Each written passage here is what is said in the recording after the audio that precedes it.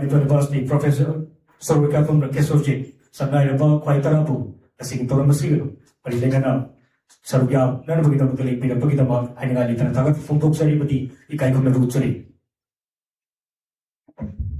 Nasigi, Tauramasi, Haudopagi Sana Laibak, Isayasi, Mayam Puna. Sarubyamina Shamadi, Isayasi Bukudol, Bina Bagay, Najariba, Sovereign Karibamu, Dolokop Sinjay.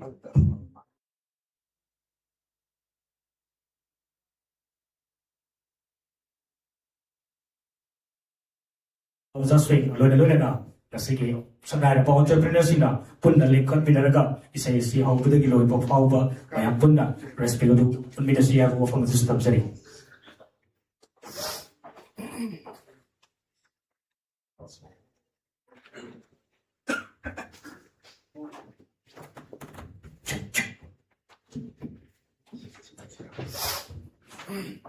Mayam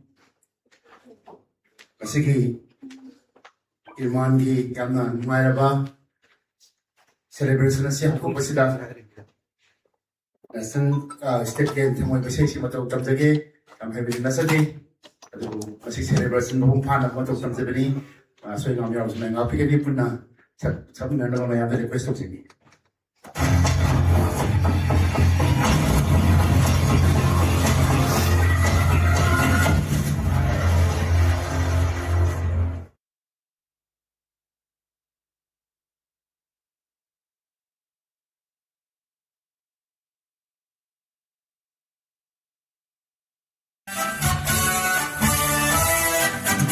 Sana lay pak Manipur, sana lay pak Manipur, poloy nang di Manipur, poloy nang di Manipur, lai jalungi mani, narati daira, lai jalungi mani, narati daira, Victor Mangal Chowpini, Victor Mangal Chowpini, Sana lay pak Manipur, sana lay pak Manipur, poloy nang di Manipur, poloy nang di Manipur.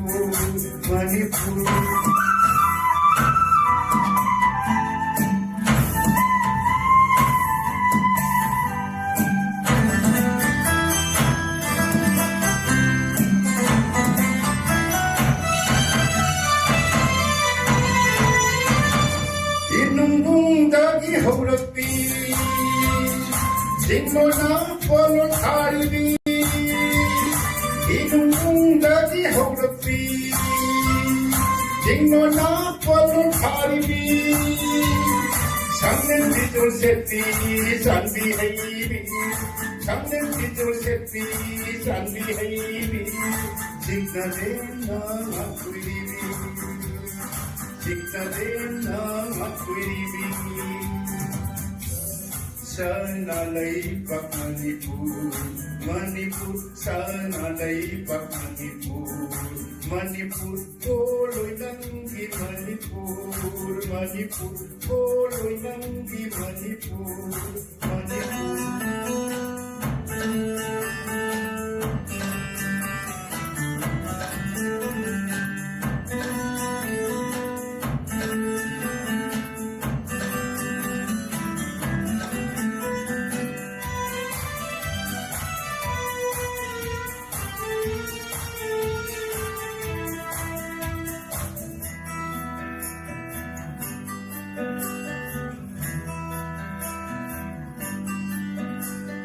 Kainaya Kumaumi Sumadyay Kubisakami Kainaya Kumaumi Sumadyay Kubisakami Purawi ahan Kungka Pambuibi Purawi ahan Kungka Pambuibi Nazanaw yung kapun haibi Toyong mamon mino waiting me. Nasa nawo kapun haibi. Toyong mamon mino waiting me. Sana na ꯊꯧꯕꯂꯝ ꯂꯨꯄꯥꯅ ꯀꯣꯡꯒꯣꯟ ꯊꯤꯟꯕꯂꯝ ꯁꯅꯥꯅ ꯏꯊꯛꯍꯧꯕꯂꯝ ꯂꯨꯄꯥꯅ ꯀꯣꯡꯒꯣꯟ ꯊꯤꯟꯕꯂꯝ 상렌 비졸 새비 잔비 하이비 상렌 비졸 새비 잔비 하이비 시그널em na tweeribi sana laipak manipur manipur sana laipak manipur manipur sana laipak manipur manipur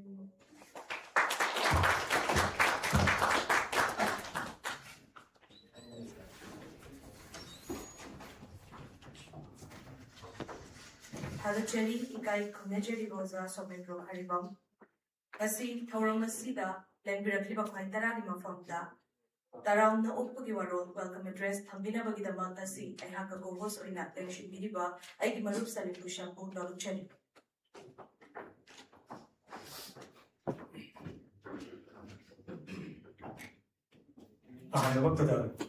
Nasi Yesum Lava Business Excellence Award and Mentorship Recognition Program.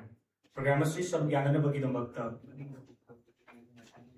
Foromasi Pusin Jalajariba, ISA Services Manipuna, Sepal Tajarabada, Harao Yabiratuna, Mandaling Simbiba, Mingo Panjarabada, Honorable MLA, Wankai Assembly Constituency, Sri Tanzam Arun Kumar, Chairman and Managing Director, Bhavina Group, Mingo Panjarabada, Kakunajariba, Dr. Tavali Tanzam, Chairman and Managing Director, Sijo Hospital and Research Institute, Dr. Palin Kumdumbang, Lawyer and Alamda Masiki Sagnaya, Social Scientist, Ikakunajari Boza, Dr. Danavi Lashram,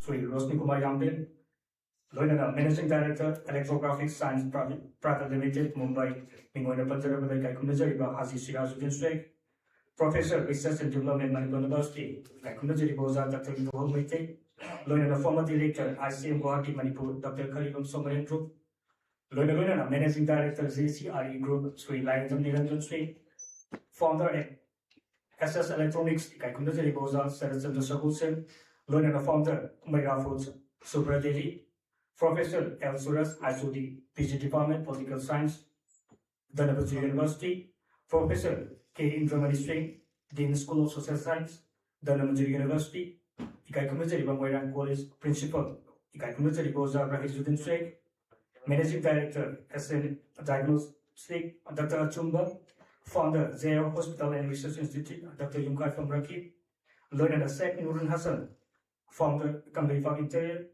Professor Zivan Maite, MEMS Department, Manipur University, Nauren London, Founder, Mountain Gym, Lawyer Professor Sorakagum, Kesorjit, MEMS Department, Manipur University, Lawyer Sagai, London Basiki, Entrepreneur Abadi, Well Wizard Kudimbapu, ISA Service, Manipur Maike, the Kingasiki, Toromasis, Louis Power Punasar, Yaminasi, Luna, Toromasis, Sargana, Pugitama, Pisaki, Chilam, Kayama, Kaito Pigana, Mofamasi, Pugitama. ISA Service, Manipur Maike, I know I later and from books everybody, Kaikun Bucheri, Punamupu Taracheri.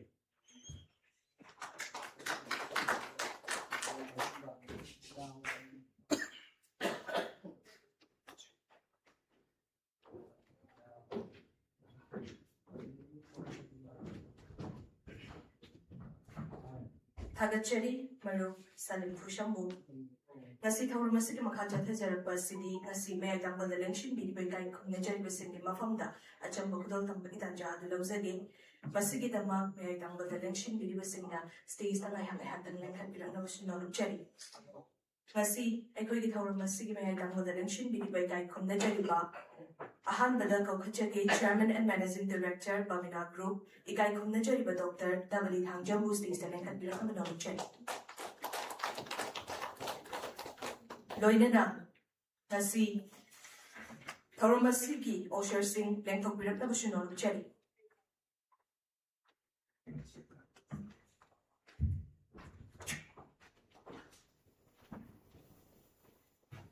Achabakuto Sri, ISA Service Manipuki, Housing Bug, Founder in the Leviba, Ikakunajariba, Lambda Masugi, Business Excellence Award Mingon Panjarabada and Team Rankana Pivigani.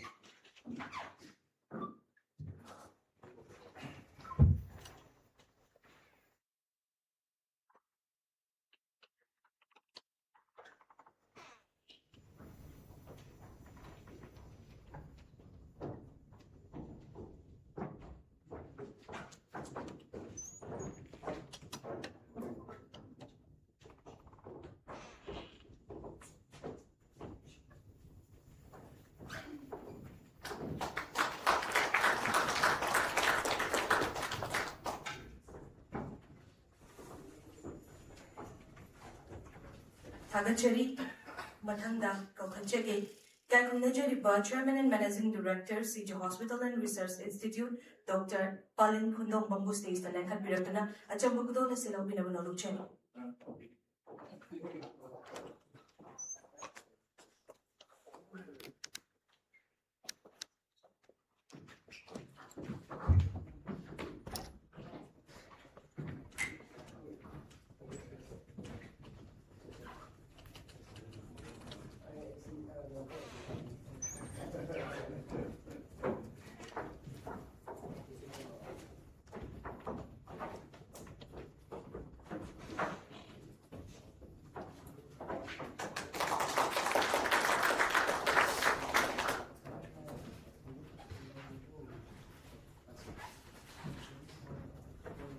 Thagachari Kaikumnajari was the Chairman and Managing Director CJ Hospital and Research Institute Mingon Panjarabada Lamtamusiki Sanayaba Dr. Palin Khundong Learning Toramasiki Makachatar Puina Kaikumnajari was Social Scientist Mingon Panjarabada Dr. Janabil Ashram Kaikumnajari was Abusu and Factor Social Interpirium Manupsari.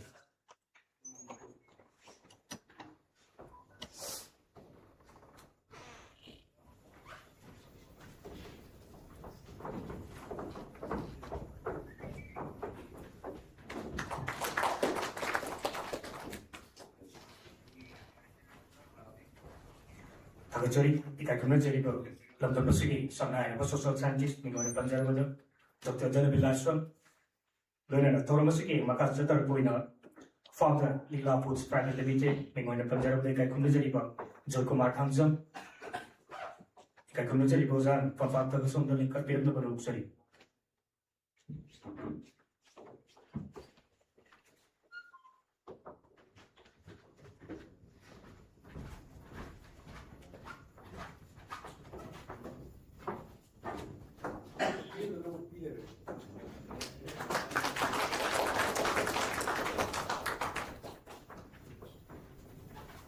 Thagachari Kaikumnajari Baza Jokumar Hamzam Founder Likla Foods Private Limited Mathanda Makausinjari Kaikumnajari Chairman and Managing Director of Unaco Group Irabanta Dimobam Ozabu Stays the Lankan Piratana Chari Pigani Kaukachegi Managing Director Globus Web Solution Private Limited Kaikumnajari Oza Roshni Kumar Yambemo.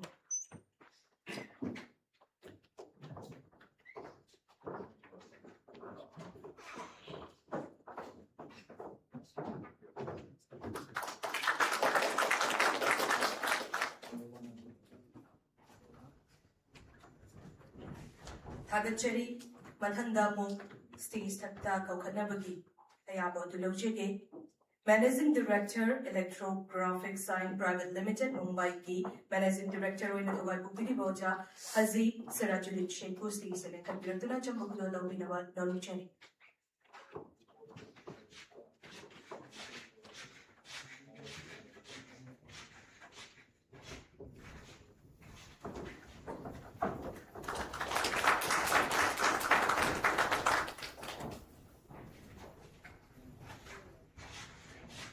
Thagachari Mathandamu Kausinjari Professional Research and Development Manipur University Kaikumnajari Boza Dr. Ibohal Maitego.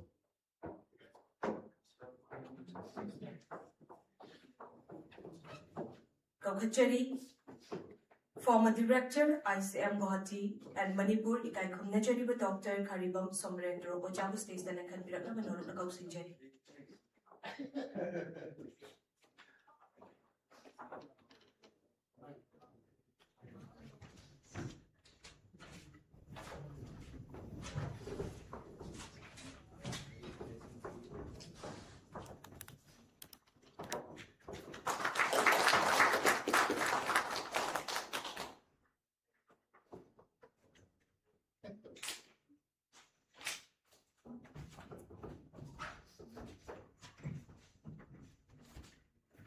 Takachari, Ikai Kunazari, a former director, ICM Guwahati and Manipur, Mingon Panjari, Dr. Karikam Somarendru, Luna, Toromasuki, Makasatar Poina, Sri Liranjam Niranjam Sri, Managing Director, JCRE Group.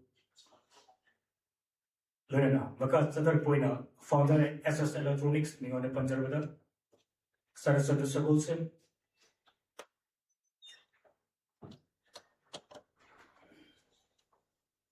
Ikai Kunazari, High School PG Department, Political Science. Dhanamajuri University, Ikai Kunazari was a professor L. Suraj. Pagtakadali Kapirkani.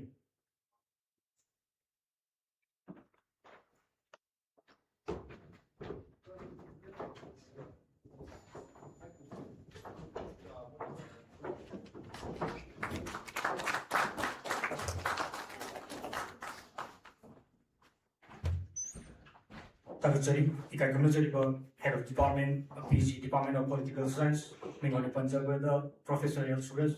Luna, Toromasuki, Makasatar Poina, Managing Director, SNF Diagnostic, Dr. Achumba. Luna, Makasatar Poina, founder, JR Hospital and Research Institute. Founder, Kandai Interior, Sheikh Nurul Hassan. Kapigani, Sheikh Nurul Hassan. Ikai Kunazari Bozana, from Pagtakadali Kapirkani.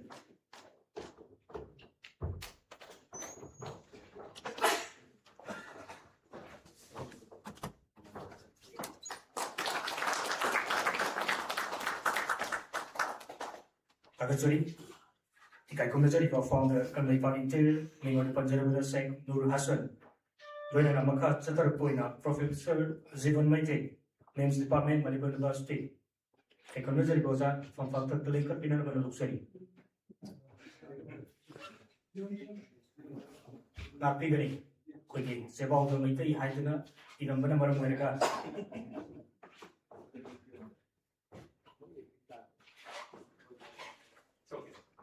Economic Mandali Simbi was Professor Zivan Sharma, Names Department, Manipur University.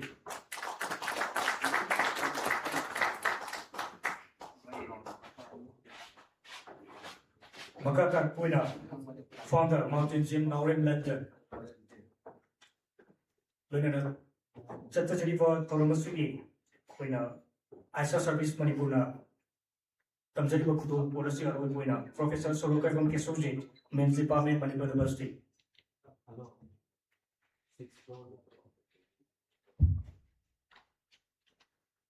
Makasatar Puina, Professor K. Germany Street, Dean School of Social Science.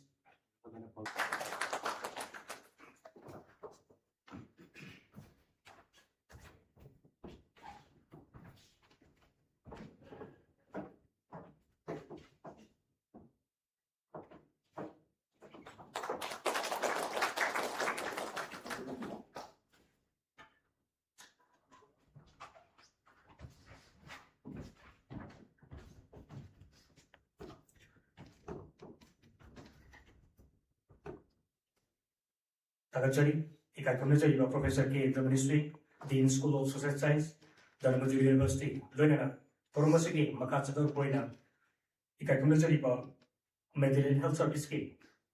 Managing Director, Ikai Kunazari was a Tivarin from Pagtak Sundalink Minerva Luxury.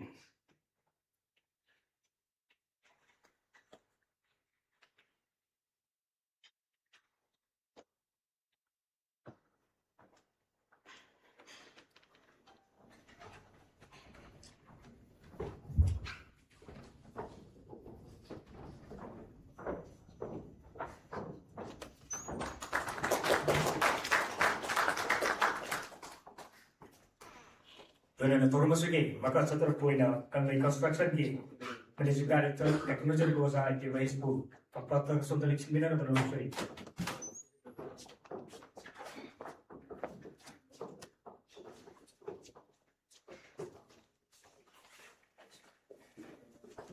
Ikai Kunazari was a Toromasuki was a piano with a picture of the Hara Yabiaba.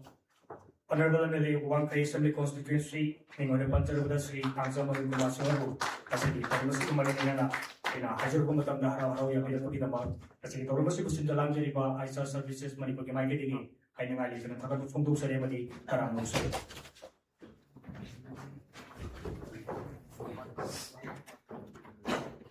Thanachari, Nasige Thormasiki Mayangwalga, Lekshin Bidibai Kumnajari for Honorable Emily Wampai AC was a Hanjok Arun Kumar States, the Lanka Pinatuna Chabakula Lopinavation of Cherry.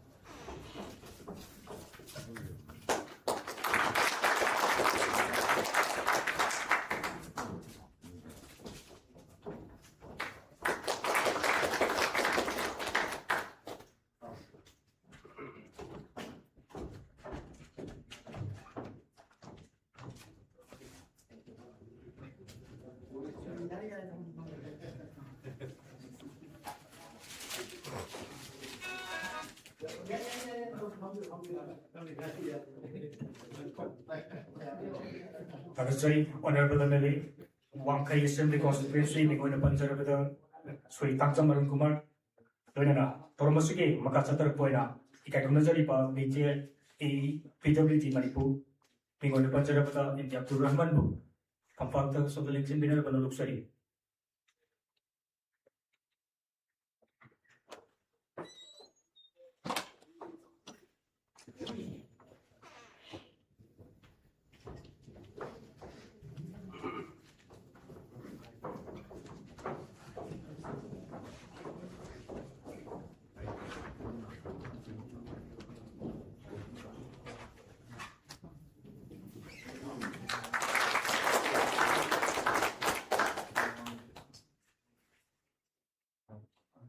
Thanachari, Ikakunajari, Region PWT Manipu, Mingoina Panjara, and Abdul Rahman, Donana, Toromasuke, Makasatar Poina. Aisa service Manipur is half of the Muhana Chokotuda Kayam Lubipa, Donana. Aisa services Manipur, we held up one of the Kadakari Suki Gadaki had in the Kundi Shipiba. Aisa services Manipur, the housing founder with an appeal by the Imran Khan. Pabunga Pukmin Nazaba, Pabungi, Hik Mayamba, Papa, Joe, Yarkadi, Pampata Sonda, Mutum Exhibitor, Luxury, Mingon Panjara, and the Alaudin.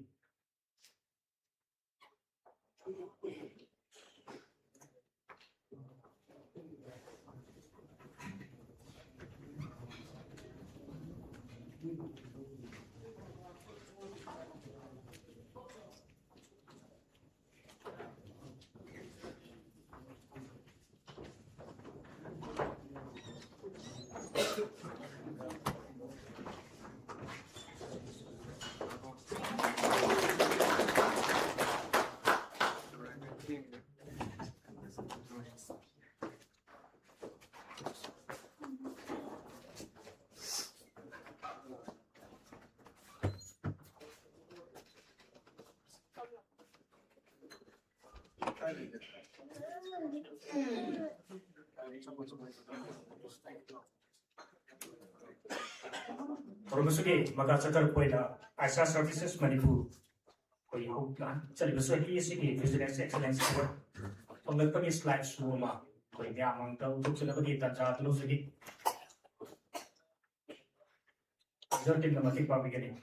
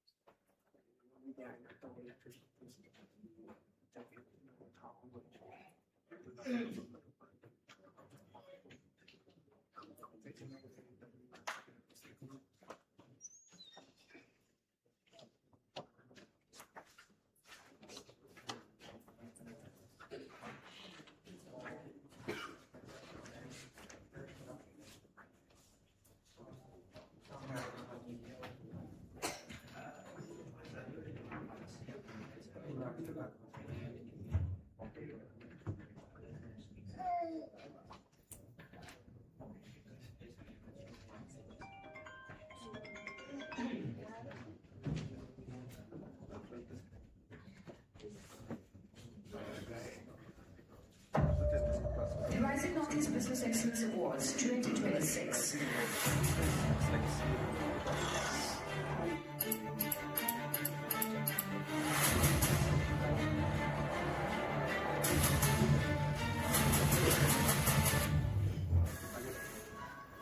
The next category for award is for the Excellence in Residential and Commercial Interior Design. And the company name is Aisha Services. I'd like to call upon Muhammad Imran Khan.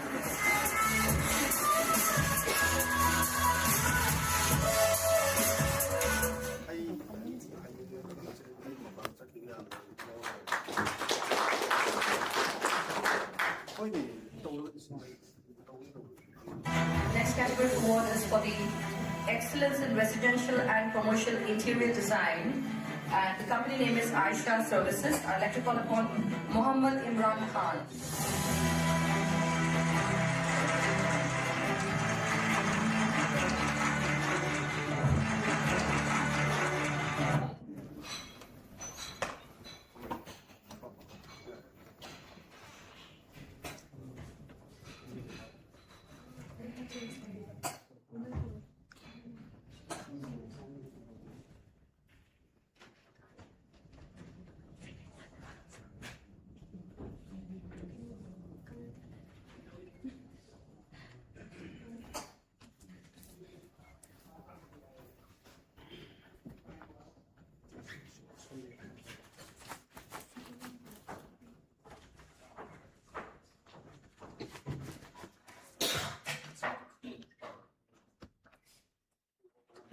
Tarjari Toromasugi Makachatar Poina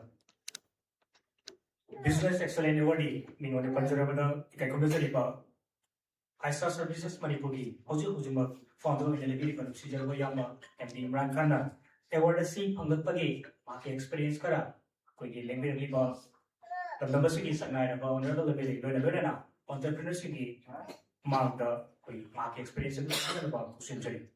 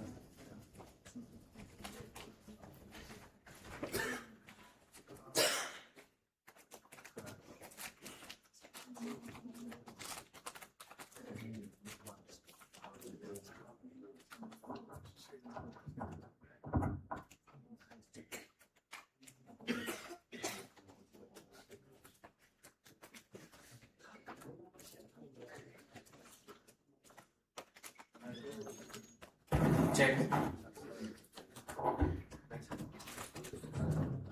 Check.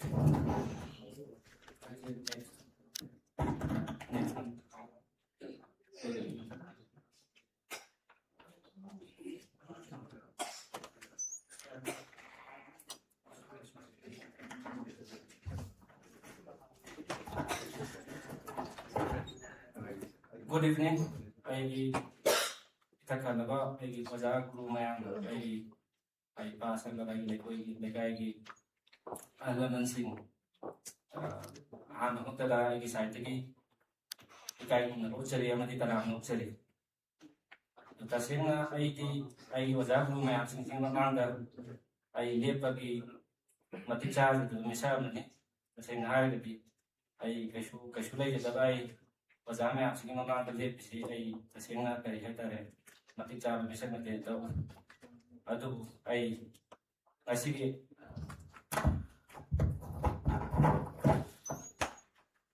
I see I get what I see from more than that. Was a Guru Maya sing, I take elements in the city. So, on the contribution, Amadi, Matin Yana, Pangiraki contribution in Yauri. I worry is the gate. I got it. I do kind of nothing. I take it to the shape. Presentation to nothing. I story Amadi experience to Nick Mayam and the Tondigosi. I show you land by our so was I am the maps in the beginning.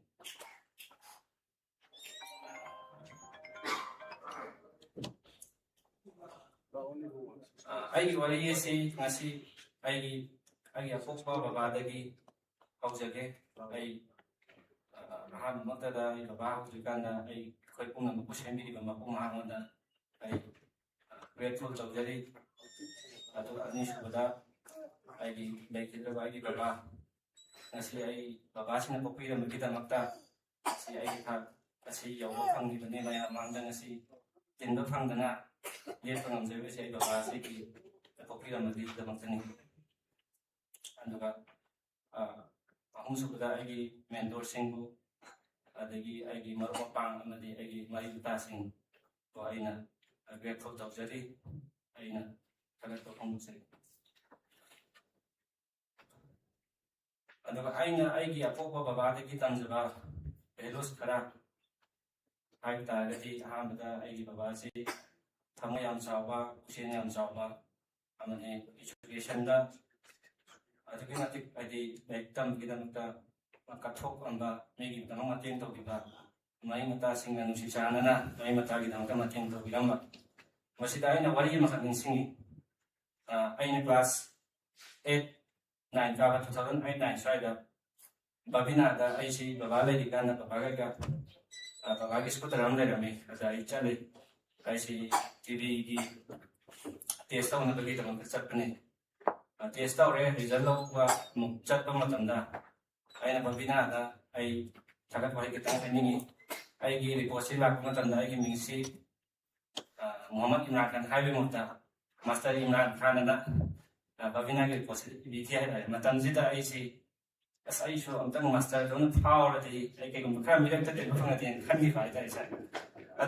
I Matanza can be photo, I see I non pound of Pangdona, then we have to find the Habigi, Babina, I get Tagapaki and Isaac.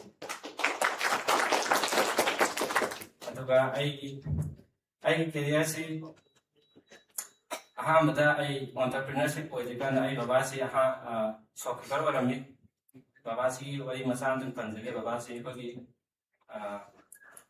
salesman, Amani, Otto Zagarmasoni, Atoga, postman and so are me, in Matunga, shopkeeper, Babasi, Atoga. I Babana 2012, January 1, the Babasi Lake Itani. I took Mata, Babana, or my business to give up, and I Makatan, I Gasolami. At the Makata, the grocery seller, I'm oil, at the Makata, I see SS electronics key, at the Larwin electronics key, store a Matuan, not the Dongas Island, and Zeran. At the Makata, but I think the game entrepreneurs is a need.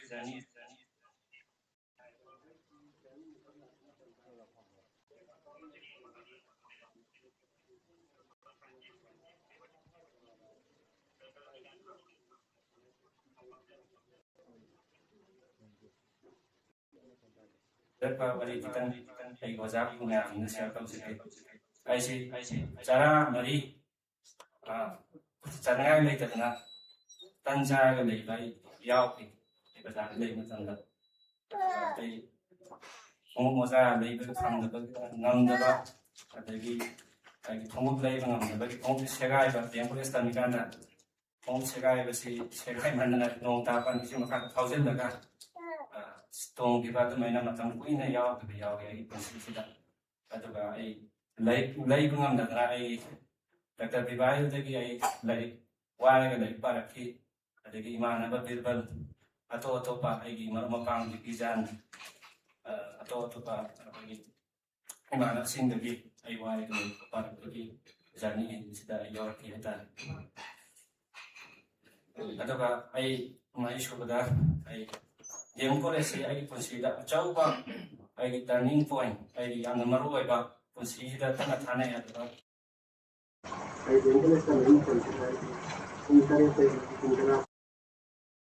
ꯕꯖꯥꯔꯁꯤꯗ ꯑꯗꯨꯒ ꯄꯨꯡ 11 ꯅꯪꯅꯕ ꯑꯩꯁꯤ ꯗꯦꯝ ꯀꯣꯂꯦꯖꯇ ꯑꯃ ꯑꯩ ꯒꯥꯔꯤ ꯃꯆꯥ ꯑꯃꯗ ꯊꯧꯔꯦ ꯄꯨꯡ 2 ꯐꯥꯎ ꯀ꯭ꯂꯥꯁ ꯌꯥꯎꯔꯝꯃꯒ 2:30 ꯌꯦꯡꯕ ꯄꯨꯡ 8 ꯐꯥꯎꯁꯤ ꯗꯨꯀꯥꯟ ꯐꯝꯃꯦ ꯑꯩ ꯄꯣꯊꯥꯕꯒꯤ ꯃꯇꯝ ꯐꯥꯎ ꯂꯩꯈꯤꯗꯦ ꯍꯥꯏꯇꯥꯔꯦ ꯑꯩ ꯀꯣꯂꯦꯖ ꯇꯝꯉꯩ ꯃꯅꯨꯡꯁꯤꯗ ꯑꯗꯨꯒ ꯃꯇꯝꯁꯤꯗ ꯑꯩ ꯑꯗꯨꯛꯀꯤ ꯃꯇꯤꯛ ꯍꯥꯏꯗꯤ ꯁ꯭ꯇ꯭ꯔꯦꯁ ꯑꯦꯟꯖꯥꯏꯇꯤ ꯗꯤꯄ꯭ꯔꯦꯁꯟ ꯆꯠꯈꯤ ꯑꯩ ꯑꯍꯤꯡ ꯀꯌꯥ ꯇꯨꯝꯕ ꯆꯍꯤ 4 ꯑꯍꯤꯡ ꯇꯨꯝꯕ ꯌꯥꯈꯤꯗꯦ ꯍꯥꯏꯇꯥꯔꯦ ꯍꯥꯏꯗꯤ ꯄꯨꯛ ꯇꯨꯝꯃꯝꯗꯒꯤ ꯄꯨꯛ ꯍꯧꯒꯠꯂꯛꯄ ꯁ꯭ꯇ꯭ꯔꯦꯁ ꯃꯌꯥꯝꯁꯤꯅ ꯀꯩꯒꯤꯅꯣ ꯍꯥꯏꯀꯥꯟꯗ ꯑꯩꯁꯤ ꯇꯁꯦꯡꯅ ꯍꯥꯏꯔꯒꯗꯤ ꯑꯩ ꯕꯕꯥ ꯂꯩꯔꯤꯀꯥꯟꯗ ꯕꯕꯥꯁꯤ ꯂꯥꯏꯔꯕ ꯃꯤꯆꯝꯅꯤ ꯏꯆꯥꯅꯨꯄꯥꯁꯤꯗꯗꯤ ꯅꯨꯡꯉꯥꯏꯍꯟꯒꯦ ꯍꯥꯏꯗꯅ ꯑꯩꯁꯤ ꯁ꯭ꯀꯨꯜ ꯐꯤꯗꯤꯡ ꯇꯧꯔꯒ ꯍꯧꯔꯛꯏ ꯑꯗꯨꯅ ꯑꯩ ꯕꯕꯥꯁꯤ ꯈꯪꯂꯩ ꯂꯩꯈꯤꯗꯕꯁꯦ ꯑꯦꯛꯁꯤꯗꯦꯟ ꯇꯧꯔꯒ ꯂꯩꯈꯤꯗꯕꯅꯤ ꯑꯗꯨꯅ ꯔꯦꯁꯄꯣꯟꯁꯤꯕꯤꯂꯤꯇꯤ ꯃꯌꯥꯝꯁꯤ ꯈꯪꯍꯧꯗꯕꯅ ꯃꯔꯝ ꯑꯣꯏꯔꯒ ꯑꯦꯛꯁꯄꯤꯔꯤꯌꯦꯟꯁ ꯋꯥꯠꯇꯨꯅ ꯑꯗꯨꯛꯀꯤ ꯃꯇꯤꯛ ꯑꯋꯥꯕ ꯑꯃ ꯑꯣꯏꯕꯅꯤ ꯍꯥꯏꯇꯥꯔꯦ ꯑꯩꯒꯤ ꯄꯨꯟꯁꯤꯁꯤꯗ ꯑꯗꯣ ꯑꯩꯒꯤ ꯀꯣꯂꯦꯖ ꯇꯝꯃꯤꯉꯩ ꯄꯨꯟꯁꯤꯁꯤꯗ ꯑꯩꯒꯤ ꯁꯥꯔ ꯁꯨꯔꯁ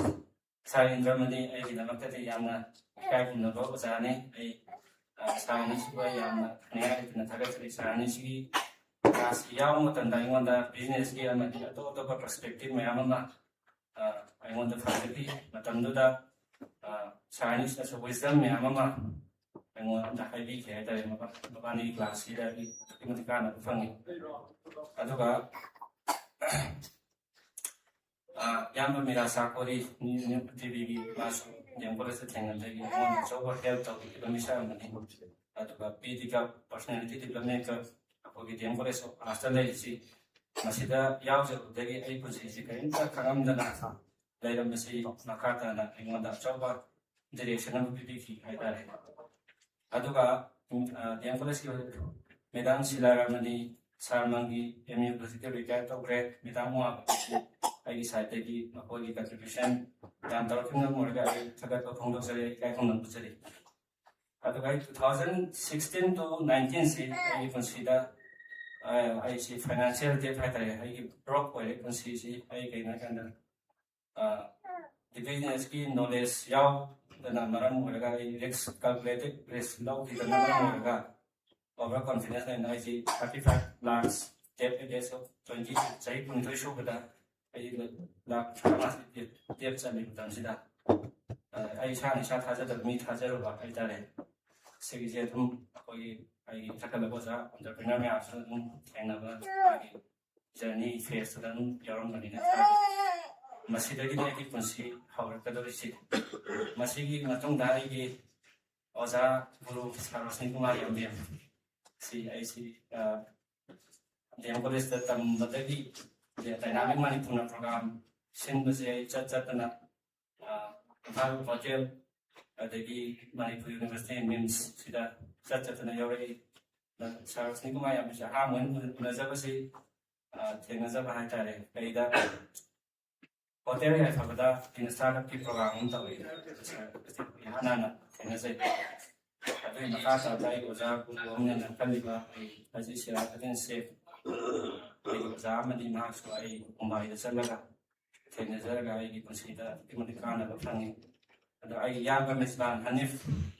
ꯃꯍꯥꯛꯀꯤꯁꯨ ꯑꯆꯧꯕ ꯀꯟꯇ꯭ꯔꯤꯕ꯭ꯌꯨꯁꯟ ꯑꯩꯒꯤ ꯂꯥꯏꯐꯇ ꯑꯑꯣꯟꯕ ꯄꯨꯔꯛꯈꯤ ꯃꯍꯥꯛꯅ ꯁꯆꯤꯟ ꯇꯦꯟꯗꯨꯜꯀꯔ ꯑꯗꯒꯤ ꯁꯔꯨꯛ ꯈꯥꯟ ꯑꯇꯣꯞ ꯑꯇꯣꯞꯄ ꯐꯥꯎꯕꯁꯤꯡꯒꯤ ꯃꯥꯏꯟꯁꯦ ꯑꯩꯉꯣꯟꯗ ꯁꯤꯌꯔ ꯇꯧꯕꯤꯕ ꯑꯩꯉꯣꯟꯗ ꯄꯨꯟꯁꯤꯗ ꯀꯥꯟꯅꯕ ꯑꯃ ꯑꯣꯏꯈꯤ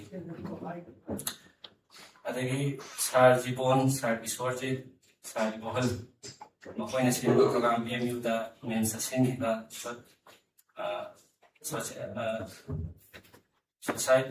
ꯁꯣꯁꯤꯌꯦꯜ ꯏꯟꯇꯔꯄ꯭ꯔꯤꯅꯔꯁꯤꯞ ꯑꯅ ꯁꯥꯔ ꯑꯃ ꯂꯩꯕꯗꯨ ꯀꯥꯎꯔꯦ ꯑꯗꯨꯒꯤ ꯃꯇꯝꯗꯨꯗ ꯑꯩꯁꯦ ꯆꯠꯂꯦ ꯁꯥꯔ ꯍꯣꯏꯅ ꯁꯤꯟꯕ ꯀꯥꯟꯗ ꯃꯇꯝ ꯁꯥꯔ ꯖꯤꯕꯣꯟ ꯁꯥꯔ ꯀꯤꯁꯣꯔꯖꯤꯠꯅ ꯑꯩ ꯑꯣꯟꯇꯔꯄ꯭ꯔꯤꯅꯔꯁꯦ ꯀꯩꯅꯣꯅ ꯇꯥꯛꯄꯤꯒꯦꯗ ꯑꯩꯉꯣꯟꯗ ꯅꯣꯂꯦꯖ ꯑꯆꯧꯕ ꯑꯃ ꯑꯣꯏꯖꯈꯤ ꯁꯥꯔ ꯄꯨꯝꯅꯃꯛꯄꯨꯁꯨ ꯑꯩꯒꯤ ꯁꯥꯏꯠꯇꯒꯤ ꯏꯀꯥꯏ ꯈꯨꯝꯅꯕ ꯆꯠꯂꯤ ꯁꯥꯔ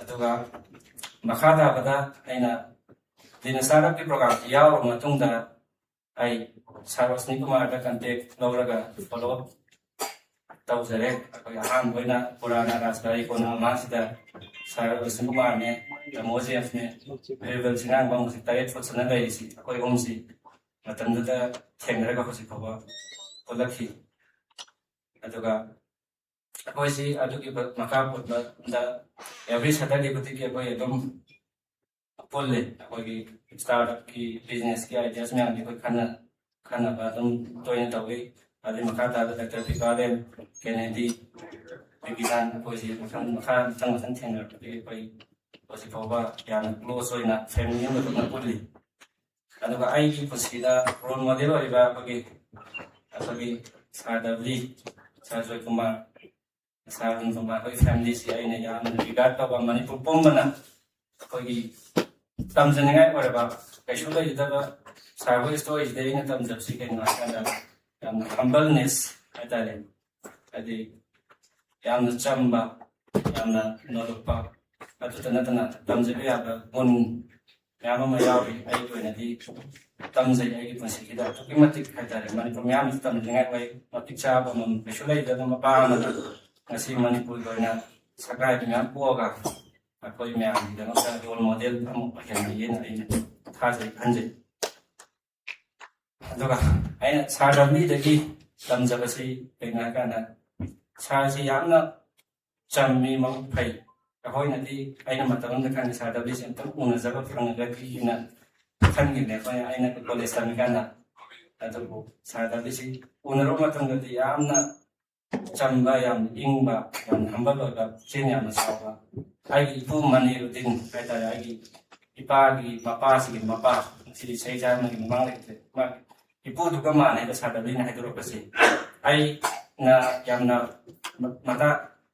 ꯋꯥꯔꯤꯀꯥꯟ ꯇꯥꯏꯃꯤꯡ ꯑꯩ ꯐꯥꯏꯅꯥꯟꯁꯤꯌꯦꯜꯒꯤ ꯑꯋꯥꯕ ꯂꯩꯔꯤꯀꯥꯟꯗ ꯁꯥꯔ ꯗꯕꯂꯤꯗ ꯁꯥꯔ ꯑꯩ ꯍꯦꯜꯞ ꯈꯤꯇꯪ ꯇꯧꯒꯦ ꯍꯥꯏꯕꯗ ꯁꯥꯔ ꯃꯇꯦꯡ ꯇꯧꯕꯤꯈꯤ ꯑꯗ ꯑꯩꯅ ꯃꯇꯝ ꯆꯥꯅ ꯁꯥꯔꯗ ꯄꯤꯕ ꯉꯝꯕ ꯁꯥꯔꯅ ꯍꯥꯏꯔꯛꯄꯁꯤ ꯀꯩꯅꯣ ꯍꯥꯏꯀꯥꯟꯗ ꯅꯪ ꯂꯩꯔꯀꯥꯟꯗ ꯄꯤꯔꯛꯑꯣ ꯁꯤ ꯃꯇꯦꯡꯅꯤ ꯈꯟꯗꯣꯛꯑꯁꯨ ꯌꯥꯏ ꯍꯥꯏꯕꯁꯤ ꯑꯩꯒꯤ ꯂꯩꯀꯥꯏꯒꯤ ꯑꯍꯜ ꯂꯃꯟꯁꯤꯡꯗꯒꯤ ꯑꯩꯒꯤ ꯏꯄꯨꯁꯤꯒꯤ ꯍꯥꯏꯔꯝꯃꯤ ꯍꯥꯏꯇꯥꯔꯦ ꯁꯤ ꯋꯥꯍꯩꯁꯤ ꯁꯥꯔ ꯗꯕꯂꯤꯅ ꯍꯥꯏꯔꯤꯕ ꯋꯥꯍꯩꯁꯤꯃꯛ ꯃꯇꯝꯗꯨꯗ ꯑꯩꯒꯤ ꯏꯄꯨ ꯃꯅꯤꯔꯨꯗꯤꯟꯁꯤꯅ ꯍꯥꯏꯔꯝꯃꯦꯅ ꯑꯩꯒꯤ ꯑꯍꯜ ꯂꯃꯟꯗꯒꯤ ꯍꯥꯏꯔꯤꯕ ꯏꯄꯨ ꯃꯅꯤꯔꯨꯗꯤꯟꯁꯤ ꯀꯅꯥꯅꯣ ꯍꯥꯏꯀꯥꯟꯗ ꯂꯤꯂꯣꯡꯗ ꯑꯍꯥꯟꯕ ꯑꯣꯏꯅ ꯏꯖꯨꯀꯦꯇꯦꯠ ꯑꯣꯏꯕ ꯑꯍꯥꯟꯕ ꯃꯤꯁꯛꯇꯨꯅꯤ ꯍꯥꯏꯇꯥꯔꯦ ꯑꯗꯣ ꯂꯤꯂꯣꯡ ꯆꯥꯖꯤꯡꯒꯤ LP ꯁ꯭ꯀꯨꯜꯒꯤ ꯍꯦꯗꯃꯥꯁꯇꯔ ꯑꯣꯏꯔꯝꯃꯤ ꯑꯗꯨꯒ ꯆꯤꯐ ꯃꯤꯅꯤꯁꯇꯔ ꯑꯂꯤꯃꯨꯗꯤꯟꯒꯤ ꯑꯣꯖꯥꯅꯤ ꯃꯥꯁꯤ ꯏꯚꯟ ꯀꯥꯔꯕꯥꯔ ꯇꯧꯃꯤꯟꯅꯔꯝꯃꯤ ꯑꯩꯒꯤ ꯏꯄꯨꯁꯤ ꯑꯗꯣ ꯑꯩꯅ ꯏꯄꯨ ꯍꯦꯛ ꯅꯤꯡꯁꯤꯡꯉꯤ ꯁꯥꯔ ꯗꯕꯂꯤ ꯎꯕ ꯀꯥꯟꯗ ꯑꯗꯣ ꯁꯥꯔ ꯖꯣꯏꯀꯨꯃꯥꯔꯁꯤꯁꯨ ꯑꯩꯒꯤ ꯄꯨꯟꯁꯤꯗ ꯌꯥꯝꯅ ꯇꯝꯖꯩ ꯀꯩꯅꯣ ꯍꯥꯏꯀꯥꯟꯗ ꯌꯥꯝꯅ ꯆꯝꯃꯦ ꯑꯩꯅ ꯁꯥꯔ ꯎꯅꯖꯅꯤꯡꯉꯦ ꯍꯥꯏꯕ ꯀꯩꯝꯇ ꯏꯀꯣꯏ ꯀꯣꯏꯗꯕꯤꯗ ꯁꯥꯔꯒꯤ ꯂꯤꯛꯂꯥꯒꯤ ꯃꯐꯝꯗ ꯆꯠꯂꯒ ꯑꯩ ꯎꯅꯖ ꯐꯪꯉꯤ ꯑꯗꯨꯒ ꯏꯚꯟ ꯑꯩꯒꯤ ꯁꯥꯔ ꯔꯨꯟꯀꯨꯃꯥꯔꯁꯤ ꯑꯦꯄꯣꯏꯟꯃꯦꯟ ꯂꯧꯕꯁꯤꯗ ꯑꯩꯗꯤ ꯌꯥꯝ ꯂꯨꯒꯗ꯭ꯔꯥ ꯈꯜꯂꯦ ꯑꯗꯣ ꯁꯥꯔ ꯔꯨꯟꯀꯨꯃꯥꯔꯁꯤꯗ ꯑꯩ ꯐꯣꯟ ꯇꯧꯔꯦ ꯑꯌꯨꯛ ꯄꯨꯡ 7ꯇꯅꯤ ꯇꯧꯔꯤꯁꯤ ꯇꯧꯕꯁꯤꯗ ꯐꯣꯟ ꯑꯗꯨꯝ ꯄꯥꯏꯔꯛꯏ ꯌꯥꯝꯅ ꯀꯩꯗꯧꯕꯗ ꯁꯥꯔ ꯑꯩ ꯁꯥꯔ ꯎꯅꯖꯅꯤꯡꯉꯤꯅ ꯍꯥꯏꯔꯀꯥꯟꯗ ꯑꯗꯨ ꯅꯪ ꯀꯩꯝ ꯋꯥꯔꯨꯅꯨ ꯑꯩ ꯑꯗꯨꯝ ꯁꯤꯜꯂꯛꯀꯦ ꯍꯥꯏꯔꯒ ꯈꯨꯗꯛꯇ ꯑꯗꯨꯝ ꯁꯤꯜꯂꯒ ꯑꯩ ꯅꯨꯃꯤꯠꯇꯨꯗꯒꯤ ꯄꯨꯡ 2 ꯀꯥꯟꯅꯗꯅ ꯑꯗꯨꯝ ꯁꯥꯔ ꯖꯣꯏꯀꯨꯃꯥꯔꯁꯤ ꯎꯅꯕ ꯐꯪꯉꯤ ꯃꯇꯝꯁꯤꯗ ꯀꯥꯟꯅꯗꯅ ꯁꯤ ꯁꯥꯔꯁꯤꯅ ꯑꯗꯨꯒ ꯁꯥꯔ ꯖꯣꯏꯀꯨꯃꯥꯔꯗ ꯑꯩꯅ ꯇꯝꯕꯁꯤꯅ ꯀꯩꯅꯣꯗ MUꯗ ꯃꯤꯝꯁ ꯁꯦꯟꯇꯔ ꯐꯣꯔ ꯏꯟꯇꯔꯄ꯭ꯔꯤꯅꯔꯁꯤꯞꯀꯤ ꯄ꯭ꯔꯣꯒ꯭ꯔꯥꯝꯗ ꯁꯥꯔꯅ ꯍꯥꯏꯈꯤ ꯃꯇꯝꯁꯤꯗ ꯑꯩꯉꯣꯟꯗ ꯃꯥꯏꯟꯁꯦꯠꯀꯤ ꯀ꯭ꯔꯥꯏꯁꯤꯁ ꯑꯃ ꯊꯣꯛꯏ ꯀꯩꯅꯣ ꯍꯥꯏꯀꯥꯟꯗ ꯑꯩꯈꯣꯏ ꯏꯃꯥꯟꯅꯕꯁꯤ ꯑꯩꯈꯣꯏꯒꯤ ꯗꯤꯒ꯭ꯔꯤꯁꯤ ꯌꯥꯝ ꯇꯥꯅ ꯑꯣꯟꯇꯔꯄ꯭ꯔꯤꯅꯔꯁꯤꯞ ꯑꯣꯏꯒꯦ ꯍꯥꯏ ꯀꯥꯟꯗ ꯗꯤꯒ꯭ꯔꯤꯁꯤ ꯗꯔꯀꯥꯔ ꯇꯥꯕ꯭ꯔꯥ ꯇꯥꯗꯕ꯭ꯔꯥ ꯗꯔꯀꯥꯔ ꯂꯩ ꯉꯁꯤꯁꯦ ꯑꯩꯅ ꯀꯣꯟꯐ꯭ꯌꯨꯁ ꯆꯠꯄ ꯁꯥꯔ ꯖꯣꯏꯀꯨꯃꯥꯔꯅ ꯃꯇꯝꯗꯨꯗ ꯍꯥꯏꯈꯤ ꯑꯣꯟꯇꯔꯄ꯭ꯔꯤꯅꯔ ꯑꯣꯏꯕꯗ ꯗꯤꯒ꯭ꯔꯤ ꯗꯔꯀꯥꯔ ꯑꯣꯏꯗꯦꯅ ꯁꯥꯔꯅ ꯍꯥꯏꯕꯤꯔꯝꯃꯤ ꯑꯗꯨ ꯑꯩ ꯉꯁꯤ ꯀꯥꯎꯍꯜꯂꯤ ꯁꯥꯔ ꯑꯗꯨꯒ ꯀꯣꯟꯇꯤꯅ꯭ꯌꯨꯁ ꯂꯔꯅꯤꯡꯒꯤ ꯗꯔꯀꯥꯔ ꯇꯥꯏꯌꯦꯅ ꯍꯥꯏꯕꯤꯔꯝꯃꯤ ꯑꯗꯨꯒ ꯁꯥꯔ ꯔꯨꯟꯀꯨꯃꯥꯔ ꯑꯩꯅ ꯑꯉꯥꯡ ꯑꯣꯏꯔꯤꯉꯩ ꯇꯥꯏꯃꯤꯡꯗ ꯌꯥꯝꯅ ꯏꯟꯁꯄꯥꯌꯔ ꯑꯣꯏꯈꯤꯕ ꯑꯩꯈꯣꯏꯒꯤ ꯑꯔꯨꯟ ꯑꯦꯟꯇꯔꯄ꯭ꯔꯥꯏꯁꯁꯤ ꯑꯩꯅ ꯑꯉꯥꯡ ꯑꯣꯏꯔꯤꯀꯥꯟꯗ ꯌꯥꯝꯅ inspire tꯧꯈꯤꯕ business amani ꯑꯩꯁꯨ ꯁꯥꯔ ꯑꯔꯨꯟ ꯀꯨꯃꯥꯔꯗꯧꯅ ꯑꯝꯇꯪ ꯅꯣꯡꯃ ꯑꯣꯏꯕ ꯉꯝꯃꯒꯗꯤꯅ ꯁꯥꯔ ꯈꯟꯈꯤꯕ ꯑꯩ ꯔꯣꯜ ꯃꯣꯗꯦꯜ ꯑꯃꯅꯤ ꯁꯥꯔ ꯑꯗꯨ ꯁꯥꯔ ꯑꯩꯅ ꯉꯁꯤ ꯏꯟꯚꯥꯏꯠ ꯇꯧꯖꯩꯁꯤ ꯁꯥꯔ MLA ꯅꯠꯇ꯭ꯔꯒ ꯀꯩꯒꯨꯝꯕ ꯑꯃ ꯂꯩꯕꯥꯛꯀꯤ ꯑꯆꯧꯕ ꯑꯣꯏꯕꯒꯤꯗꯃꯛꯇ ꯅꯠꯇꯦ ꯁꯥꯔꯒꯤ ꯄꯨꯛꯆꯦꯜ ꯑꯃꯗꯤ ꯁꯥꯔꯒꯤ ꯍꯥꯟꯅ ꯑꯟꯇꯔꯄ꯭ꯔꯤꯅꯔꯁꯤꯞꯀꯤ ꯖꯔꯅꯤꯗ ꯑꯩꯅ ꯇꯝꯖꯍꯧꯕ ꯏꯀꯥꯏ ꯈꯨꯝꯅꯕꯒꯤꯗꯃꯛꯇꯅꯤ ꯁꯥꯔ ꯑꯗꯨꯒ ꯑꯩ ꯁꯥꯔ ꯙꯅꯕꯤ ꯂꯥꯏꯁ꯭ꯔꯝꯁꯦ ꯑꯩꯒꯤ ꯄꯨꯟꯁꯤꯗ ꯑꯆꯧꯕ ꯏꯝꯄꯦꯛ ꯍꯥꯏꯇꯥꯔꯦ ꯌꯥꯝ ꯀꯥꯟꯅꯈꯤ ꯁꯥꯔꯅ ꯃꯤꯝꯁꯇ ꯑꯇꯩꯗ ꯉꯥꯡꯕꯗ ꯗꯤꯒꯅꯤꯇꯤ ꯑꯣꯐ ꯂꯦꯕꯔꯒꯤ ꯃꯇꯥꯡꯗ ꯉꯥꯡꯕ ꯃꯇꯝꯗ ꯁꯥꯔ ꯑꯩꯁꯤ ꯑꯗꯨꯛꯀꯤ ꯃꯇꯤꯛ ꯉꯥꯎꯖꯈꯤꯕ ꯑꯩꯒꯤ ꯋꯥꯈꯜꯂꯣꯟ ꯊꯣꯠ ꯄ꯭ꯔꯣꯁꯦꯁꯁꯤ ꯑꯣꯟꯈꯤ ꯍꯥꯏꯇꯥꯔꯦ ꯉꯁꯤꯐꯥꯎ ꯑꯩ ꯆꯠꯊꯕ ꯉꯝꯃꯤꯁꯤ ꯗꯤꯒꯅꯤꯇꯤ ꯑꯣꯐ ꯂꯦꯕꯔꯁꯤ ꯁꯤꯒꯤꯁꯤ ꯑꯩꯉꯣꯟꯗ ꯑꯆꯧꯕ ꯏꯝꯄꯦꯛ ꯑꯃ ꯄꯤꯈꯤ ꯑꯗꯨꯒ ꯅꯦꯁꯅꯦꯜ ꯀꯦꯔꯦꯛꯇꯔꯒꯤ ꯃꯇꯥꯡ ꯁꯤꯃꯁꯨ ꯐꯖꯅ ꯑꯩꯅ ꯇꯧꯕ ꯃꯇꯝꯗ ꯁꯥꯔꯅ ꯍꯥꯏꯈꯤꯕ ꯃꯇꯝꯗ ꯖꯄꯥꯅꯤꯁꯁꯤꯡꯗꯤ ꯍꯥꯏꯗꯤ ꯁ꯭ꯋꯤꯄꯔꯗꯒꯤ ꯍꯧꯔꯒ ꯑꯗꯒꯤ ꯒꯥꯔꯤ ꯊꯧꯕ ꯑꯣꯏꯔꯣ ꯃꯣꯏꯁꯤ ꯅꯦꯁꯅꯦꯜ ꯀꯦꯔꯦꯛꯇꯔꯁꯤ ꯌꯥꯎꯏ ꯑꯗꯨꯅ ꯃꯔꯝ ꯑꯣꯏꯔꯒ ꯃꯣꯏꯁꯤ ꯆꯥꯎꯈꯠꯂꯤꯅꯤ ꯑꯗꯨ ꯑꯣꯏꯇꯥꯔꯗꯤ ꯑꯩꯈꯣꯏ ꯃꯅꯤꯄꯨꯔꯗꯁꯨ ꯑꯩꯅ ꯈꯟꯈ꯭ꯔꯤꯁꯤ ꯃꯁꯤ ꯑꯩꯈꯣꯏ ꯌꯥꯎꯕꯗ ꯄꯤꯛꯀꯦꯔꯥ ꯆꯥꯎꯒꯦꯔꯥ ꯇꯧꯕ ꯃꯇꯝꯗ ꯑꯩꯈꯣꯏꯁꯤ ꯅꯦꯁꯟ ꯕꯤꯜꯗꯤꯡ ꯄ꯭ꯔꯣꯁꯦꯁꯇ ꯀꯩꯗꯧꯕꯒꯤ ꯆꯥꯎꯈꯠꯂꯣꯏꯗꯅ ꯍꯥꯏꯕꯁꯤ ꯁꯥꯔꯅꯤ ꯃꯇꯝꯗꯨꯗ ꯈꯜꯂꯒ ꯉꯁꯤ ꯐꯥꯎꯕ ꯑꯩ ꯆꯪꯁꯤꯜꯂꯤ ꯑꯗꯨꯒ ꯁꯥꯔꯒꯤꯗꯒꯤ ꯏꯟꯁꯄꯥꯌꯔ ꯇꯧꯕ ꯁꯥꯔꯒꯤ ꯋꯥꯔꯤꯗ ꯁꯦꯜꯁꯅꯤ ꯑꯩꯅ ꯍꯧꯔꯛꯏꯅ ꯁꯦꯜꯁꯃꯦꯟ ꯑꯣꯏꯕ ꯂꯣꯏꯔꯒ ꯁꯥꯔ ꯌꯨꯅꯤꯚꯔꯁꯤꯇꯤ ꯆꯠꯂꯦꯅ ꯁꯥꯔ ꯋꯥꯔꯤ ꯂꯤꯕ ꯌꯥꯎꯋꯤ ꯃꯁꯤ ꯑꯩ ꯃꯇꯝꯗ ꯗꯨꯀꯥꯟ ꯐꯝꯃꯤ ꯑꯗꯨꯅ ꯑꯩꯁꯨ ꯊꯣꯛꯂꯛꯄ ꯌꯥꯅꯤꯅ ꯁꯤꯗꯒꯤ ꯑꯩ ꯃꯇꯝꯗꯨꯗ ꯃꯊꯥ ꯌꯥꯝ ꯁꯥꯔꯕꯅꯤ ꯁꯥꯔ ꯑꯗ ꯁꯥꯔꯒꯤ ꯁꯤꯒꯤ ꯋꯥꯍꯩ ꯃꯆꯥꯁꯤꯅ ꯑꯩꯒꯤ ꯄꯨꯟꯁꯤꯗ ꯑꯆꯧꯕ ꯀꯥꯟꯅꯕ ꯑꯃ ꯑꯣꯏꯕꯤꯈꯤ ꯁꯥꯔ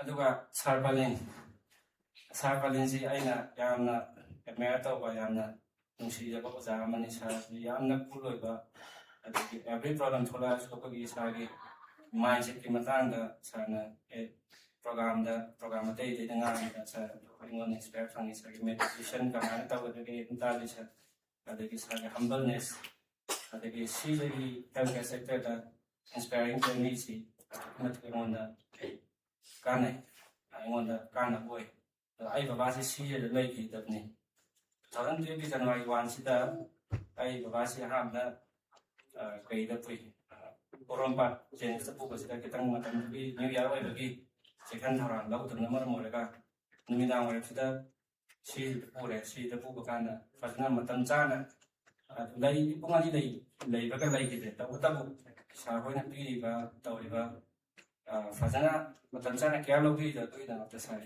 ꯄꯦꯟꯖꯩ ꯍꯥꯏꯇꯥꯔꯦ ꯁꯥꯔꯗꯒꯤ ꯁꯥꯔꯒꯤ ꯋꯥꯈꯜꯂꯣꯟꯁꯤ ꯑꯗꯨꯝ ꯏꯟꯁꯄꯥꯌꯔ ꯇꯧꯖꯩ ꯁꯥꯔ ꯏꯔꯥꯕꯟꯇ ꯁꯤꯡ ꯑꯁꯤ ꯀꯦꯝ ꯂꯩꯕꯒꯤ ꯁꯥꯔ ꯁꯤ ꯌꯥꯎꯕ ꯐꯪꯗ꯭ꯔꯦ ꯁꯥꯔ ꯏꯔꯥꯕꯟꯇꯗꯒꯤꯁꯨ ꯑꯩꯅ ꯌꯥꯝꯅ ꯇꯝꯖꯩ ꯁꯦꯡꯅ ꯍꯥꯏꯔꯀꯥꯟꯗ ꯂꯤꯗꯔꯁꯤꯞꯀꯤ ꯃꯥꯏ ꯀ꯭ꯋꯥꯂꯤꯇꯤ ꯑꯇꯦꯟꯕ ꯃꯇꯝꯗ ꯑꯩꯈꯣꯏꯒꯤ ꯏꯖꯨꯀꯦꯁꯟ ꯁꯦꯛꯇꯔꯁꯤꯗ ꯅꯣꯔꯠ ꯏꯁꯀꯤ ꯑꯣꯏꯅ ꯄꯨꯝꯕꯒꯤ ꯑꯣꯏꯅ ꯀꯩꯗꯧꯔꯛꯄꯁꯤꯗ ꯑꯩ ꯑꯗꯨꯛꯀꯤ ꯃꯇꯤꯛ ꯏꯟꯁꯄꯥꯌꯔ ꯑꯣꯏ ꯑꯗꯨꯒ ꯁꯥꯔꯒꯤ ꯋꯦꯜ ꯃꯦꯅꯦꯖꯃꯦꯟ ꯄ꯭ꯔꯣꯒ꯭ꯔꯥꯝꯗꯁꯨ ꯑꯩ ꯍꯟꯗꯛ ꯌꯥꯎꯏ ꯁꯥꯔꯒꯤ ꯂꯤꯗꯔꯁꯤꯞꯀꯤ ꯔꯣꯜꯗꯣ ꯑꯩ ꯑꯗꯨꯛꯀꯤ ꯃꯇꯤꯛ ꯀꯥꯟꯅꯕ ꯑꯩꯉꯣꯟꯗ ꯑꯆꯧꯕ ꯏꯅꯣꯠ ꯑꯃ ꯑꯣꯏꯈꯤ ꯍꯥꯏꯇꯥꯔꯦ ꯑꯗꯨꯒ ꯑꯩꯒꯤ ꯁꯥꯔ ꯔꯣꯁꯅꯤ ꯀꯨꯃꯥꯔ ꯌꯥꯝꯕꯦꯝꯗꯒꯤ ꯑꯩꯅ ꯇꯝꯖꯕꯁꯤ ꯉꯁꯤꯃꯛ ꯍꯥꯏꯗꯤ ꯁꯥꯔꯅ ꯍꯥꯏꯕ ꯂꯩ ꯀꯩꯅꯣ ꯍꯥꯏꯀꯥꯟꯗ ꯌꯥꯝ ꯇꯣꯏꯅ ꯃꯤ ꯑꯃ ꯆꯥꯎꯈꯠꯂꯛꯀꯦ ꯍꯥꯏꯇꯥꯔꯒꯗꯤ ꯑꯩꯈꯣꯏꯒꯤ ꯃꯤ ꯀꯌꯥ ꯃꯔꯣꯝꯒꯤ ꯃꯇꯦꯡ ꯗꯔꯀꯥꯔ ꯑꯣꯏ ꯃꯤ ꯑꯃꯁꯤ ꯃꯁꯥ ꯃꯇꯣꯝꯇꯅ ꯆꯥꯎꯈꯠꯂꯛꯄ ꯌꯥꯕ ꯃꯤ ꯃꯌꯥꯝ ꯀꯃꯥꯏꯅ ꯃꯇꯦꯡ ꯄꯥꯡꯕꯤꯔꯒ ꯃꯤꯁꯤ ꯆꯥꯎꯈꯠꯂꯛꯏꯅ ꯁꯥꯔꯅ ꯌꯥꯝ ꯇꯣꯏꯅ ꯍꯥꯏ ꯑꯗꯨꯃꯛ ꯑꯩꯉꯣꯟꯗꯁꯨ ꯊꯣꯛꯏ ꯍꯥꯏꯇꯥꯔꯦ ꯃꯌꯥꯝꯁꯤꯡ ꯑꯩꯅ ꯉꯁꯤ ꯑꯦꯋꯥꯔꯗ ꯑꯃ ꯐꯪꯖꯩꯁꯤ ꯍꯥꯏꯗꯤ ꯑꯩꯅ ꯅꯠꯇꯦ ꯑꯣꯖꯥ ꯒꯨꯔꯨ ꯃꯌꯥꯝꯁꯤꯡꯁꯤꯅ ꯇꯥꯛꯄꯤꯕ ꯇꯝꯕꯤꯕ ꯃꯈꯣꯏꯗꯒꯤ ꯏꯟꯁꯄꯥꯌꯔ ꯇꯧꯖꯕ ꯃꯌꯥꯝꯗꯨꯅ ꯉꯁꯤ ꯐꯪꯖꯕ ꯉꯝꯖꯔꯤꯅꯤ ꯁꯥꯔ ꯑꯗꯨꯒ ꯁꯥꯔ ꯔꯣꯁꯅꯤꯅ ꯑꯩꯈꯣꯏꯒꯤ ꯁꯦꯇꯔꯗꯦ ꯃꯤꯇꯤꯡꯗ ꯌꯥꯝ ꯇꯣꯏꯅ ꯍꯥꯏꯕꯁꯤ ꯀꯩꯅꯣ ꯍꯥꯏꯀꯥꯟꯗ ꯄꯣꯠ ꯈꯨꯗꯤꯡꯃꯛꯀꯤ ꯑꯩꯈꯣꯏꯒꯤ ꯀ꯭ꯔꯤꯌꯦꯇꯔ ꯑꯃ ꯂꯩ ꯑꯩꯈꯣꯏꯅ ꯉꯁꯤ ꯕꯕꯤꯅꯥ ꯑꯣꯏꯔꯣ ꯑꯗꯨꯒ ꯀ꯭ꯂꯥꯁꯤꯛ ꯔꯥꯟꯗꯤ ꯂꯩꯔꯤꯁꯤ ꯃꯥꯒꯤ ꯃꯔꯝꯗ ꯋꯥꯈꯜ ꯈꯟꯕ ꯃꯤ ꯑꯃ ꯑꯗꯩ ꯆꯤꯌꯥꯔꯕꯨ ꯂꯩꯕ ꯑꯣꯏꯔꯣ ꯋꯥꯈꯜ ꯈꯟꯕ ꯃꯤ ꯑꯃ ꯂꯩ ꯍꯥꯏ ꯑꯩꯅ ꯑꯍꯥꯟꯕ ꯇ꯭ꯔꯦꯅꯤꯡ ꯆꯠꯄ ꯀꯥꯟꯗ ꯁꯥꯔ ꯔꯣꯁꯅꯤꯅ ꯍꯥꯏꯕꯁꯤꯗ ꯑꯩ ꯃꯇꯝꯗ ꯑꯩꯈꯣꯏꯁꯤ ꯈꯟꯖꯥꯅꯤ ꯍꯥꯏꯇꯥꯔꯦ ꯑꯗꯨꯒꯤ ꯃꯇꯨꯡꯗꯗꯤ ꯑꯩ ꯔꯤꯌꯦꯂꯥꯏꯁ ꯐꯖꯅ ꯇꯧꯖꯩ ꯍꯥꯏꯗꯤ ꯄꯣꯠ ꯈꯨꯗꯤꯡꯃꯛꯀꯤ ꯃꯔꯝꯁꯤꯗ ꯀꯅꯥꯒꯨꯝꯕ ꯑꯃ ꯑꯗꯨꯝ ꯂꯩ ꯑꯣꯏꯔꯛꯏ ꯁꯤꯒꯤ ꯍꯦꯛꯇ ꯃꯁꯥ ꯃꯇꯣꯝꯇꯪ ꯑꯣꯏꯔꯛꯇꯦ ꯑꯗꯨꯒ ꯁꯥꯔ ꯔꯣꯁꯅꯤꯅ ꯍꯥꯏꯕꯗ ꯑꯩꯈꯣꯏꯒꯤ ꯕꯤꯖꯤꯅꯦꯁ ꯇꯧꯕ ꯍꯥꯏꯁꯤ ꯑꯩꯈꯣꯏꯒꯤ ꯋꯥꯔꯒꯤ ꯄ꯭ꯔꯤꯄꯦꯔꯦꯁꯟ ꯑꯃꯒꯨꯝꯕꯅꯤ ꯍꯥꯏ ꯃꯁꯤ ꯑꯩꯒꯤ ꯄꯨꯟꯁꯤꯗ ꯄꯥꯜꯂꯤ ꯃꯁꯤ ꯌꯥꯝ ꯀꯥꯟꯅꯩ ꯑꯦꯕ꯭ꯔꯤ ꯊꯕꯛ ꯑꯃ ꯇꯧꯒꯦ ꯍꯥꯏ ꯇꯥꯔꯗꯤ ꯑꯩꯈꯣꯏ ꯄ꯭ꯔꯤꯄꯦꯔꯦꯁꯟ ꯌꯥꯎꯗꯅ ꯁꯛꯁꯦꯁ ꯑꯣꯏꯕ ꯌꯥꯗꯦ ꯑꯗꯨꯅ ꯑꯩꯈꯣꯏ ꯈꯨꯠꯁꯨꯒ ꯂꯥꯟ ꯆꯠꯄꯗ ꯈꯨꯠꯁꯨꯒ ꯂꯥꯟ ꯌꯥꯎꯗ꯭ꯔꯗꯤ ꯑꯩꯒꯤ ꯃꯇꯤꯛ ꯆꯥꯕ ꯏꯀ꯭ꯋꯤꯞꯃꯦꯟꯁ ꯌꯥꯎꯗ꯭ꯔꯒꯗꯤ ꯃꯥꯏ ꯄꯥꯛꯄꯁꯤ ꯉꯝꯃꯣꯏꯅ ꯑꯩꯅꯁꯨ ꯈꯟꯖꯩ ꯁꯥꯔꯅ ꯇꯥꯛꯄꯤꯕꯗꯒꯤ ꯑꯗꯨꯒ ꯁꯥꯔꯅ ꯍꯥꯏꯕ ꯀꯥꯟꯗ ꯑꯩꯈꯣꯏꯒꯤ ꯃꯤꯄꯨꯝ ꯈꯨꯗꯤꯡꯃꯛ ꯑꯣꯔꯒꯅꯥꯏꯖꯦꯁꯟ ꯈꯨꯗꯤꯡꯃꯛꯀꯤ ꯀꯣꯟꯁꯇꯤꯇ꯭ꯌꯨꯁꯟ ꯂꯩꯒꯗꯕꯅꯤ ꯁꯦꯜꯐ ꯔꯨꯜ ꯂꯩꯒꯗꯕꯅꯤ ꯍꯥꯏꯕꯁꯤ ꯑꯩ ꯁꯥꯔꯗꯒꯤ ꯇꯝꯖꯕꯅꯤ ꯃꯁꯤꯃꯛ ꯆꯨꯝꯃꯦꯅ ꯍꯥꯏꯅꯤꯡꯉꯤ ꯑꯩꯈꯣꯏꯅ ꯏꯁꯥꯒꯤ ꯁꯦꯜꯐ ꯔꯨꯜ ꯀꯣꯟꯁꯇꯤꯇ꯭ꯌꯨꯁꯟ ꯂꯩꯕ ꯀꯥꯟꯗ ꯑꯩꯈꯣꯏꯁꯤ ꯗꯤꯔꯦꯛꯁꯟ ꯂꯦꯁ ꯑꯩꯅ ꯇꯧꯔꯤꯕ ꯊꯕꯛꯇꯨꯃꯛ ꯃꯥꯏꯄꯨꯅꯅ ꯃꯥꯏ ꯄꯥꯛꯄ ꯉꯝꯗꯦ ꯀꯣꯟꯁꯇꯤꯇ꯭ꯌꯨꯁꯟ ꯑꯃ ꯐꯖꯅ ꯔꯨꯜ ꯑꯃ ꯊꯝ ꯇꯥꯔꯒꯗꯤ ꯑꯩꯅ ꯇꯧꯔꯤꯕ ꯊꯕꯛꯇꯨꯗ ꯃꯥꯏ ꯄꯥꯛꯄ ꯉꯝꯃꯦ ꯁꯥꯔꯗꯒꯤ ꯈꯪꯕ ꯉꯝꯃꯤ ꯏꯁꯄꯤꯔꯤꯆꯨꯋꯦꯜ ꯁꯥꯏꯟꯁꯀꯤ ꯃꯇꯥꯡꯗ ꯑꯗꯣ ꯑꯩꯒꯤ ꯄꯨꯟꯁꯤꯗ ꯑꯃꯨꯛꯀ ꯍꯦꯟꯅ ꯏꯟꯐ꯭ꯂꯨꯌꯦꯟꯁ ꯇꯧꯈꯤꯕꯁꯤ ꯁꯥꯔ ꯔꯣꯁꯅꯤꯅ ꯑꯍꯥꯟꯕ ꯎꯅꯕ ꯀꯥꯟꯗ ꯅꯪ ꯂꯥꯏꯔꯤꯛ ꯄꯥꯎ ꯑꯩꯁꯤ ꯌꯥꯝ ꯇꯟꯕ ꯃꯤꯅꯤ ꯑꯁꯦꯡꯕꯒꯤ ꯑꯣꯏꯅꯗꯤ ꯑꯩ ꯍꯣꯠꯅꯕꯁꯤ ꯌꯧꯗꯕ ꯑꯩ ꯕꯕꯥ ꯂꯩꯔꯤꯀꯥꯟꯗ ꯁ꯭ꯀꯨꯜ ꯐꯤꯗꯤꯡ ꯇꯧꯕꯅ ꯃꯔꯝ ꯑꯣꯏꯔꯒ ꯑꯩ ꯄꯨꯟꯁꯤꯁꯤ ꯌꯥꯝ ꯋꯥꯔꯦ ꯑꯩ ꯏꯁꯥ ꯊꯥꯗꯣꯛꯑ ꯀꯩꯗꯧꯕ ꯃꯌꯥꯝꯗꯨꯅ ꯁꯥꯔꯅ ꯂꯥꯏꯔꯤꯛ ꯄꯥꯎ ꯑꯍꯥꯟꯕꯗ ꯑꯩ ꯀꯩꯁꯨ ꯂꯥꯏꯔꯤꯛ ꯄꯥꯕ ꯉꯝꯗꯦ ꯑꯗꯣ ꯉꯁꯤꯗꯤ ꯁꯥꯔꯁꯤꯅ ꯂꯥꯏꯔꯤꯛ ꯄꯥꯎ ꯍꯥꯏꯕꯗꯤ 300 ꯕꯨꯛꯁꯀꯨꯝꯕꯗꯤ ꯑꯩ ꯂꯥꯏꯔꯤꯛ ꯄꯥꯕ ꯉꯝꯗ꯭ꯔꯦ ꯁꯥꯔꯅ ꯏꯟꯁꯄꯥꯌꯔ ꯇꯧꯈꯤꯕꯗꯒꯤ ꯑꯗꯨꯒ ꯁꯥꯔꯁꯤ ꯑꯩ ꯁꯥꯔꯒꯤ ꯅꯥꯛꯇ ꯆꯠꯄꯁꯤ ꯑꯩꯈꯣꯏꯒꯤ ꯑꯥꯏꯗꯤꯌꯥ ꯑꯃ ꯅꯠꯇ꯭ꯔꯒ ꯑꯩꯒꯤ ꯁꯦꯜꯐ ꯏꯁꯇꯤꯝꯗꯤ ꯌꯥꯝ ꯍꯥꯏ ꯑꯣꯏ ꯁꯥꯔ ꯔꯣꯁꯅꯤ ꯃꯅꯥꯛ ꯆꯠꯄꯁꯤ ꯑꯗꯨꯝ ꯊꯥ ꯑꯃꯗ 23 ꯇꯥꯏꯝꯁꯦ ꯑꯗꯨꯝ ꯁꯥꯔ ꯄꯨꯜꯂꯤ ꯑꯩ ꯄꯨꯔꯥ ꯏꯅꯔ ꯇ꯭ꯔꯥꯟꯁꯐꯣꯔꯃꯦꯁꯟ ꯑꯃ ꯇꯧꯋꯤ ꯁꯥꯔ ꯔꯣꯁꯅꯤꯒ ꯄꯨꯟꯕꯗ ꯑꯗꯨꯒ ꯑꯩꯒꯤ ꯑꯣꯖꯥ ꯒꯨꯔꯨ ꯑꯣꯏꯕ ꯍꯖꯤ ꯁꯤꯔꯥꯖꯨꯗꯤꯟꯁꯦ ꯑꯩꯅ ꯃꯨꯝꯕꯥꯏ ꯆꯠꯄꯁꯤꯗ ꯑꯩꯈꯣꯏꯒꯤ ꯒꯜꯁꯤꯔꯥꯖꯇꯒꯤ ꯇꯝꯕꯁꯤ ꯑꯍꯥꯟꯕꯗ 2016ꯁꯤꯗ ꯃꯥꯏ ꯑꯣꯐꯤꯁꯇ ꯐꯝꯃ ꯀꯥꯟꯗ ꯁꯣꯏꯜ ꯑꯦꯅꯥꯂꯥꯏꯁꯤꯁ ꯑꯩ ꯍꯥꯟꯅ ꯈꯪꯗꯦ ꯒꯜꯁꯤꯔꯥꯖꯇꯒꯤ ꯁꯣꯏꯜ ꯑꯦꯅꯥꯂꯥꯏꯁꯤꯁꯁꯤ ꯇꯝꯃꯛꯈꯤꯕꯗꯒꯤ ꯉꯁꯤ ꯑꯗꯨꯝ ꯃꯁꯤꯒꯤ ꯀꯥꯟꯅꯕ ꯐꯪꯉꯤ ꯑꯗꯨꯒ ꯑꯍꯤꯡ ꯅꯣꯡꯌꯥꯏꯁꯤꯗ ꯑꯩꯁꯤ ꯍꯌꯦꯡꯁꯤ ꯏꯝꯐꯥꯜ ꯊꯣꯛꯇꯧꯔꯕ ꯑꯗꯨꯗ ꯒꯜꯁꯤꯔꯥꯖꯅ ꯑꯩꯒꯤ ꯆꯦꯟꯁꯤ ꯌꯥꯈꯤꯗ꯭ꯔꯦ ꯄꯣꯈꯥꯏꯕ ꯀꯩ ꯇꯧꯔꯒ ꯀꯔꯤꯝꯇ ꯃꯉꯣꯟꯗ ꯑꯆꯧꯕ ꯃꯤ ꯑꯃꯅꯤꯅ ꯊꯣꯛꯑꯒ ꯆꯦꯟ ꯌꯥꯗꯕꯗꯨ ꯈꯨꯗꯛ ꯁꯨꯃꯥꯏꯅ ꯀꯨꯝꯊꯔꯒ ꯑꯩꯈꯣꯏꯒꯤ ꯃꯥꯒꯤ ꯁꯔꯚꯦꯟ ꯑꯃ ꯇꯧꯅ ꯀꯔꯤꯝꯇ ꯃꯁꯥꯗ ꯆꯥꯎꯊꯣꯛꯄ ꯌꯥꯎꯗꯕꯤꯗ ꯁꯦꯝꯕꯤꯔꯛꯈꯤ ꯑꯍꯤꯡꯁꯤꯗ ꯑꯗꯨꯒ ꯌꯥꯟ ꯄꯣꯛꯊꯣꯛꯄꯒꯤ ꯊꯤꯟꯗꯣꯔꯛꯏ ꯑꯪꯀꯜ ꯁꯤꯔꯥꯖꯅ ꯑꯗꯨꯒ ꯑꯩꯈꯣꯏꯅ ꯍꯧꯖꯤꯛ ꯃꯅꯤꯄꯨꯔꯁꯤꯗ ꯂꯥꯟ ꯇꯧꯔꯦ ꯍꯧꯖꯤꯛꯁꯤ ꯄ꯭ꯔꯣꯕ꯭ꯂꯦꯝ ꯃꯌꯥꯝ ꯑꯃ ꯑꯩꯈꯣꯏ ꯊꯣꯛꯈ꯭ꯔꯦ ꯀꯣꯔꯣꯅꯥꯅ ꯃꯔꯝ ꯑꯣꯏꯔꯒ ꯑꯪꯀꯜ ꯁꯤꯔꯥꯖ ꯑꯩ ꯃꯔꯛ ꯃꯔꯛꯇ ꯑꯗꯨꯝ ꯇꯣꯏꯅ ꯋꯥꯔꯤ ꯁꯥꯖꯩ ꯃꯥ ꯍꯥꯏꯁꯤ ꯃꯅꯤꯄꯨꯔꯁꯤ ꯑꯩꯈꯣꯏ ꯑꯌꯥꯝꯕꯅ ꯀꯝꯄ꯭ꯂꯦꯟ ꯇꯧꯋꯤ ꯃꯅꯤꯄꯨꯔꯁꯤ ꯌꯥꯗ꯭ꯔꯦ ꯃꯅꯤꯄꯨꯔꯁꯤꯗ ꯂꯩꯔꯗꯤ ꯑꯩꯈꯣই ꯍꯤꯡꯉꯔꯣꯏ ꯕꯤꯖꯤꯅꯦꯁ ꯇꯧꯕꯁꯤꯡꯁꯤꯅ ꯌꯥꯝ ꯇꯣꯏꯅ ꯇꯣꯏꯅ ꯍꯥꯏ ꯑꯩꯈꯣꯏ ꯃꯔꯛ ꯏꯃꯥꯟꯅꯕꯁꯤꯡ ꯃꯥꯅ ꯍꯥꯏꯕꯁꯤ ꯃꯅꯤꯄꯨꯔꯁꯤ ꯑꯆꯧꯕ ꯕꯤꯛ ꯑꯣꯄꯣꯔꯆꯨꯅꯤꯇꯤꯅꯤ ꯑꯗꯨꯝ ꯍꯥꯏ ꯍꯥꯏꯕꯁꯤ ꯀꯔꯤ ꯌꯥꯎꯒꯦꯗ ꯄ꯭ꯔꯤꯊꯤꯕꯤꯁꯤ ꯍꯧꯔꯛꯄ ꯃꯇꯝꯗ ꯀꯔꯤꯁꯨ ꯂꯩꯇꯦ ꯍꯥꯏꯗꯤ ꯖꯪꯒꯜꯗꯧꯅ ꯂꯩꯔꯝꯃꯤꯅꯤ US ꯉꯥꯏ ꯑꯗꯒꯤ ꯌꯨꯔꯣꯞ ꯀꯟꯇ꯭ꯔꯤ ꯑꯗꯒꯤ ꯉꯁꯤ ꯆꯥꯎꯈꯠꯄ ꯐꯥꯏꯅꯥꯟꯁꯀꯤ ꯃꯇꯥꯡꯗ ꯑꯣꯏꯔꯣ ꯕꯤꯖꯤꯅꯦꯁꯀꯤ ꯃꯇꯥꯡꯗ ꯆꯥꯎꯈꯠꯂꯤꯕꯁꯤꯡꯁꯤ ꯀꯩꯁꯨ ꯑꯍꯥꯟꯕꯗ ꯂꯩꯕ ꯄꯣꯠꯇꯦ ꯑꯗꯨꯝ ꯃꯤ ꯀ꯭ꯔꯤꯌꯦꯇꯔ ꯈꯔꯅ ꯁꯦꯝꯃꯒ ꯃꯊꯪ ꯂꯩꯍꯜꯂꯒ ꯉꯁꯤ ꯆꯥꯎꯈꯠꯂꯛꯏꯅꯦꯅ ꯍꯥꯏꯇꯥꯔꯦ ꯃꯗꯨꯃꯛ ꯑꯩ ꯃꯉꯣꯟꯗ ꯏꯟꯁꯄꯥꯌꯔ ꯇꯧꯔꯒ ꯑꯩ ꯀꯥꯟꯅꯕ ꯐꯪꯉꯤ ꯐꯥꯏꯅꯥꯟꯁꯤꯌꯦꯜ ꯗꯤꯁꯤꯄ꯭ꯂꯤꯟ ꯁ꯭ꯄꯤꯔꯤꯆꯨꯋꯦꯂꯤꯇꯤꯒꯤ ꯀꯟꯁꯦꯞ ꯑꯪꯀꯜ ꯁꯤꯔꯥꯖꯅ ꯇꯧꯋꯤ ꯑꯗꯨꯒ ꯑꯩ ꯏꯃꯥꯟꯅꯕ ꯃꯔꯨꯞ ꯑꯩꯒꯤ ꯗꯣꯛꯇꯔ ꯄꯤꯕꯥꯔꯦꯟ ꯑꯩ ꯄꯨꯟꯁꯤꯗ ꯅꯍꯥ ꯑꯃ ꯑꯣꯏꯅ ꯌꯥꯝꯅ ꯏꯟꯁꯄꯥꯌꯔ ꯇꯧꯈꯤꯕ ꯃꯤꯁꯛ ꯑꯃꯅꯤ ꯀꯩꯅꯣ ꯍꯥꯏꯔꯀꯥꯟꯗ ꯑꯁꯤꯗ ꯑꯩꯅ ꯎꯠꯂꯤꯕ ꯐꯣꯇꯣꯁꯤ ꯑꯩꯈꯣꯏ ꯁꯥꯔ ꯔꯣꯁꯅꯤꯗ ꯇꯧꯔꯒ ꯑꯩꯈꯣꯏ ꯄꯨꯕꯅꯦ IIT ꯒꯨꯋꯥꯍꯥꯇꯤꯗ ꯗꯣꯛꯇꯔ ꯄꯤꯕꯥꯔꯦꯟ ꯃꯇꯝꯗ ꯑꯩꯈꯣꯏ ꯌꯥꯝꯅ ꯑꯦꯛꯁꯄꯤꯔꯤꯌꯦꯟꯁ ꯑꯃꯗꯤ ꯅꯣꯂꯦꯖꯀꯤ ꯃꯥꯒꯤ ꯑꯦꯅꯤ ꯑꯩꯈꯣꯏꯒꯤ ꯋꯥꯉꯥꯡ ꯑꯣꯏ ꯑꯃꯗ ꯍꯧꯒꯠꯂꯒ ꯃꯥꯁꯤ ꯋꯥꯍꯪ ꯍꯪꯕꯒꯤ ꯀꯩꯁꯤ ꯃꯉꯣꯟꯗ ꯂꯩ ꯑꯗꯩ ꯐꯣꯔꯦꯟꯅꯔ ꯑꯃ ꯂꯥꯛꯑꯦ ꯃꯅꯤꯄꯨꯔꯗ ꯍꯦꯛꯇ ꯃꯥ ꯆꯪꯁꯤꯜꯂꯛꯇ ꯋꯥꯔꯤ ꯁꯥꯏ ꯑꯗꯣ ꯑꯩ ꯏꯁꯥ ꯉꯝꯖꯗꯦ ꯑꯗꯨ ꯃꯉꯣꯟꯗꯒꯤ ꯑꯗꯨꯛꯀꯤ ꯃꯇꯤꯛ ꯌꯥꯝ ꯇꯝꯃꯦ ꯍꯥꯏꯇꯥꯔꯦ ꯑꯩ ꯄꯨꯟꯁꯤꯁꯤꯗꯒꯤ ꯑꯊꯦꯡꯕ ꯃꯇꯝꯗ ꯃꯥ ꯏꯚꯟ ꯖꯦꯅꯤꯝꯁꯇ ꯀꯩ ꯃꯥ ꯗꯣꯛꯇꯔ ꯇꯝꯃꯤꯀꯥꯟꯗ ꯑꯩ ꯆꯠꯂꯦ ꯑꯩꯈꯣই ꯆꯥꯛ ꯆꯥꯃꯤꯟꯅꯕꯅꯤꯅ ꯃꯥ ꯒꯥꯔꯤ ꯃꯆꯥ ꯊꯧꯔꯝꯕꯗꯨ ꯑꯩꯒ ꯑꯊꯦꯡꯕꯗ ꯑꯣꯏꯅ ꯍꯧꯔꯦ ꯃꯥ ꯑꯊꯦꯡꯕꯗ ꯐꯠ ꯂꯥꯎꯅ ꯍꯥꯏꯒꯠꯈꯤꯕ ꯆꯥꯎꯈꯠꯈꯤꯕꯁꯦ ꯑꯩꯒꯤ ꯄꯨꯟꯁꯤꯗ ꯑꯆꯧꯕ ꯏꯟꯁꯄꯤꯌꯔ ꯑꯣꯏꯕ ꯑꯩ ꯏꯃꯥꯟꯅꯕ ꯑꯩꯒꯤ ꯊꯦꯡꯅꯅ ꯍꯥꯏꯇꯥꯔꯦ ꯑꯣꯏꯖꯩ ꯃꯥꯁꯤ ꯑꯗꯨꯒ ꯁꯥꯔ ꯁꯣꯃꯦꯟꯗ꯭ꯔꯣꯁꯤ ꯑꯩꯅ ꯌꯥꯝꯅ ꯁꯥꯔ ꯔꯣꯁꯅꯤꯅ ꯌꯥꯝ ꯇꯣꯏꯅ ꯍꯥꯏ ꯁꯥꯔ ꯑꯩꯈꯣꯏ ꯃꯅꯤꯄꯨꯔꯗ ꯕꯤꯖꯤꯅꯦꯁ ꯍꯧꯔꯛꯏꯁꯤ ꯕꯤꯖꯤꯅꯦꯁ ꯄ꯭ꯔꯣꯒ꯭ꯔꯥꯝꯁꯤ ꯁꯥꯔ ꯁꯣꯃꯦꯟꯗ꯭ꯔꯣꯅ ꯃꯅꯤꯄꯨꯔ ꯌꯨꯅꯤꯚꯔꯁꯤꯇꯤꯗ ꯂꯩꯔꯤꯀꯥꯟꯗ ICMꯗ ꯂꯩꯔꯤꯀꯥꯟꯗ ꯕꯤꯖꯤꯅꯦꯁ ꯄ꯭ꯔꯣꯒ꯭ꯔꯥꯝꯁꯤ ꯁꯥꯔ ꯁꯣꯃꯦꯟꯗ꯭ꯔꯣꯅ ꯁꯤꯜꯂꯦꯅ ꯁꯥꯔ ꯇꯣꯏꯅ ꯍꯥꯏꯗꯤ ꯁꯥꯔ ꯔꯣꯁꯅꯤꯒꯤ ꯄ꯭ꯔꯣꯒ꯭ꯔꯥꯝ ꯂꯩꯔꯤꯀꯥꯟꯗ ꯁꯥꯔ ꯑꯝꯇ ꯈꯪꯅꯖꯒꯦꯅ ꯆꯠꯂꯦ ꯑꯗꯣ ꯁꯥꯔꯁꯤ ꯌꯥꯝ ꯊꯤꯅ ꯆꯝ ꯂꯩꯔꯝꯃꯦ ꯇꯁꯦꯡꯅ ꯑꯩ ꯁꯥꯔ ꯑꯗꯒꯤ ꯑꯩ ꯑꯣꯕꯤꯌꯁꯂꯤ ꯄ꯭ꯔꯣꯒ꯭ꯔꯥꯝ ꯑꯃꯗ ꯏꯚꯟ ꯑꯩ ꯄꯕ꯭ꯂꯤꯛ ꯁ꯭ꯄꯤꯀꯤꯡꯒꯤ ꯁꯥꯔꯅ ꯑꯩ ꯑꯁꯣꯏꯕ ꯃꯌꯥꯝ ꯑꯃ ꯇꯥꯛꯄꯤꯈꯤ ꯍꯥꯏꯇꯥꯔꯦ ꯑꯗ ꯁꯥꯔꯒꯤ ꯋꯥꯍꯜ ꯉꯁꯥꯏ ꯕꯣꯜꯁꯤ ꯑꯩ ꯄꯨꯟꯁꯤꯗ ꯀꯥꯎꯔꯣꯏꯗꯕ ꯑꯣꯖꯥ ꯑꯃꯅꯤ ꯉꯁꯥꯏ ꯕꯣꯜꯅ ꯇꯧꯕ ꯄ꯭ꯔꯣꯒꯥꯝꯁꯤꯡꯗ ꯑꯩ ꯑꯗꯨꯝ ꯌꯨꯇ꯭ꯌꯨꯕꯇ ꯑꯩ ꯄ꯭ꯔꯣꯒꯥꯝꯁꯤꯡꯗ ꯑꯗꯨꯝ ꯇꯥꯖꯩ ꯁꯥꯔ ꯑꯗꯨꯒ ꯁꯥꯔ ꯗꯥꯛꯇꯔ ꯑꯆꯨꯝꯕ ꯁꯥꯔ ꯑꯆꯨꯝꯕꯁꯤꯁꯨ ꯑꯩ ꯄꯨꯟꯁꯤꯗ ꯁꯥꯔ ꯑꯆꯨꯝꯕ ꯑꯍꯥꯟꯕ ꯎꯅꯕ ꯀꯥꯟꯗ ꯑꯩ ꯄꯨꯡ 3ꯒꯤ ꯆꯥꯡꯗ ꯎꯅꯩ ꯄꯨꯔꯥ ꯌꯥꯝꯅ ꯏꯟꯁꯄꯥꯌꯔ ꯑꯣꯏ ꯁꯥꯔ ꯑꯆꯨꯝꯕꯅ ꯁꯥꯔ ꯄꯥꯂꯤꯟꯒꯤ ꯋꯥꯔꯤꯁꯨ ꯌꯥꯎꯋꯦ ꯑꯩꯈꯣꯏ ꯏꯃꯥꯟꯅꯕꯅ ꯉꯁꯤ ꯈꯟꯗꯅ ꯈꯜꯂꯨ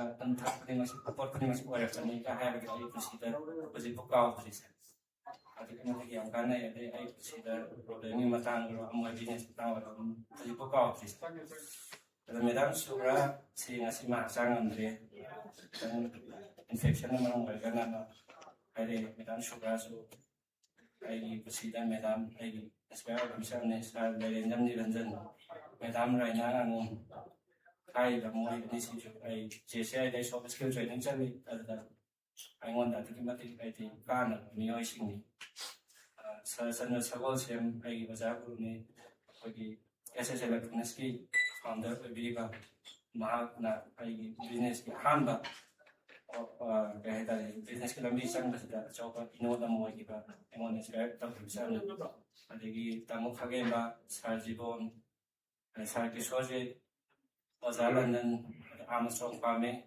ꯉꯥꯡꯂꯣꯟ ꯁꯥꯔ ꯃꯩꯇꯩ ꯃꯈꯣꯏꯁꯦ ꯄꯔꯁꯣꯅꯦꯜ ꯍꯛꯊꯦꯡꯅꯅ ꯄꯨꯜꯂꯒ ꯑꯩꯉꯣꯟꯗ ꯍꯥꯏꯗꯤ ꯏꯟꯁꯄꯥꯌꯔ ꯇꯧꯈꯤꯕ ꯃꯈꯣꯏꯒꯤ ꯋꯥꯍꯩꯁꯤꯡꯅ ꯑꯃꯗ ꯅꯠꯇ꯭ꯔꯒ ꯑꯃꯗ ꯑꯣꯏꯈꯤꯕ ꯃꯤꯑꯣꯏꯁꯤꯡ ꯉꯥꯛꯇꯅꯤ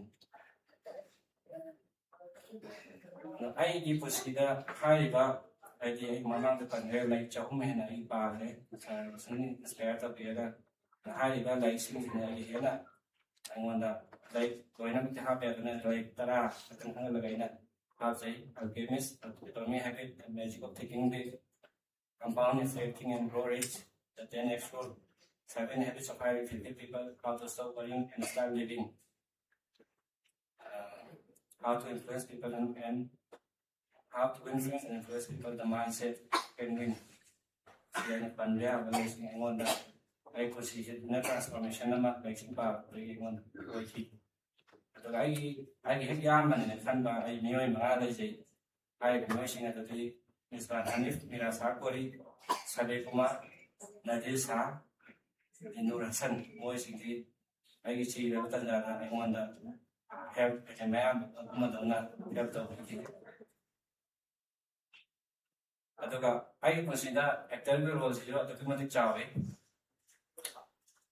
actor sing thina khoi gi ma gi mathau si kana script ma moi da pi be script si ma script ta na ba mon ek to si moi mathau ne ta le ai so ai na tan jap kai na kana ne ba mi consider khoi gi role me am ma ta ka tai script si lai ba tu mai na am tan da lai ma tu ni na khoi gi ma ma tan na khoi ek to da ka wai William Shakespeare na have that all the body is space at the music of the actor ne sagi saying the some high way away and now the tam na say at the more high the noise in I dressing the show I tam say amaro ina Davoni si personality ai ga yam to na nipun de to special magi interview ya mana na have si akoi gi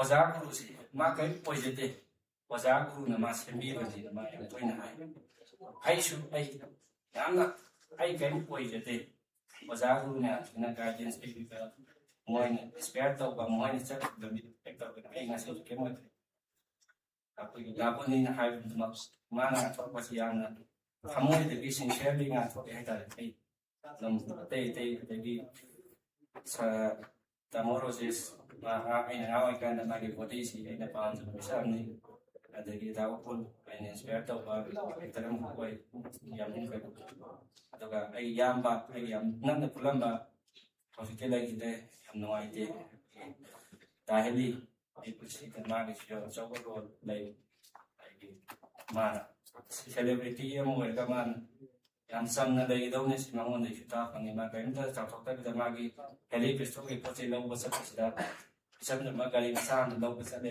ai na atam mangon ni tam ja ya kun jam na tam ma ke ta ai na ta siam na ti ma san sa na manwa ta sa na dai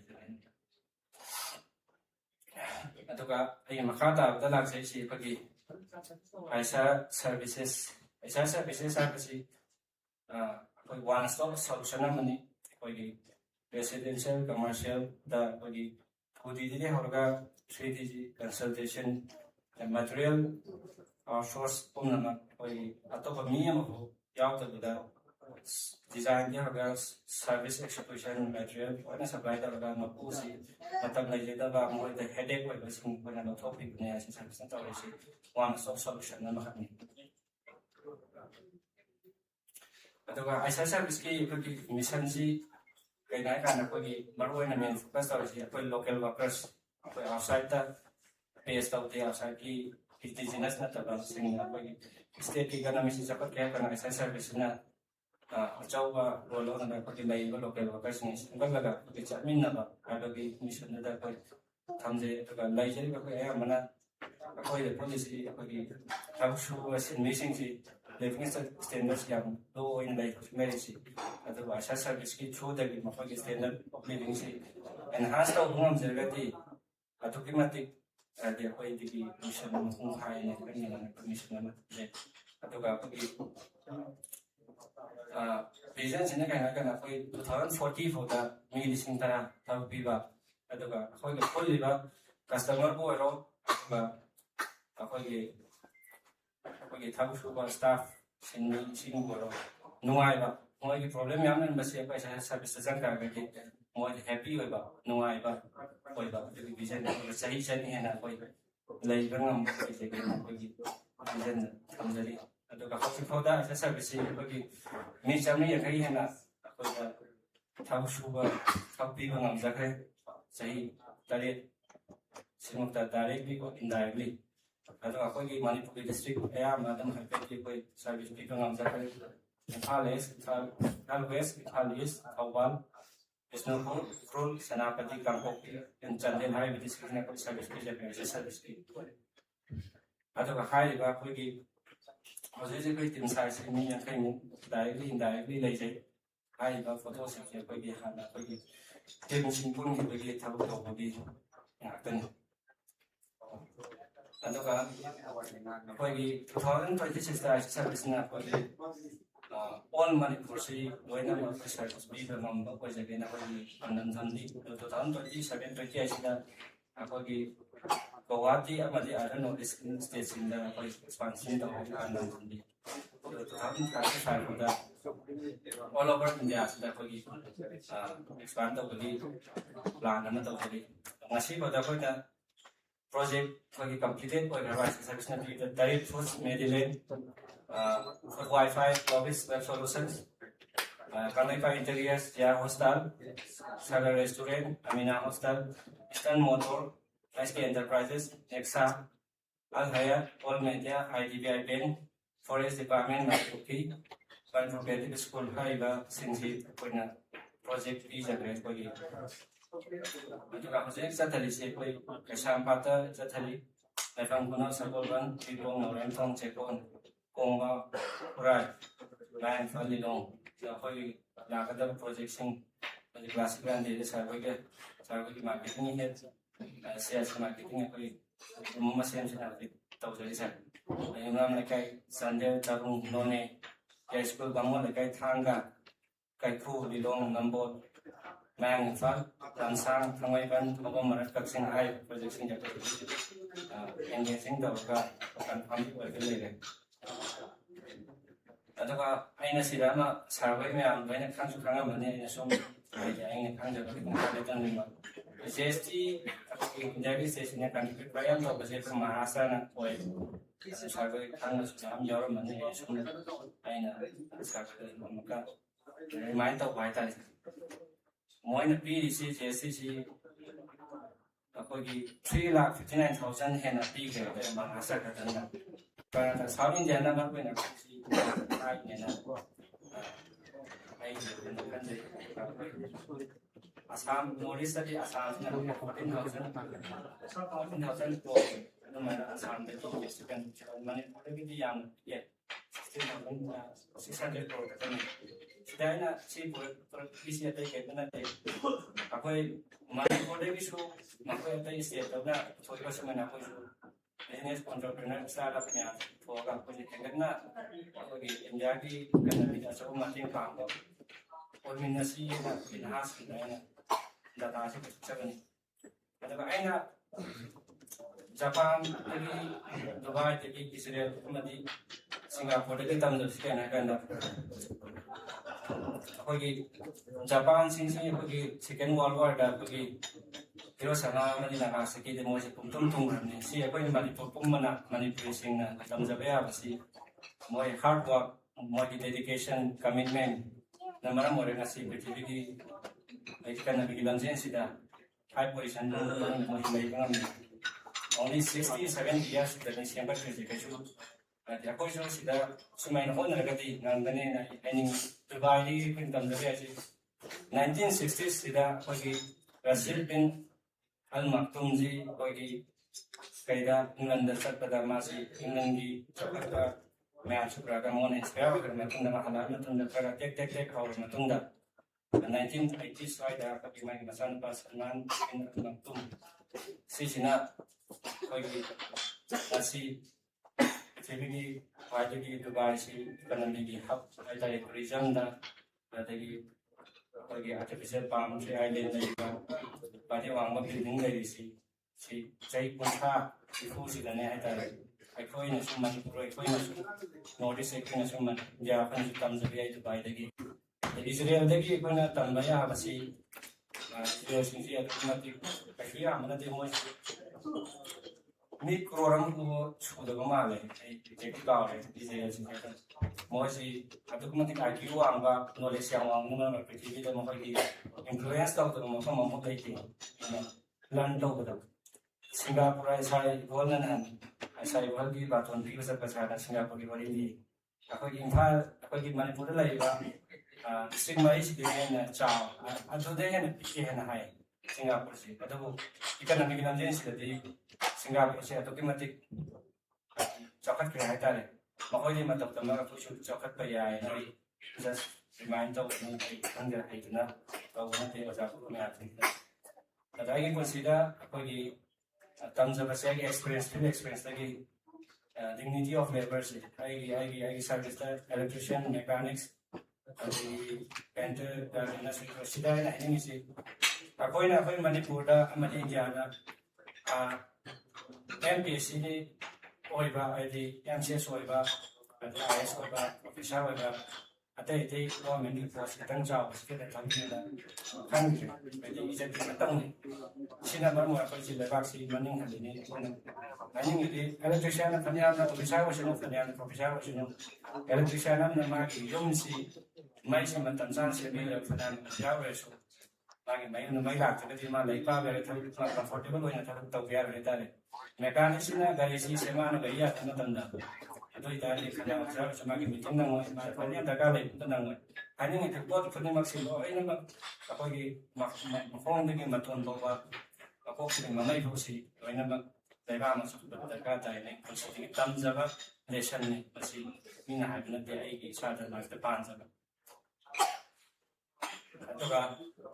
Kalau saya sampai polling curang macam sini apa bahasa ini. Apa lagi aina asing sih aina Sekarang tahu kali apa dia dalam ni, dan unemployment issue sih India ada kematik seperti Manipur nak tanah, doi nama kita tenggari, ikut tapi dah koi Rajasthan dah koi pion di sini yang kaya untuk kerja jadi form pendau macam dah, ni lak pun mari ya di sini dah hendak koi baik tahu ya dah, ni di sini yang kaya untuk di lak pun mari, sini tahu sini tak sih. Unemployment issue si pakan na ako di India sudah lagi di nata ini sih kita sudah hari sudah apply to domestic sendiri karena ya kayak kan ako di PhD ya MBA tahu ya ada low graduate tahu kita high educated pada misi ya kita tahu pun lebih sama yang siapa cuma di pakai mulai segi solution sih karena kan menentukan ya kan ako di entrepreneur startup na si masih Java menasu jauh median jang ini kita ina message sama pija bane ke kamu dah itu nanti aku lagi startup entrepreneur sih na unemployment ni sih kalau kita mau itu kan dengan ini yang kaze India vision 2030 na ꯀꯔꯤ ꯃꯥꯒꯤ ꯄꯥꯟꯗꯝ ꯊꯝꯂꯦ ꯍꯥꯏ ꯀꯥꯟꯗ ꯑꯩꯈꯣꯏꯒꯤ 2030 ꯐꯥꯎꯗ ꯑꯩꯈꯣꯏꯒꯤ start up ꯍꯥꯏꯇꯥꯔꯦ start ꯑꯞꯀꯤ ꯀꯟꯇ꯭ꯔꯤꯕ꯭ꯌꯨꯁꯟꯁꯤ ꯏꯟꯗꯤꯌꯥꯒꯤ GDPꯗ 120 ꯕꯤꯂꯤꯌꯟ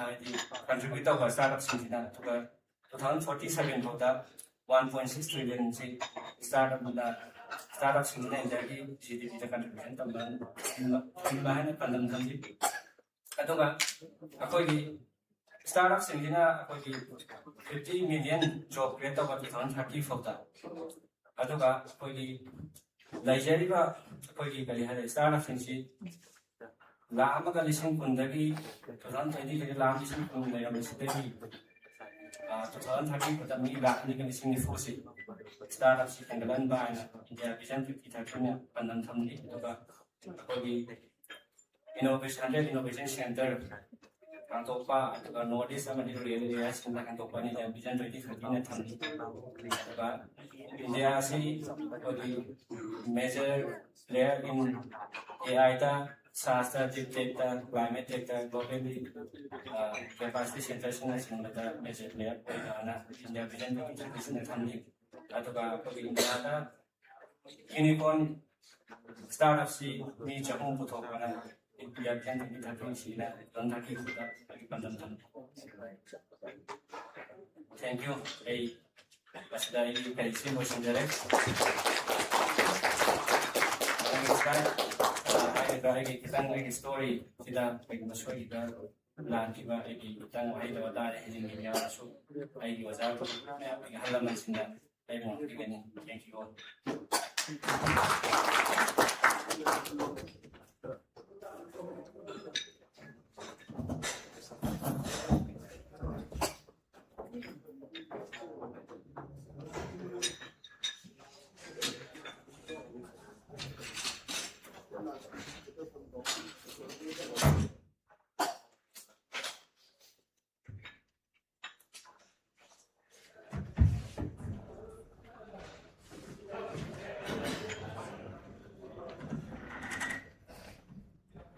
ꯊꯥꯒꯠꯆꯔꯤ ꯉꯁꯤꯒꯤ ꯄꯥꯡꯊꯣꯛꯆꯔꯤꯕ ꯊꯧꯔꯝ ꯑꯁꯤꯕꯨ ꯍꯣꯁ ꯇꯧꯕꯤꯔꯤꯕ ꯑꯥꯏꯁꯥ ꯁꯔꯚꯤꯁꯦꯁ ꯃꯅꯤꯄꯨꯔꯒꯤ ꯐꯥꯎꯟꯗꯔ ꯑꯣꯏꯕꯤꯔꯤꯕ MD ꯏꯝꯔꯥꯟ ꯈꯥꯟꯅ ꯉꯁꯤ ꯃꯔꯤꯛ ꯆꯨꯝꯕ ꯋꯥꯐꯝ ꯀꯌꯥ ꯑꯃꯈꯛ ꯐꯣꯡꯗꯣꯛꯄꯤꯔꯝꯕꯒꯤꯗꯃꯛꯇ ꯍꯟꯅ ꯊꯥꯒꯠꯄ ꯐꯣꯡꯗꯣꯛꯆꯔꯤ ꯉꯁꯤ ꯊꯧꯔꯝ ꯑꯁꯤꯒꯤ ꯃꯈꯥ ꯆꯠꯊꯖꯔꯛꯄ ꯑꯣꯏꯅ ꯉꯁꯤꯒꯤ ꯊꯧꯔꯝ ꯑꯁꯤꯗ ꯃꯌꯥꯏ ꯀꯥꯡꯕꯗ ꯂꯦꯡꯁꯤꯟꯕꯤꯔꯤꯕ ꯏꯀꯥꯏ ꯈꯨꯝꯅꯖꯔꯤꯕ ꯑꯣꯅꯔꯦꯕꯜ MLA ꯋꯥꯡꯈꯩ DC ꯊꯥꯡꯖꯝ ꯑꯔꯨꯟ ꯀꯨꯃꯥꯔ ꯏꯀꯥꯏ ꯈꯨꯝꯅꯖꯔꯤꯕꯅꯤ ꯉꯁꯤꯒꯤ ꯑꯩꯈꯣꯏꯒꯤ ꯊꯧꯔꯝ ꯑꯁꯤꯗ ꯇꯦꯟꯇꯛꯄ ꯋꯥꯐꯝ ꯈꯔꯗꯪ ꯐꯣꯡꯗꯣꯛꯄꯤꯅꯕ ꯀꯧꯁꯤꯟꯖꯔꯤ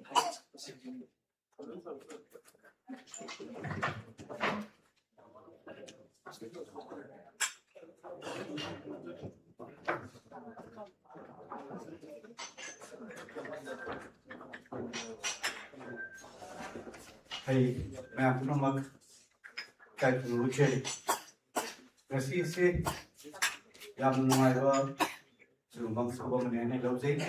Maram ding sige kumana yam nalan dingai ba award ma. Aisa services na pangagasu. Pangiba award si pamsi wa katanatna.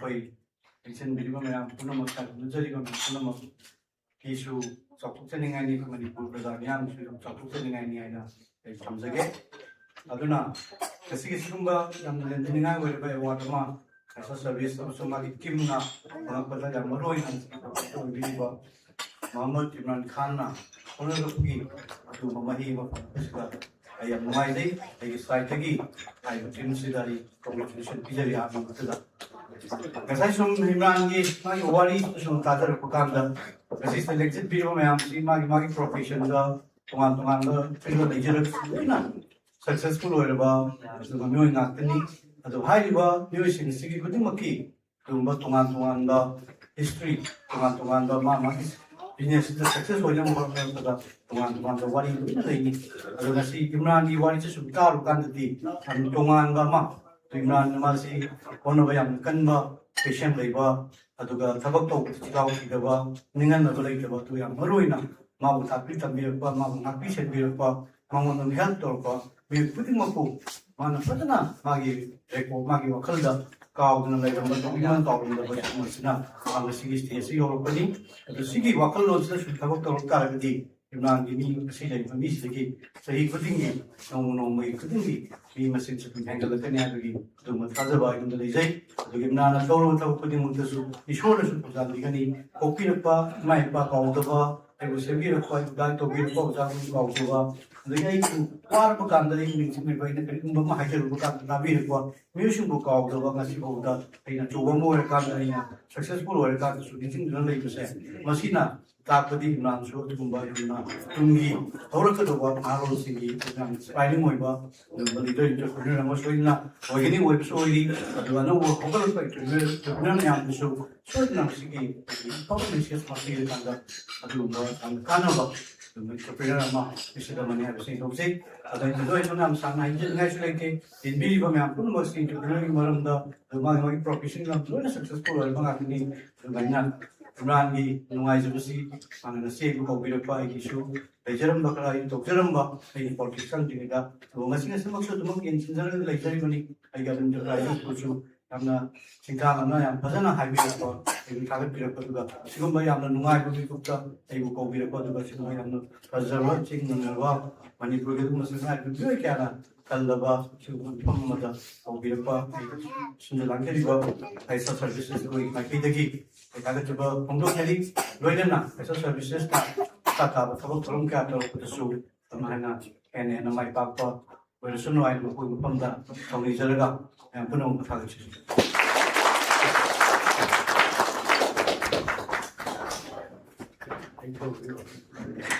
ꯊꯥꯒꯠꯆꯔꯤ Honorable MLA mafam asi thadokni mangoina koi group photo session ki tanja amata ngominasi yarga Honorable MLA sagi pampam langga ikuba mata waru bibe yaki koi cameraman fampatan sonda mutton ikan piru na banuluk sari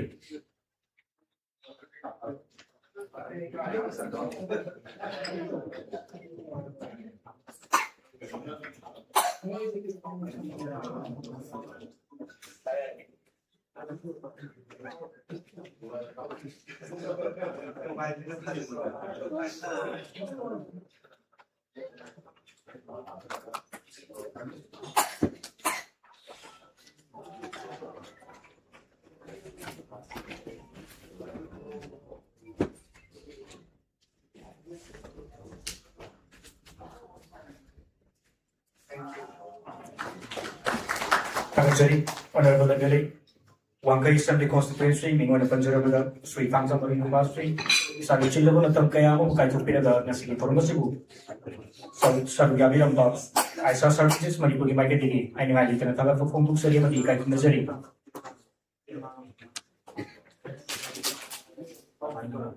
Formasuki Bakachatar Purina Ikai Kumnazari Mingona Panjarabada Dr. Jonathan Lastra, a social scientist, I couldn't say Gozana, I say pharmacy company, and the bar, what Malaka is committed about.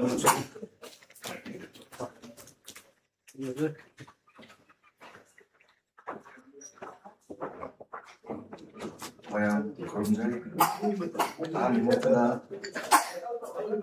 Imran, Kalachari, Asigi, Nitonsi, Manipudong to talk to. There is maximum numbers of these widely different in Manipur. Fighting Manipur, the contribution of people was like not the listening. Ramtang from Jage. I assume it unknown the most.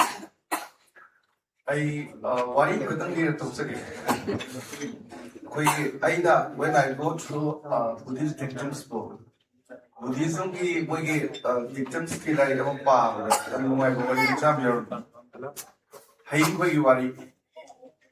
Hey, koi sina koi is home to set position like a hotel like a mother. Apart from some things, it is a good someone. On ID, koi is a target or a things in the poker wide. Other nobody, Maggie, Koira, koi get paid to the Silaga, my heart. Hey, koi graduate see a town. Tango and Lelaga, Mogum to Purchakil. The Hanko, the Yam, the might of the sea, Punzella from the Hig Lake with that. Upward with the Lake of Six, you couldn't let me. Hanko, come the way. None and Hage, no and Hage, Japan, Ponga, ꯈꯣꯏꯗꯨ ꯑꯗꯒꯤ ꯅꯀꯣꯟꯗꯨꯁꯨ ꯈꯣꯏꯔꯥꯗꯨꯁꯨ ꯄꯨꯔꯒ ꯆꯠꯈ꯭ꯔꯦ ꯀꯝꯗꯧꯋꯤꯅ ꯍꯥꯏꯕꯗ ꯍꯌꯦꯡ ꯈꯣꯏꯅ ꯈꯨꯝꯃꯛꯏ ꯁꯤꯅꯤ ꯌꯥꯝ ꯆꯥꯏꯗ꯭ꯔꯤꯅꯀꯣ yes ꯃꯣꯏ ꯂꯥꯛꯑꯦ ꯃꯩ ꯊꯥꯔꯦ ꯑꯩꯈꯣꯏ ꯈꯔ ꯁꯤꯔꯦ ꯑꯗꯨꯒ ꯑꯩꯈꯣꯏꯒꯤ ꯌꯨꯝꯗꯨꯁꯨ ꯄꯨꯔ ꯆꯠꯈ꯭ꯔꯦ ꯍꯨꯔꯥꯟꯈ꯭ꯔꯦ ꯑꯗꯨꯕꯨ ꯃꯌꯥꯝꯅ ꯈꯪꯒꯗꯕꯁꯦ ꯃꯣꯏꯅ ꯐꯅꯌꯥꯝ ꯇꯧꯔꯁꯨ ꯑꯩꯈꯣꯏꯅ ꯄꯨꯟꯅ ꯂꯤꯡꯖꯦꯜ ꯃꯥꯟꯅꯅ ꯊꯕꯛ ꯀꯟꯅ ꯁꯨꯕꯁꯦ ꯃꯁꯤꯃꯗꯤ ꯃꯩꯁꯨ ꯆꯥꯛꯇꯦ ꯍꯨꯔꯥꯟꯈ꯭ꯔꯒ ꯄꯨꯕꯁꯨ ꯉꯝꯈꯤꯗꯦ ꯑꯃꯨꯛꯅ ꯁꯥꯅꯦꯕ ꯍꯨꯔꯥꯟꯁꯤꯅꯕ ꯑꯃꯨꯛꯁꯨ ꯍꯟꯅ ꯁꯥꯅꯦꯕ ꯍꯨꯔꯥꯟꯁꯤꯅꯕ ꯑꯃꯨꯛꯁꯨ ꯍꯟꯅ ꯁꯥꯅꯦꯕ ꯍꯨꯔꯥꯟꯁꯤꯅꯕ ꯀꯣꯟꯅꯪꯗ ꯃꯣꯏ ꯍꯨꯔꯥꯟ ꯉꯝꯃꯣꯏ ꯁꯥꯕꯗꯤ ꯂꯦꯞꯄꯣꯏ ꯑꯗꯣ ꯃꯁꯤ ꯃꯅꯤꯄꯨꯔꯒꯤ ꯍꯧꯖꯤꯛ ꯂꯩꯕꯤ ꯑꯗꯨꯝ ꯈꯟꯕ ꯌꯥꯕ ꯋꯥꯐꯝ ꯑꯃꯅꯤꯅ ꯑꯩ ꯃꯌꯥꯝꯗ ꯊꯝꯖꯒꯦ ꯑꯗꯨꯒ ꯑꯅꯤꯁꯨꯕꯗ ꯑꯃ ꯍꯥꯏꯖꯅꯤꯡꯕꯁꯤꯅ ꯑꯃꯨꯛ ꯑꯩꯈꯣꯏꯒꯤ ꯁꯛꯁꯦꯁꯐꯨꯜꯁꯦ ꯁꯛꯁꯦꯁ ꯑꯦꯛꯁꯔꯁꯥꯏꯖꯁꯦ ꯃꯁꯤ ꯑꯈꯪꯁꯤꯡꯅ ꯍꯥꯏꯕꯗ that is the shadow of each of the individual. Me khudingi mami sigumani masi laap hai it's not far from anybody. Laap ta bani ek sum loina raga dei ni himi se adwaina mai pak kisu ai ga sum loina raga dei abuda bu mangal le kadi imi ti thok ta mamma ga ti thok ta aduna mangal na sum sanjin ba adu thok ta bu ni ngasi imrana pi miyamsisu mangalomda sum changsalakpada masak oipo miyamdu palaga laini aduga chap manana aina khinjabada mangalomda sum changsinbase mathong tae khali sigidamakta management dadi public management daga hasi anoba new management di ba aigi kenogasi yamaroina smart na hainais S stand for simple, M stand for moral, high moral values, A stand for accountability, R stand for responsibility, T stand for transparency. Masi lairagadi yamina fane si kamsage doina na imrana mayam dagi sum logba dumaina akoi su yam logri mayam dagi sagi hawa kadagi part mayam si idin kakana maru oibinate magi tayada yauriba nungsi lupa tala yaudradhi gari thobu yabnate anborasiko aduna khoi loinamak se kai khuna kuputlaga madugi importance khanga himlo punsiro do manipura lakosino thamjage usiki lakudri aduga imran su yam phawosino yamena parakni khali teknabada mani yeba mari kuya chedai dum khani parakni phawosino manipur gidi akhina jepi ba degidi chingda bibusi yaman ki tobuni organization sina chagadi chapulai ba ki mai machan je dei ya bidai param jate ye thau piu lakini moina thau pi na tobuni sikhare na yamna ba mayam na sukra cooperation pi ba khaida khaidin to ba ye thina ba ki posim dikra kanda view habra na alwa appeal to sake thank you very much.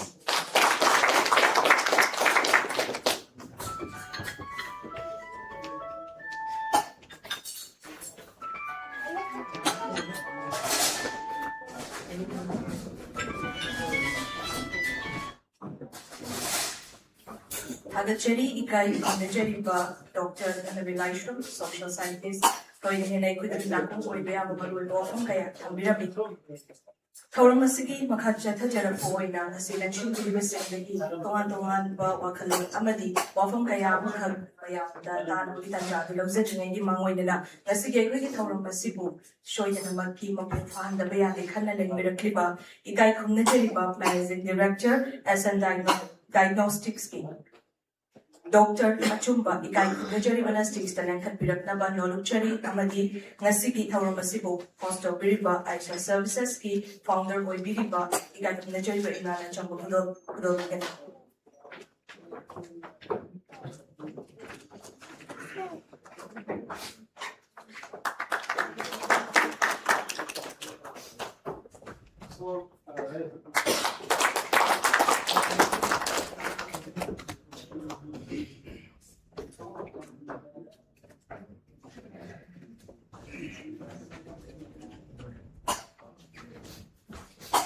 Thagachari, Mathanda Mu Kokachage, Mountain Jungi, founder di Hawaii Lobi Bekai Kumnajari Bar, Nauriam, London, Lenshin Directuna Chambukudo Leslie, Lobinabat Naluche.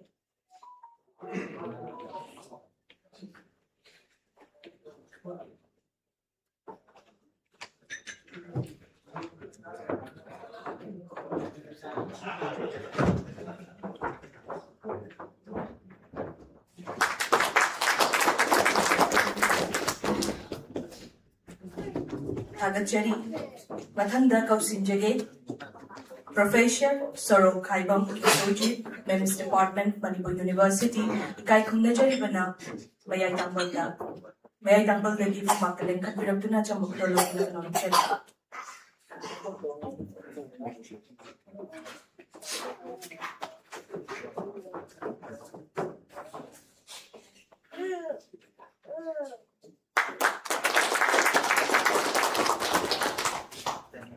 Thagachari,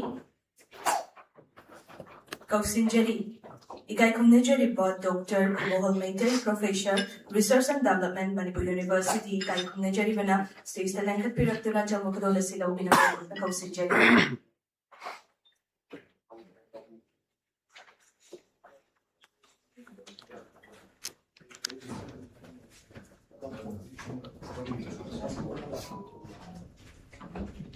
Research and Development Manipur University,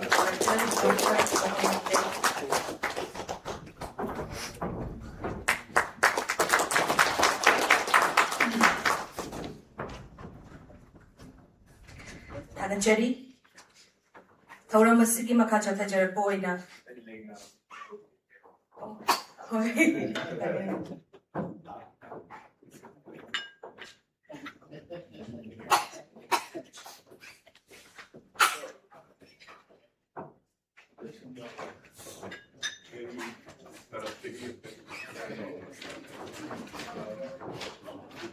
Ikai Kumnajari Boza, Dr. Ibohol Maydegi, Achamba Lenyana Makatan, Nasi, Aisha Services, the founder of Viriba, Emran Kanda, Kodota, beginning height in a Kapira, and a Bakando Cherry.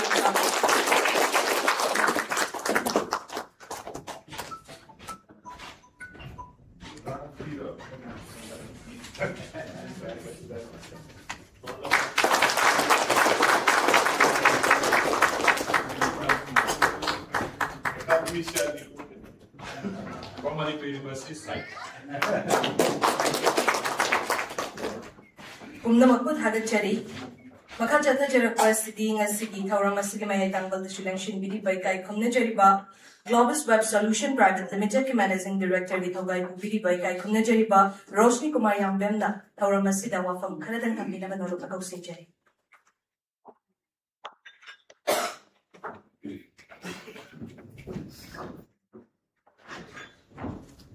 A very good evening, everyone. To Gahan Muktada, okay, a service of the Imran, and to invite the way of them Tagasari. Otherwise, a singing program city for you get together with that.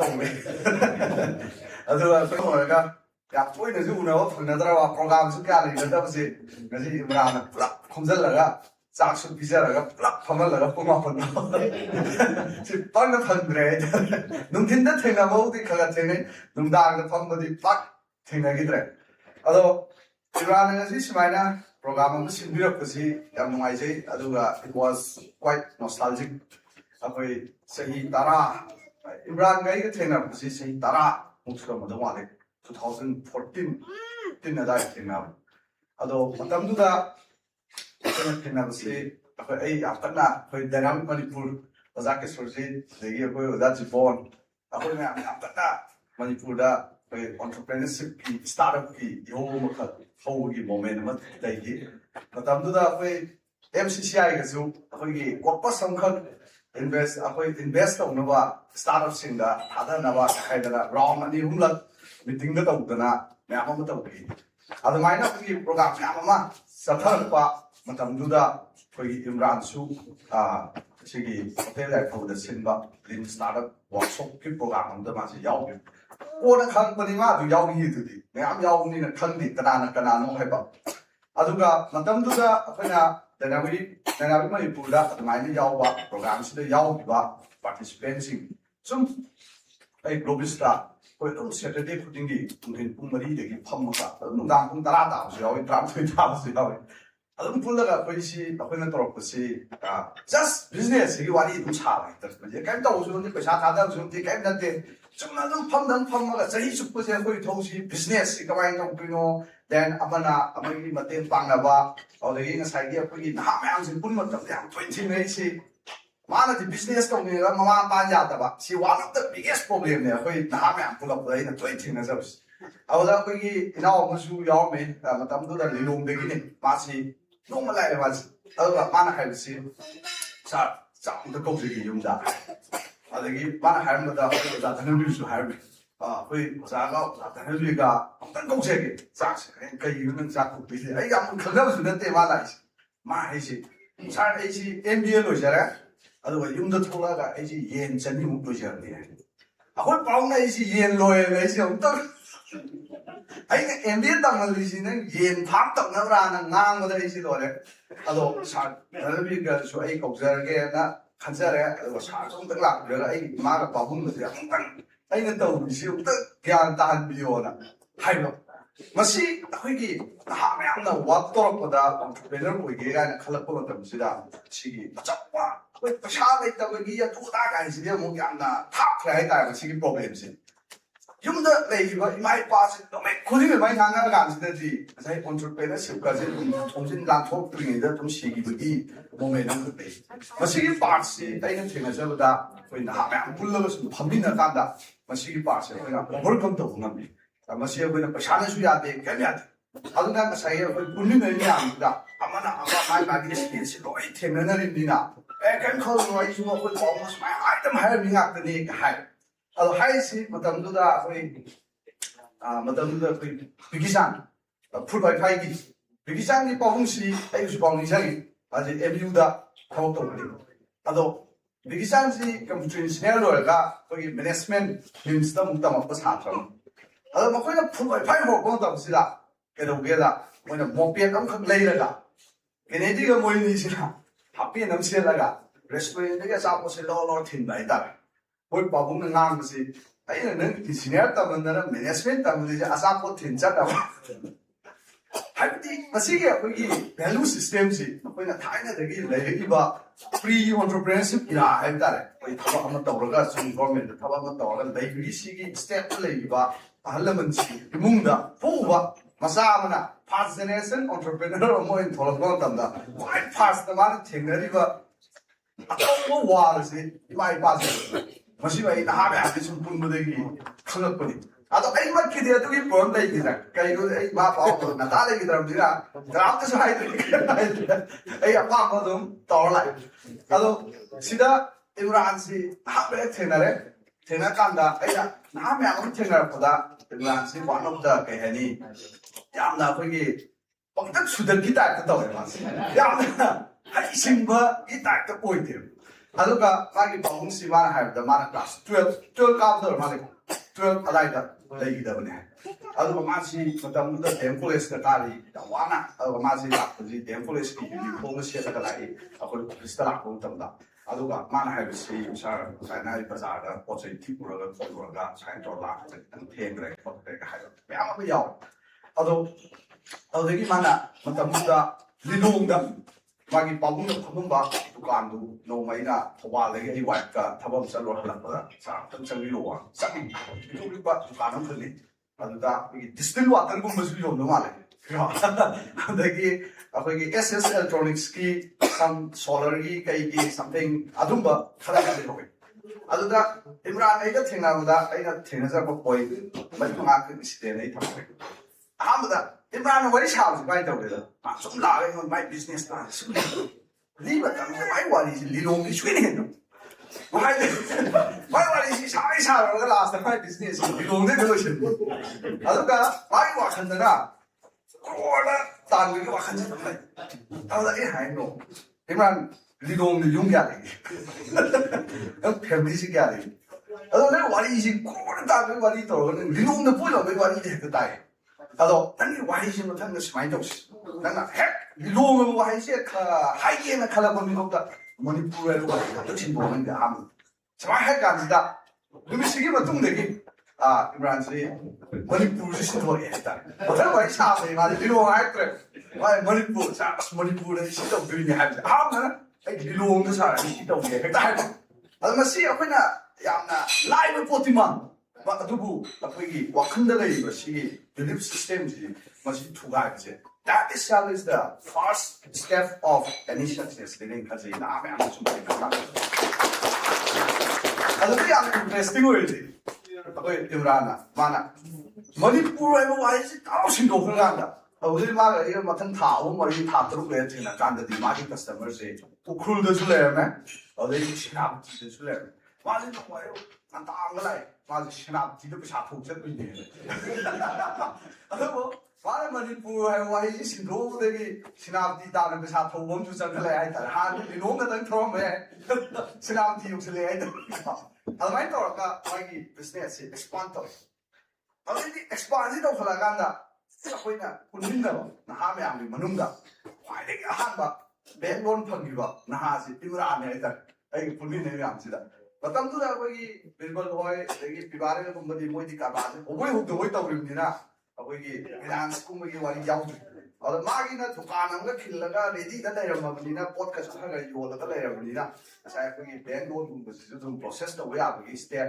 ꯂꯥꯛꯄ ꯑꯗꯨꯗ ꯑꯩꯈꯣꯏ document ꯀꯩꯀꯥ ꯀꯩ ꯇꯧꯗꯣꯏꯅꯣ ꯀꯥꯏꯁꯤ ꯁꯨꯝ ꯇꯥꯛꯑꯒ ꯈꯣꯠꯂꯒ ꯆꯍꯤꯃꯨꯛ run ꯇꯧꯔꯀꯥꯟꯗ IDBIꯅ ꯄꯤꯈꯤꯕ ꯂꯨꯄꯥ ꯂꯥꯛ 10 ꯑꯩꯈꯣই ꯌꯥꯝꯁꯨ ꯅꯨꯡꯉꯥꯏ ꯃꯥꯅ ꯑꯗꯨꯃꯥꯏꯅ ꯂꯥꯛ 10ꯒꯤ ꯕꯦꯡ ꯂꯣꯟ ꯑꯃ ꯐꯪꯕ ꯃꯥꯏ ꯕꯤꯖꯤꯅꯦꯁꯁꯤ ꯄꯨꯊꯈꯤꯕꯒꯤ ꯃꯔꯝꯁꯦ ꯑꯃꯨꯛ ꯕꯦꯡ ꯂꯣꯟ ꯐꯪꯕꯗꯩ ꯄꯨꯊꯕ ꯍꯥꯏꯇꯥꯔꯦ ꯃꯥ ꯉꯁꯥꯏ ꯌꯥꯎꯈꯤꯕꯗ 2000 ꯀꯌꯥꯗꯒꯤꯅꯣ ꯀꯌꯥꯐꯥꯎ ꯂꯨꯄꯥ ꯂꯥꯛ 30 ꯇꯣꯛꯑ ꯂꯩꯔꯝ ꯌꯥꯎꯋꯦ ꯑꯗ ꯃꯥꯅ ꯍꯥꯏꯈꯤꯕ ꯉꯁꯥꯏ ꯉꯥꯡꯕꯁꯤꯗ ꯑꯩꯅ ꯇꯥꯕꯗ ꯃꯥꯅ ꯉꯥꯡꯕꯗ ꯌꯥꯝ ꯆꯨꯝꯕ ꯑꯃ ꯌꯥꯎꯋꯦ ꯑꯩ ꯏꯁꯥꯅ ꯏꯁꯥ ꯊꯥꯖꯕ ꯅꯠꯇꯕꯤꯗ ꯃꯤ ꯊꯥꯖꯔꯨꯕꯗꯩ ꯑꯩ ꯄꯩꯁꯥ ꯃꯥꯡꯉꯦ ꯍꯥꯏꯕ ꯋꯥꯍꯩ ꯑꯃ ꯌꯥꯎꯔꯤ ꯍꯥꯏꯇꯥꯔꯦ ꯍꯥꯏꯁꯦ ꯌꯥꯝ ꯆꯨꯝꯕ ꯑꯗꯨ ꯃꯥꯒꯤ ꯂꯥꯛ 10ꯁꯤ ꯐꯪꯈ꯭ꯔ ꯃꯇꯨꯡꯁꯤꯗ ꯑꯩ ꯃꯃꯤꯡ ꯀꯩꯀꯥꯗꯤ ꯄꯜꯂꯔꯣꯏꯒꯦ ꯃꯥꯅ ꯃꯤ ꯈꯔ ꯍꯥꯏ ꯁꯥꯔ ꯑꯩ ꯂꯥꯛ 10 ꯂꯥꯛ 7 ꯑꯃꯅ ꯃꯥꯅ ꯂꯧꯔꯦ ꯃꯥꯅ ꯄꯤꯔꯛꯀꯦꯅ ꯑꯗꯨꯝ ꯇꯧꯔꯛꯀꯦ ꯂꯣꯏ ꯍꯥꯏ ꯃꯥꯒꯤ ꯂꯥꯛ 10ꯁꯤ ꯂꯧꯔꯒ ꯀꯔꯕꯥꯔꯁꯤꯗ ꯐꯖꯅ ꯊꯥꯗꯍꯧꯒꯦ ꯃꯥꯒꯤ ꯄꯩꯁꯥꯁꯤ ꯉꯁꯥꯏꯒꯤ ꯃꯌꯥꯝꯗꯨꯗ ꯂꯣꯏ ꯊꯥꯗꯔ ꯑꯗꯨꯗ ꯍꯥꯏꯔꯤꯕ ꯃꯤꯁꯤ ꯑꯩꯅꯁꯨ ꯃꯁꯛ ꯈꯪꯕ ꯃꯤ ꯉꯥꯛꯇꯅꯤ ꯍꯥꯏꯔꯤꯁꯦ ꯑꯩ ꯏꯝꯔꯥꯟ ꯅꯪ ꯄꯩꯁꯥꯗꯨ ꯍꯜꯂꯛ ꯃꯤꯗꯤ ꯑꯩ ꯊꯥꯖꯗꯦ ꯍꯥꯏꯕ ꯇꯧꯕꯒ ꯍꯜꯂꯛꯈꯤꯗ꯭ꯔꯦ ꯑꯗꯨꯅ ꯃꯥꯅ ꯉꯁꯥꯏ ꯍꯥꯏ ꯀꯥꯟꯗ ꯌꯥꯝ ꯐꯖꯕ ꯍꯥꯏꯇꯥꯔꯦ ꯑꯩ ꯏꯁꯥ ꯊꯥꯖꯕꯗꯩꯗꯤ ꯃꯤ ꯊꯥꯖꯕꯅ ꯍꯦꯟꯕꯗꯒꯤ ꯃꯥ ꯄꯩꯁꯥ ꯄꯤꯊꯣꯛꯈ꯭ꯔꯦ ꯍꯥꯏꯇꯥꯔꯦꯀꯣ ꯑꯗꯨꯒ ꯃꯥꯒꯤ ꯉꯁꯥꯏ ꯄꯩꯁꯥꯁꯦ ꯑꯗꯨꯗꯒꯤ ꯃꯥꯒꯤ ꯕꯤꯖꯤꯅꯦꯁꯁꯤ ꯍꯧꯒꯠꯂꯛꯅꯕ ꯑꯃꯨꯛ ꯍꯣꯠꯅꯕꯗ another 3 to 4 yearsꯗꯤ ꯆꯪꯈ꯭ꯔꯦ ꯍꯥꯏꯔꯤꯕ ꯁꯤꯒꯤ ꯐꯥꯏꯅꯥꯟꯁꯤꯌꯦꯜ ꯑꯩꯈꯣꯏꯒꯤ ꯁ꯭ꯇꯥꯔꯠꯑꯞꯀꯤ ꯐꯦꯁ ꯑꯃꯗ ꯂꯨꯄꯥ ꯂꯥꯛ 10 ꯃꯥꯡꯈꯠꯂꯛꯄ ꯍꯥꯏꯕꯁꯦ ꯃꯁꯤ ꯑꯆꯧꯕ ꯏꯁꯨ ꯑꯃꯅꯤ ꯑꯗꯨꯅ ꯉꯁꯥꯏꯒꯤ ꯑꯩꯈꯣꯏꯒꯤ ꯐꯥꯏꯅꯥꯟꯁꯤꯌꯦꯜ ꯅꯣꯂꯦꯖꯁꯤ ꯌꯥꯎꯗ꯭ꯔꯤꯉꯩꯗ ꯉꯁꯥꯏꯒꯤ ꯑꯩꯈꯣꯏ ꯄꯩꯁꯥꯁꯤ ꯆꯣꯞ ꯆꯣꯞ ꯄꯤꯁꯟꯕꯁꯤ ꯃꯁꯤ one of the biggest and easiest way to shut down a business 하이타래. 맞습니다. 아이 지금 어떻게 본인들 되게 그러고. 어디지 third point나 그 사이 임라나 폴리 포토는 포토래. 마이 카이 포토는 상대는 왜 포토래. 아주 IT 과티다. 잡더니 IT 과티다 거기 뭐냐 국가하면은 entrepreneurship 프로그램 좀 실리. ꯑꯗꯨꯗ ꯑꯩ ꯁ꯭ꯄꯤꯀꯔ ꯑꯣꯏꯅ ꯀꯧꯔꯛꯄꯗꯒꯤ ꯆꯠꯄ ꯑꯗꯨꯗ ꯃꯇꯝꯗꯨꯗ ꯑꯩꯈꯣꯏ ꯌꯥꯝꯅꯁꯨ ꯌꯥꯎꯏ ꯕꯤꯔꯕꯜ ꯀꯦꯅꯦꯗꯤ ꯍꯣꯏ ꯃꯌꯥꯝꯁꯤ ꯃꯅꯤꯄꯨꯔꯗ ꯑꯍꯥꯟꯕ ꯃꯄꯥꯟ ꯊꯣꯛꯄ ꯑꯣꯏꯔꯝꯗꯧ ꯃꯥꯜꯂꯦ ꯑꯗꯨꯗ ꯑꯩꯈꯣꯏ ꯄꯤꯕꯥꯔꯦꯜꯒꯤꯁꯨ ꯑꯗꯒꯤ ꯏꯝꯔꯥꯟꯁꯨ ꯑꯗꯣ ꯑꯩ ꯆꯧꯁꯦꯅ ꯃꯣꯏ ꯑꯁ ꯐ꯭ꯂꯥꯏꯠ ꯇꯤꯀꯦꯠ ꯂꯨꯄꯥ 2,200 ꯀꯩꯅꯣ ꯄꯨꯊꯣꯛꯑꯒ ꯆꯠꯂꯦ ꯑꯗꯨꯗ ꯏꯝꯔꯥꯟꯅ ꯍꯜꯂꯛꯑꯀꯥꯟꯗ ꯃꯥ ꯍꯥꯏꯈꯤꯕꯁꯦ ꯅꯤꯡꯁꯤꯡꯉꯦ ꯅꯨꯃꯤꯠ 5ꯅꯤꯒꯤ ꯄ꯭ꯔꯣꯒ꯭ꯔꯥꯝꯁꯤ ꯇꯧꯀꯥꯟꯗ ꯏꯝꯔꯥꯟꯁꯦ ꯋꯥ ꯑꯃꯐꯥꯎ ꯉꯥꯡꯈꯤꯗꯦ ꯍꯥꯏꯇꯥꯔꯦ ꯀꯩꯒꯤꯅꯣ ꯍꯥꯏꯔꯒꯉꯁꯥꯏꯒꯤ ꯃꯤ ꯃꯌꯥꯝꯗꯨꯒꯤ ꯃꯔꯛꯇ ꯆꯪꯉꯛꯑꯀꯥꯟꯗ ꯉꯁꯥꯏꯒꯤ ꯑꯩꯈꯣꯏꯒꯤ ꯀꯤꯕ ꯑꯣꯏ ꯏꯟꯐꯤꯔꯤꯇꯤ ꯀꯝꯄ꯭ꯂꯦꯛꯁ ꯑꯣꯏ ꯑꯗꯩ ꯋꯥ ꯉꯥꯡꯕꯁꯦ ꯍꯤꯟꯗꯤ ꯏꯪꯂꯤꯁꯇꯨ ꯉꯥꯡꯅꯕ ꯍꯣꯠꯅꯕꯁꯦ ꯁꯨꯝ ꯉꯥꯡꯉꯛꯇꯕꯅꯤꯅ ꯃꯅꯤꯄꯨꯔꯗ ꯁꯨꯝ ꯑꯩꯈꯣꯏ ꯁꯨꯝ ꯂꯩꯈꯤꯕꯅꯤꯅ ꯁꯤ ꯑꯆꯧꯕ ꯃꯥꯒꯤ ꯆꯦꯂꯦꯟꯖ ꯑꯃ ꯑꯣꯏ ꯑꯗꯣ ꯃꯥꯅ ꯑꯁ ꯑꯩ ꯑꯩ ꯑꯃꯨꯛꯇꯪ ꯃꯁꯤꯒꯤ ꯋꯥ ꯉꯥꯡꯕꯒꯤ ꯑꯩ ꯀꯤꯔꯤꯕ ꯄꯣꯠꯁꯤ ꯊꯨꯒꯥꯏꯕ ꯌꯥꯗꯦ ꯑꯗꯩ ꯃꯥꯅ ꯈꯔ ꯂꯩꯔꯒ ꯃꯥꯅ ꯇꯧꯕꯁꯦ ꯊꯑꯣꯏꯅ ꯐ꯭ꯂꯥꯏꯠ ꯇꯤꯀꯦꯠꯁꯤ ꯀꯛꯑꯒ ꯗꯦꯜꯂꯤ ꯃꯨꯝꯕꯩꯁꯤ ꯀꯥꯏ ꯑꯔꯩ ꯑꯔꯩꯕ ꯖꯒꯥꯁꯤ ꯂꯣꯏ ꯆꯠꯂꯦ ꯍꯥꯏꯇꯥꯔꯦ ꯑꯗꯣ ꯈꯔ ꯂꯩꯔꯒꯗꯤ ꯑꯗꯨꯃꯥꯏꯅ ꯇꯧꯔꯀꯥꯟꯗ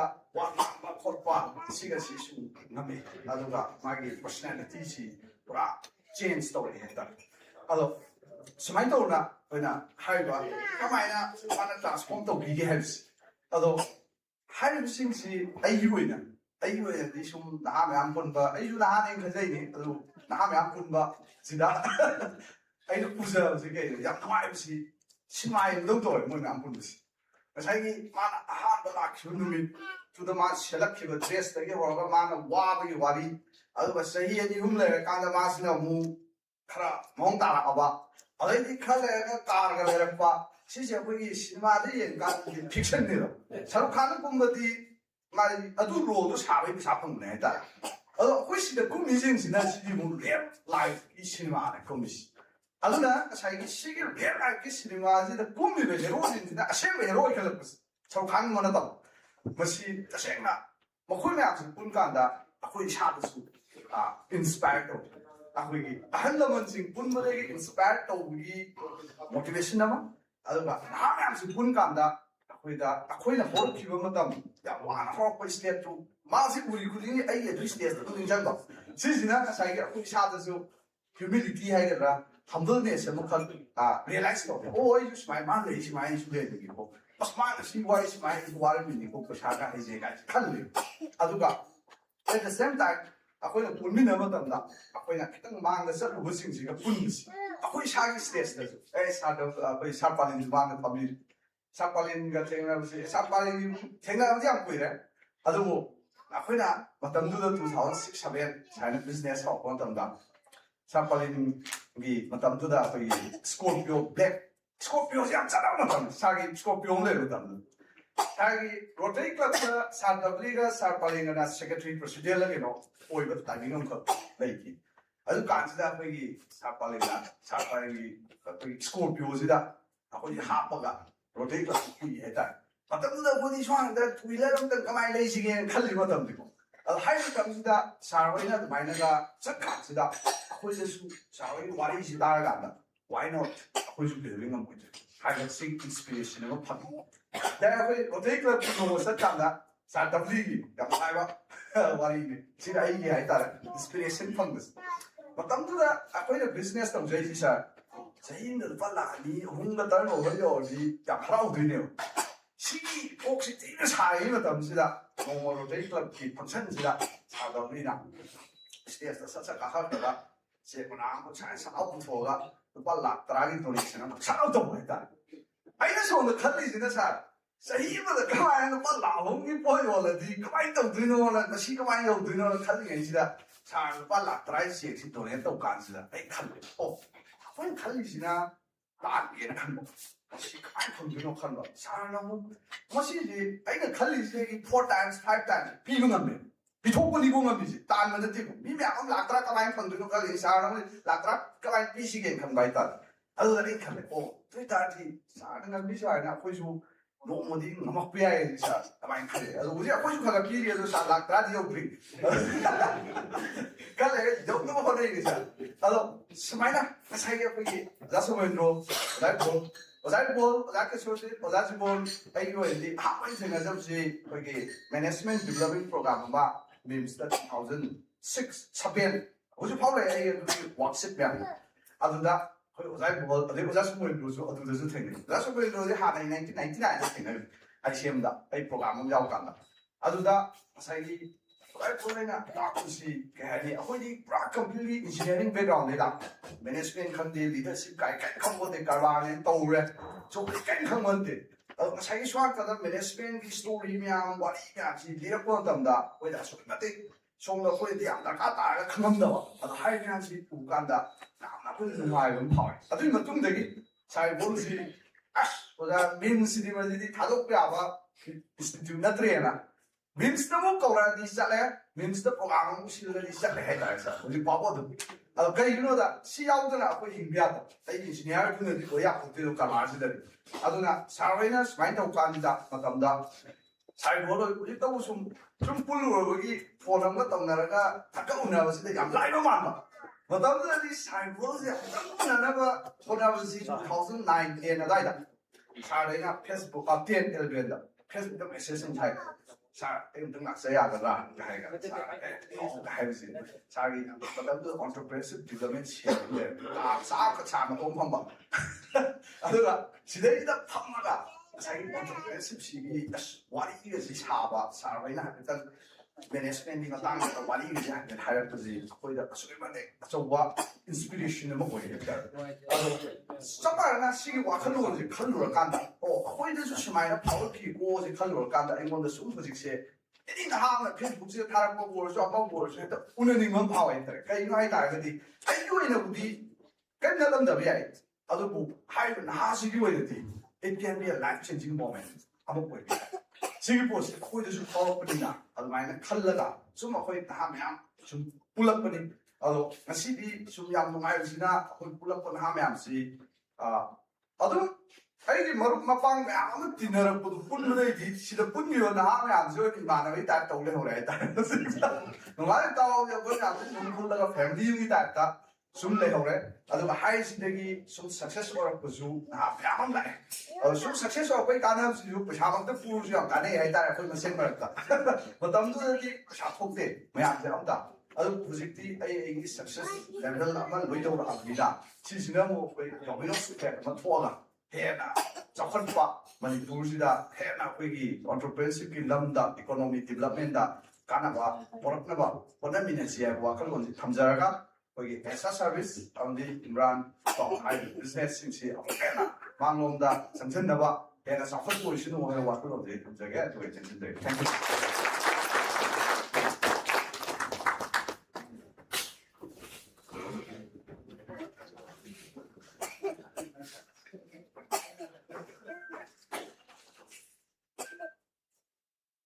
Kalau jadi,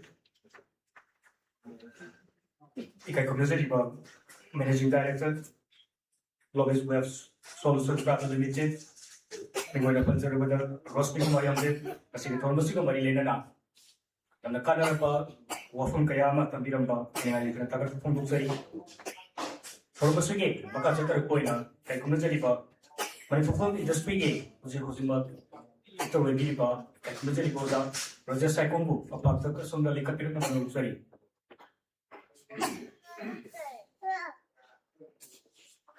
Alam betul sih, Aisyah Services Manipur ki, kau ji form tu ini lebih baik kerana jadi dosa, MD Imran Khan pilih jadi.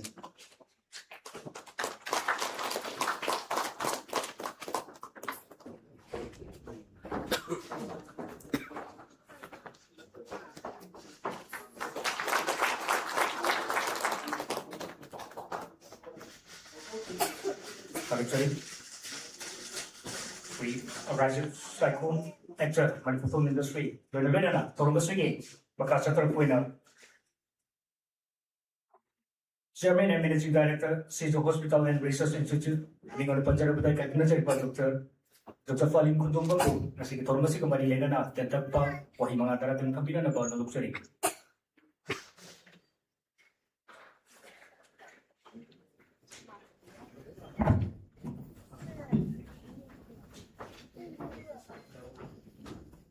Good evening to all the invited guests. Assembly Manipur की future deciding that. Imran Khan की वाली की हमने ताब जब लगाई. The journey, my story C, mana thengai the struggle, mana baru outdoor ga, asing stage life. Tahu dah inspiring point. Imran Khan से ina and friends को बोलने को business करके पूरा मर something नहीं माना मतलब जी हम लोग भी तो नंबा परिसाबा अति फोन तो रहे मानसून तक है सारा किसी को इन्वेंटर नहीं मिलता है अतो आपका ना उन्हें बड़ी ताज़ाती पे कम फंकी है अतो वो वैसी mana support lagi ba Aisyah services CC masih thole isi mana khalam ba manung do potari ba anjabar imagination mayam do toina thola pudai ba in one sentence so within so without you will see ꯃꯄꯥꯟꯗ manifest ꯇꯧꯔꯤꯁꯤꯡꯁꯤ ꯂꯣꯏꯅ ꯈꯜꯂꯒ ꯊꯣꯛꯂꯛꯄ ꯉꯥꯛꯇꯅꯤ ꯑꯗꯨꯅ I congratulate Nuram Khan and I wish makha tana chakhotpa oisanu chawsu chakholakini kairoda kwai maru orisi the way you learn the same way Dr. Palindes nang learning am torame tumina ado lagi gifts na dum success na si am sa mo fi ga ti hire ado the way you learn from various situations individual OBI situation OBI sigi da sapata I think he will grow faster than before. Thank you very much.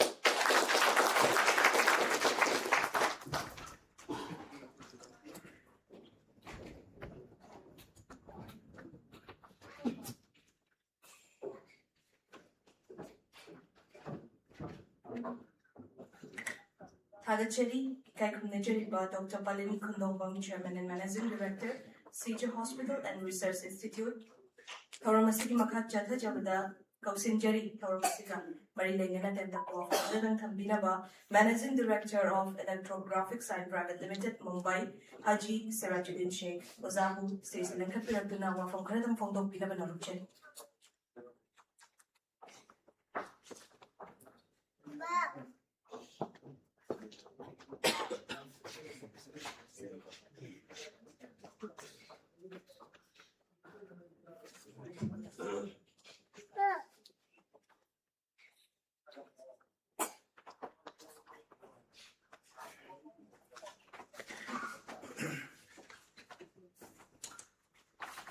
Kai Kum Nazariba was asking Ningwana Panjarabada, Dr. Davli Saab was Adanvir Saab or Sir Roshni Kumar. Tadi yang thang je redo, lengkap iba uzah macam pun mampu musong. Ulama Ikram Singh Ahlaman, Amadi Iman Don. Kaya thap pati kaya nagpati kiling giregi. Pumna magpu ay nataram log shari. I welcome all of you with Islamic greetings. Assalamu alaikum wa rahmatullahi wa barakatuh. May peace, blessings, and mercy of Allah subhanahu wa ta'ala be upon all of you. Luena na sige. Numit asi ay namagtali yamna. Matik magul lay ba amadi yamna hani pukni nungsi ba numit amo ba atha badali kidana mauka phangidra ba adugumba bazaguru sing mayam ainadi Manipur ki iraipa ki bazaguru sing haidana YouTube ta Facebook ta toina dum yanam sing dilo na ramjaba adugi mayam sing ngasi ai mangdre pagi yamna thamoi sida harau ba phoi aduna mayam boina yamna ikai khumna bu sari loina ai samupu yamna laibuk phaba ni haina mapuda dwa thogeri. And I pray to Allah subhanahu wa ta'ala that this historic gathering of Manipur's leader, entrepreneurs and professionals serves as a powerful foundation to take our state to the next level, inshallah.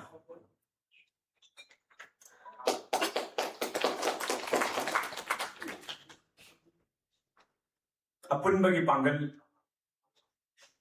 haibasi yamna mat chawi sumjit masai amana aikhoi ki sumangda amon pamayam si sengdok pangamdi chaw khraba ipa koi ki Manipur de chawna kai khe adu mi amana ti madu ki chaw khraba ipa adu bu thing pangamdi adu bu mioi kya punse lagati hai ipa tu thing pangamdi Subject masai kaya adana punsil labadi amot pa mayam na siyang gupangami.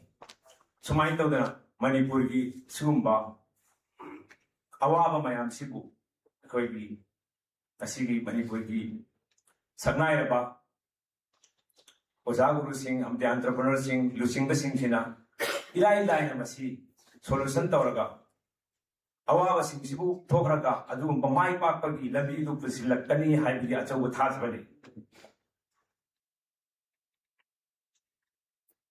ꯏꯔꯤꯛ ꯑꯃꯃꯝꯅꯤ ꯑꯩꯈꯣꯏ ꯄꯨꯟꯁꯤꯜꯂꯕꯗꯤ ꯏꯄꯥꯛ ꯑꯃꯅꯤ ꯏꯔꯤꯛ ꯑꯃꯃꯝꯅꯤ ꯑꯩꯈꯣꯏ ꯄꯨꯟꯁꯤꯜꯂꯕꯗꯤ ꯏꯄꯥꯛ ꯑꯃꯅꯤ ꯆꯦꯛꯇꯨꯝ ꯑꯃꯃꯝꯅꯤ ꯑꯩꯈꯣꯏ ꯄꯨꯟꯁꯤꯜꯂꯕꯗꯤ ꯌꯨꯝꯖꯥꯎ ꯑꯃꯅꯤ building ꯑꯃꯅꯤ ꯂꯪꯗꯨꯝ ꯑꯃꯃꯝꯅꯤ ꯑꯩꯈꯣꯏ ꯄꯨꯟꯁꯤꯜꯂꯕꯗꯤ ꯍꯦꯛ ꯐꯤꯖꯣꯜ ꯑꯃꯅꯤ ꯑꯆꯧꯕ ꯐꯖꯕ ꯐꯤꯖꯣꯜ ꯑꯃꯅꯤ ꯋꯥꯍꯩ ꯑꯃꯃꯝꯅꯤ ꯑꯩꯈꯣꯏ ꯄꯨꯟꯁꯤꯜꯂꯕꯗꯤ ꯂꯥꯏꯔꯤꯛ ꯑꯃꯅꯤ ꯏꯟꯁꯥ ꯑꯜꯂꯥ ꯑꯩꯈꯣꯏ ꯃꯌꯥꯝ ꯄꯨꯟꯁꯤꯜꯂꯒ ꯃꯅꯤꯄꯨꯔꯒꯤ ꯁꯤꯒꯨꯝꯂꯕ ꯁꯣꯠꯊꯔꯕ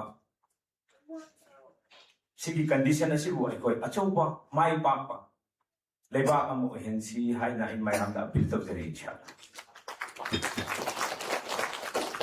ꯑꯩ ꯊꯥꯞꯅ ꯑꯩꯒꯤꯁꯨ ꯃꯌꯥꯝꯒꯤ ꯄꯨꯛꯅꯤꯡ ꯅꯨꯡꯁꯤꯕ ꯂꯥꯏꯔꯕ ꯋꯥꯔꯤ ꯀꯌꯥ ꯁꯨꯃꯥꯏꯅ ꯑꯩꯒꯤꯁꯨ ꯋꯥꯔꯤ ꯄꯤ ꯇꯥꯕ ꯋꯥꯔꯤ ꯂꯩꯖꯔꯤ ꯑꯗꯨꯕꯨ ꯉꯁꯤ ꯑꯗꯨꯒꯨꯝꯕ ꯃꯧꯀꯥ ꯆꯥꯗ꯭ꯔꯕꯅꯤꯅ ꯑꯗꯨꯒꯤ ꯋꯥꯔꯤꯗꯨ ꯅꯣꯡꯃ ꯐꯣꯡꯗꯣꯛꯆꯒꯦ ꯏꯟꯁꯥ ꯑꯜꯂꯥ ꯄꯨꯛꯅꯤꯡ ꯌꯥꯝꯅ ꯅꯨꯡꯁꯤ ꯏꯃꯔꯥꯟꯅ ꯉꯁꯤ ꯐꯣꯡꯗꯣꯛꯈ꯭ꯔꯤꯕ ꯑꯃꯗꯤ ꯑꯣꯖꯥ ꯃꯌꯥꯝꯁꯤꯡꯁꯤꯒꯤ ꯃꯥꯒꯤ ꯍꯧꯔꯛꯈꯤꯕ ꯋꯥꯔꯤꯁꯤꯡ ꯇꯥꯕ ꯃꯇꯝꯗ ꯑꯩꯈꯣꯏꯗꯁꯨ ꯌꯥꯝꯅ ꯏꯟꯁꯄꯥꯌꯔ ꯇꯧꯈꯤ ꯃꯗꯨꯅ ꯃꯔꯝ ꯑꯣꯏꯔꯒ ꯑꯩꯁꯨ ꯃꯇꯝ ꯑꯃꯗ ꯅꯣꯡꯃ ꯃꯅꯤꯄꯨꯔ ꯊꯥꯗꯣꯛꯄꯒꯤ ꯃꯧꯀꯥ ꯑꯃ ꯂꯧꯈꯤ ꯁꯨꯃꯥꯏꯅ ꯇꯧꯗꯅ ꯃꯊꯪ ꯆꯠꯈꯤꯗꯅ ꯆꯍꯤ 10 ꯁꯧꯗꯤꯗ ꯂꯩꯔꯨꯔꯦ ꯑꯗꯨꯒ ꯍꯜꯂꯛꯑꯒ 2000ꯗ ꯏꯂꯦꯛꯇ꯭ꯔꯣꯒ꯭ꯔꯥꯐꯤꯛ ꯁꯥꯏꯟ ꯄ꯭ꯔꯥꯏꯚꯦꯠ ꯂꯤꯃꯤꯇꯦꯗ ꯍꯥꯏꯗꯅ ꯆꯥꯏꯅꯤꯁꯀꯤ ꯀꯝꯄꯅꯤ ꯑꯃ ꯍꯥꯡꯗꯣꯛꯆꯈꯤ ꯃꯗꯨꯗ ꯑꯩꯈꯣꯏ ꯃꯊꯪ लापदना ngasi chahi 15 sore hojik mi 50 muk thabak suri maraksida achouba awaba kayam su thengnakhre haibadi mayamna thengnari badu baina igisu the factory mai jaktana achouba challenging kaya laktana sumaina thengnakhi adu baidu baina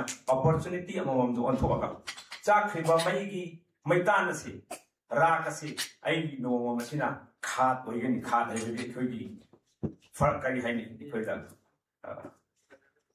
हार है तारे हार अदुन हार ओहलगा आई छी से अमन संगलकनी हाइना हिना मतमदा वारे तौखु अमसुंग अल्लाह सुब्हानहु व तआला ना हाय बदुदगी हेदोक थदोक टीवी दरंगसी अमुक हेना हान की फिबम देगी डबल हेना चाखत टीवी अदुन खोय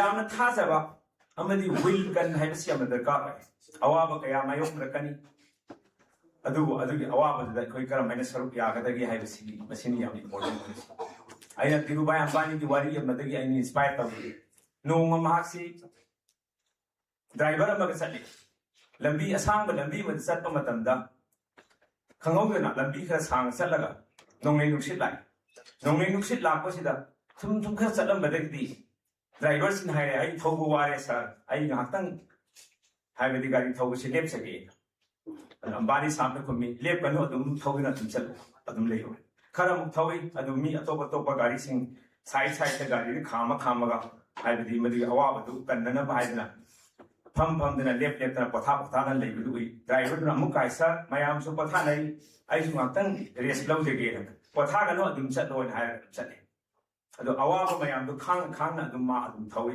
खरम थौरगा मरमदी सिचुएशन है मसी मफम खुदिमक्ता लोइ लेते अखोई पुंसी चुपसु लेते मरक लापै वाले मसी लाइब पोसे कन अपॉर्चुनिटी ने लवरगि कानबा अखोई न माइ पाक मैमो मसी दगी हासिल तो याय अदु माइना खर चला कान मोहि नोंगे सी लोइखरे अमसुंग हानगी नॉर्मल लेबा अदु माइना तु नॉर्मल लोइ पा मफम दियावे यरपम मतम सिदा अंबानी साहब हाय नंग गाड़ी साइड तक थमो पार्किंग तरो अदुगा नंग गाड़ी से खामो ले बोय sir करीनो ngасai awaba matamdadi sarna khambe sunga yakidi adugo hoji karimta awaba leitre adu nongle nusu leitre hadi hoji khamo haisi karino adu ambani sam khumi ngasai wari ba mafam dana khamam taragadi ngasai wa dana khamda le hoi bombi singbugi marakana su legane adu lahang madada karis piraga thona hapsilaga mafam du la tok bangam na ba hodaraga ngasi la tabina ikoi awaba du la thoi hoji dan patha ba yare सी कोई तमजनेगा योगा यामना फजबा कनो सिंगनी अदुना अखोई अवाब कयादि थेंगनगनि पुंसी सिदा अदुबु अवाब दु मायोकना बा हाइबसी अखोई दरकार है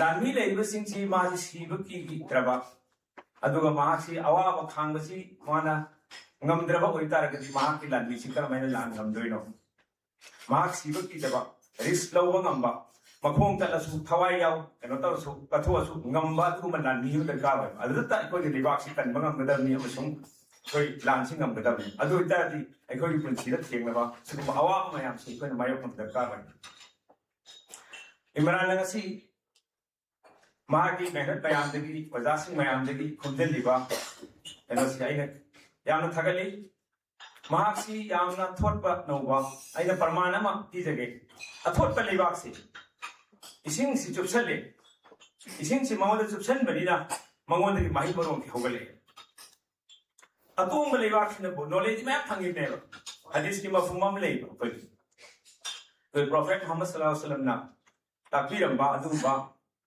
परमानम लेबदि नियोय मखल अहुमने नियोय मखल अहुम सी लेबाक मखल अहुम को परमान तवरे अतोंब लेबाक मसिदे इसिंग सी तारके इसिंग तारई अदु इसिंग सी चेन हरक अदु सखिने अदु मीसु माना घमन लेबा खुदानी चावबा माना नॉलेज सी मैम लाकने मयामदगी अदु मान खोइसु खंगिदा सियादा तवरिने इन हायरगा लिथोकने अदुना माकी छु कई काना खिदे अपुट पलेबा इसिंग की तारकनी अदु इसिंग तुमसल लई तुमसली बे इसिंग सी माना सुबसंद्र मिना ममोदक माही बरों को होलके अदुमाइन तुना मीसु नॉलेज मैम खोजलनी नॉलेज के गोदाम हम लेरनी अदु माना मदु प्रैक्टिस तवदनिया नुमित खुदिंगी मागी डे टू डे लाइफ ता सिनदबनिना महामुनैसु कई कान फंगे मसागेसु अतोपगेसु अकुट अहुम लेबाक्सिना इसिंग लाकसे माना चुपसलमिना मांगोदगी माही बरों की होगले अदु मया मसागेसु कानरे मियाम सु कानबी समाई तौदना कोइना मीसी लाइफ नॉलेज से मान चुपसनबा मीन्स मान नुमित खुदिंगी डे टू डे लाइफ ता प्रैक्टिस तौबा लोइना बिगोदा सु मका ताथोपा अदु इतारगदी इंगोंदा माही बरों से से उपान औ पाप हाइबली उहे याम पान उसी इंगोंदा काना की माही बरों की अदु उहे याम पान बो उसी कोइना उहे याम पाले ने दि खंदि खले मीसु इना खंदसी नि श्याम इना खले से तु खंगे अदु मसि करमाय इना खले नो उहे सि करमाय पाले नो हाइदि को खंजन अखोई दस इमाजिन तौसे लेबाक सिगी मथक सिदनेबो उपाम बिसौरिसि उपाम बिसदनेबो उपा अखोई उहे मैम पालेसि अदु वही मैम पालिसी कमाई पालिबनो हाइबसिदे अखोई थुलुना थिजनदे अदु लेबाक से फोटो अगदि उइथि उगी मरा मैम चलंगने मा खास मीनु उदब अदुना माना अनसीन मेहनत मैम तौरिने लेबाक मनु सुमाई तौदना ngasi अखोई फावरबा मियोइसिंग माइ बाबा मियोइसिंग दि मोइगी कुंगुन मरिगी अहिंग नुंथिनसे मोइदा अखोई उबा ngamdaba मेहनत मैम तौरिने अदुना मरम ओरगा मखोई नालेकी मथक ओहि पालेने अदु इमरानदसु अदुगी गुनसिंदु माशाल्लाह अदुम सेली मांगोना खंगिंगबगी यामना थोरांबा अदगी तमनिंगबगी अपांबा न लेबा तंबा हाइबसि अम दरकारनि ओजासिंगसु ताकि आइनसु अदुम हाइबदि यामना कनो तौजे अदुना लर्न हाइबो प्रोसेस सिदनेबा अर्न लेक्सि LEARN लर्न हाइबसि सिदनेबा अर्न लेक्सि अदु इतारगदि तुम लर्न तौसे अम दरकार अर्न तौनबे अखोय मयाम पुनसिनसि चाफेमिनसि इंशाल्लाह अदुना ngasi numisi yang nuksiba puning nuksiba adu by historic gathering amo ere adu ai mayam dasu barto namtang pi dege mumbai da lakpiu adu oja sing su barto pi dege mumbai da tanjan lor ga lakpiu adu ai contact number lo piu adu mutang mayam bu ai na mafam side leitrabani na ada daga seba ki tawgi adu pudong sam tum piu han ai daga sendere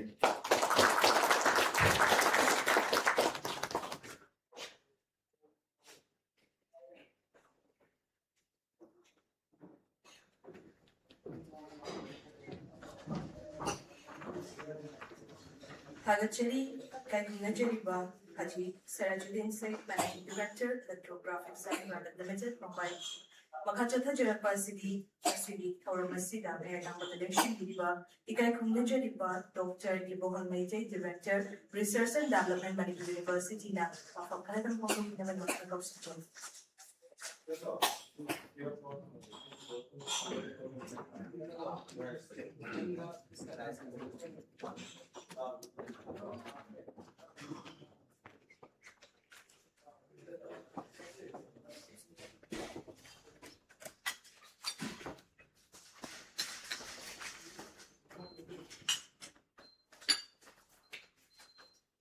Sigi Skublaba ESO services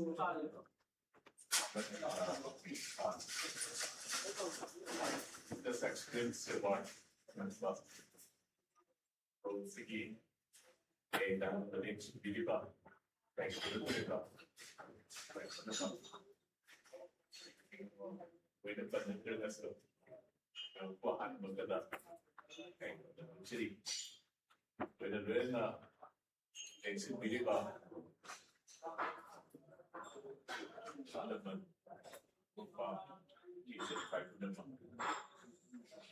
corona. Jadi, han maganda Muhammad Imran, congratulations ina kamdaki. Kone makan ba, apa ba, makan ba, aduga, kak makan bukan beda na, pandang apa, mencoba, ini lagi, cerita sini, nanti kita main bagi tanda yore, yang memang kau nahas ini berarti, yang we kepentingan orang dalam sekitar yang tercampur jamaah ada yang di Ibrahim ke Koi ke winners of the city yang komen weba kesengi dan tergesu tak terkuina pada segi management development di kali sota tahun damda Sida, Ska, Center for Transit, Skill Development kita, Equipment of the Yang. Praising way mayam smile to kita saya aku ini harap jadi sih, tapi pasti contribution ni, mai masih tapi pada adun lagi pada dah wakil lalu sih aku ini kerja riba kerja sih, adun mayam dan kadang share tu jadikan dah, karena bakal jadra kan kerja bang. aduda kamu kerasu lagi karena ikan kan bersaidah aku itu ada hal hausa bahaya deh pasal kai din mai jadi bahang tapi tapi bah airoi bahaya deh makoi na main paling bah aku ini kerja makara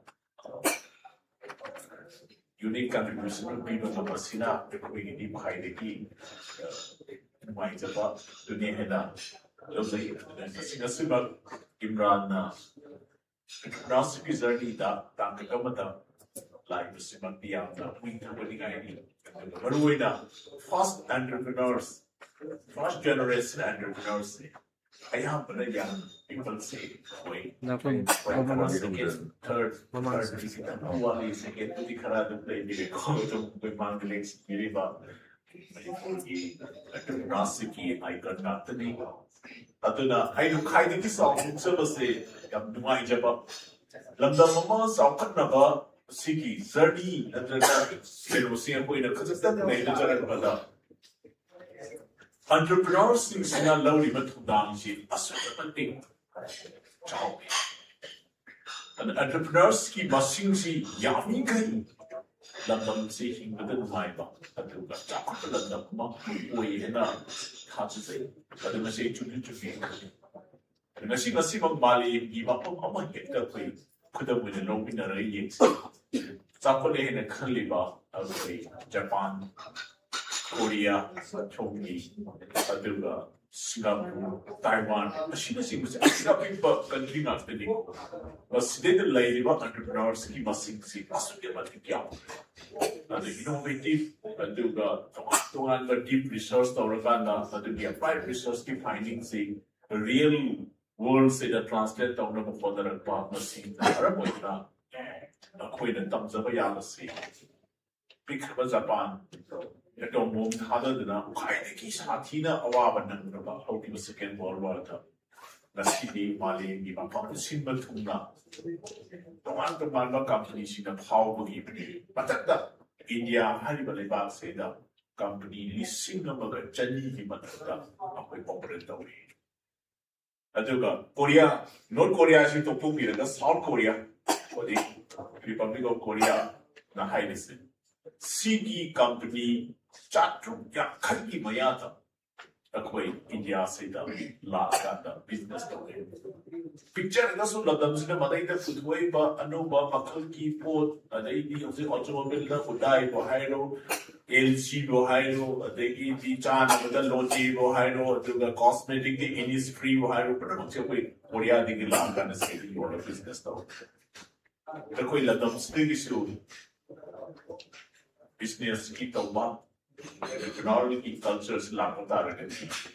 Maybe external remittance so भी है नत्रगा export activities की पालन तो वो भी है economy की contribution से सुखे माती या अपना कोई चावी अदुना मशीन सिमा पे ना चिकन मया पुन्नी नरिबस की सामने लोग से लगा था जनी बसे लोई नमक इसा की लम्बा के ने excellence और मुझे अंतिम कोई न कहीं शो तो ना हाइनिंग आई नहीं चलते अदु तुमगी विरोल की तमक्ता ये मेरा कांदा अखोई लंदम सैदा याना professional ओइबा companies अदुगा अखोई public limited company दखर चावना अखोई साखोननबगी मचनन का शेंगन मिननर बगी कोननि बगी अपाम बदु थमजगे बंदिगसी पावरबा केनो से एलेन मक्से मागी share से चाय companies the only 12% खतन मार hold और खादा company से फसना केनो सवे अदु अतोप में आवो दि share holders वे आपको ये चाहिए जो मतलब मदन अदु भी आपने लगोगा करना business तो वसु नमदु मानते अदु वो little bit of कोई share holder गुम्बा कितन little कोई बिना नो पे केनो से investment का दिता उसका कितन या गदरा लिमो लिमो केनो से इता अदु मंगाए अदु पु I love to see Manipur a vibrant state in the next few years down the line. And for that matter, the Queen and Dakar would say, young people since they are innovative and entrepreneurship mindsets now transform the Udrigadi, Koya to Mikari Wina, Koya to Miami, Koi subsidy the Kimba, Koi Kurukam when they Utaragadi, Mazin says Halaroy, and the Koi Shani Sabu, Linsabamna, Koi Achamba Furuki, Haidargadi. Entrepreneurs, job creators की machine से खरीदना या फिर थोपा लाखों से खरीद सेता एक कोई यूनिकॉर्न कंपनी की मशीन से खरीद या थोपा मतलब बगी बंग दुमा बंग भी न से अदना इधर टाइप में पूरा अरोई बता थोड़ी जनी में से इमरान अमसु लेक्चर भी बात मांगा कोई मणिपुर की सुनाई बात entrepreneur खुदी मग चिता तो उसे बात थबक तौर खुदी मक्का ताकि मक्का तुझान बिदना हेने चौकट पा तौचरी बा business लगी हेने चौक पा अदुगा मालियम सैदा कोई लंदम से picture का सुमसक तापता entrepreneurs सिंगी तुझान लोगिना अचन बा फुरुक नमनी हैबतु तापता ताकि मक्का तुझान बिबा वैष्णु है वाफ हम खरसी खदरगा मैं अपने मक्का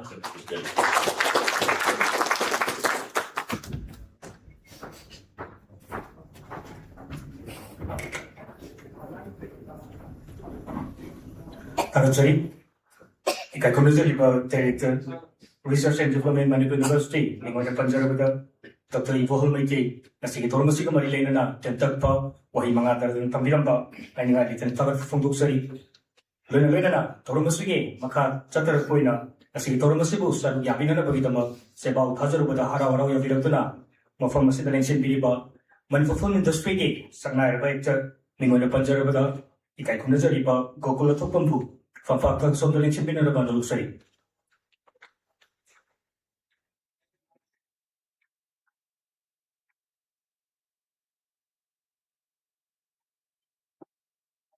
Then a Chambakudo, giving a bit of ISA services, Manipuki, founder, Kakumazari by the Marankan Kosenjari.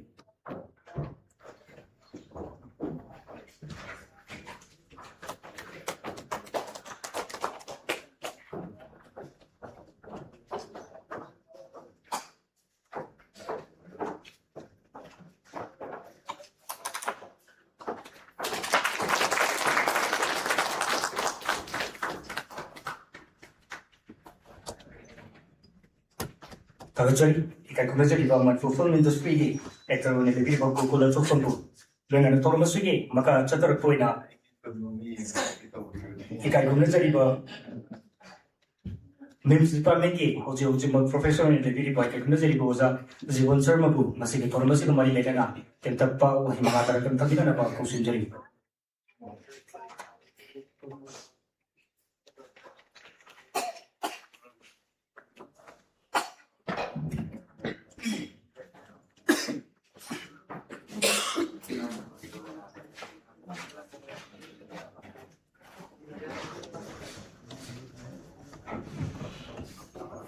Thank you very much. Thank you, Muhammad Imran Khan, for this opportunity. You got a good name. Imran Khan is the cricketer Masu Layanako. Although Laybiriba, Indiriba, Mayam, Umnamapu, with due respect, and many of you I know. Although I can tell Yam Sang Nusulozer, right? Can I Adam Kara Adam Tangi. Okay. Thank you very much for the invitation and my Nuruchari. I was a bit surprised. I think Imran Khan I'm on the phone I was a bit surprised. Canada Imran Khan said as one of the participants of Dynamic Manipur. According to Dynamic Manipur and where many of the dignitaries here also are participants or members or advisors of this organization. Although Imran Khan is also one of them. Although Imran Khan I want to phone the Rainoma. Although I am teens in the Bible of Hongre. Although Mana I means full name half to Hangbazanida. Next year the debate for money. Namalopore. But I like your name. And then you have given to me. Okay. Congratulations, Imran Khan. Aduga IP Yam Queen of the Eating Nazaraba. Friend Ama. I know Nangi and Kanba. I know what I Wakalon the man when Nansokre. I be my friend, was honorable Canada Peggy, one KE, Oiba. I get the finest after wedding and dinner. I know them, he's a good friend. One I am going to.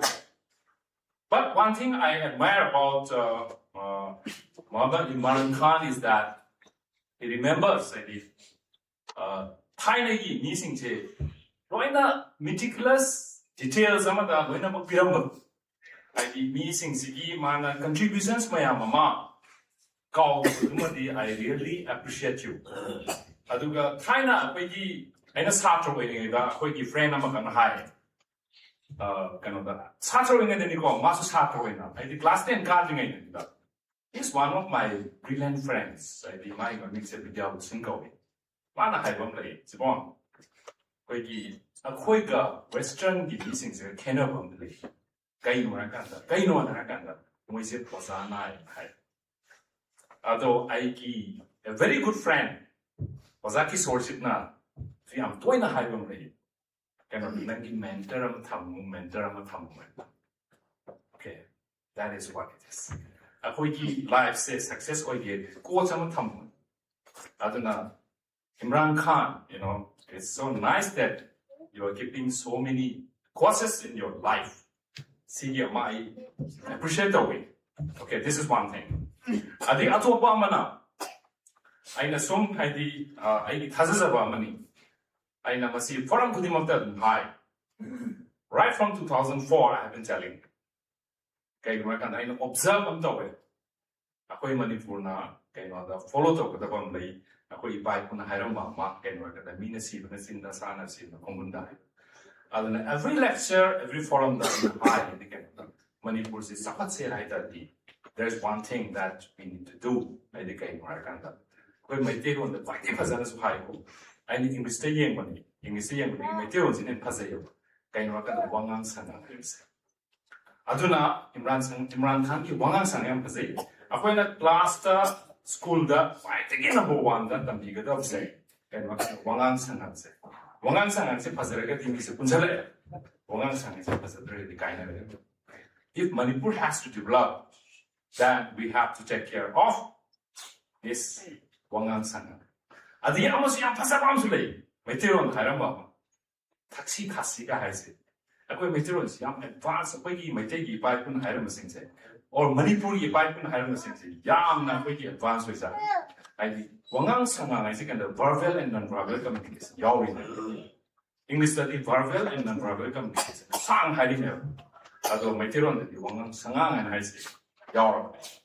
2004 degi ako yang toina mi se organization things and some thing about matamda we kind of problem talk was kai do idea kan it's because of the way you speak I say sigi se e wangang sangan se aduna masigi se we sakha se that in every school every college every forum every lecture I always mention that if Manipur has to develop then we have to take care of our wangang sangan.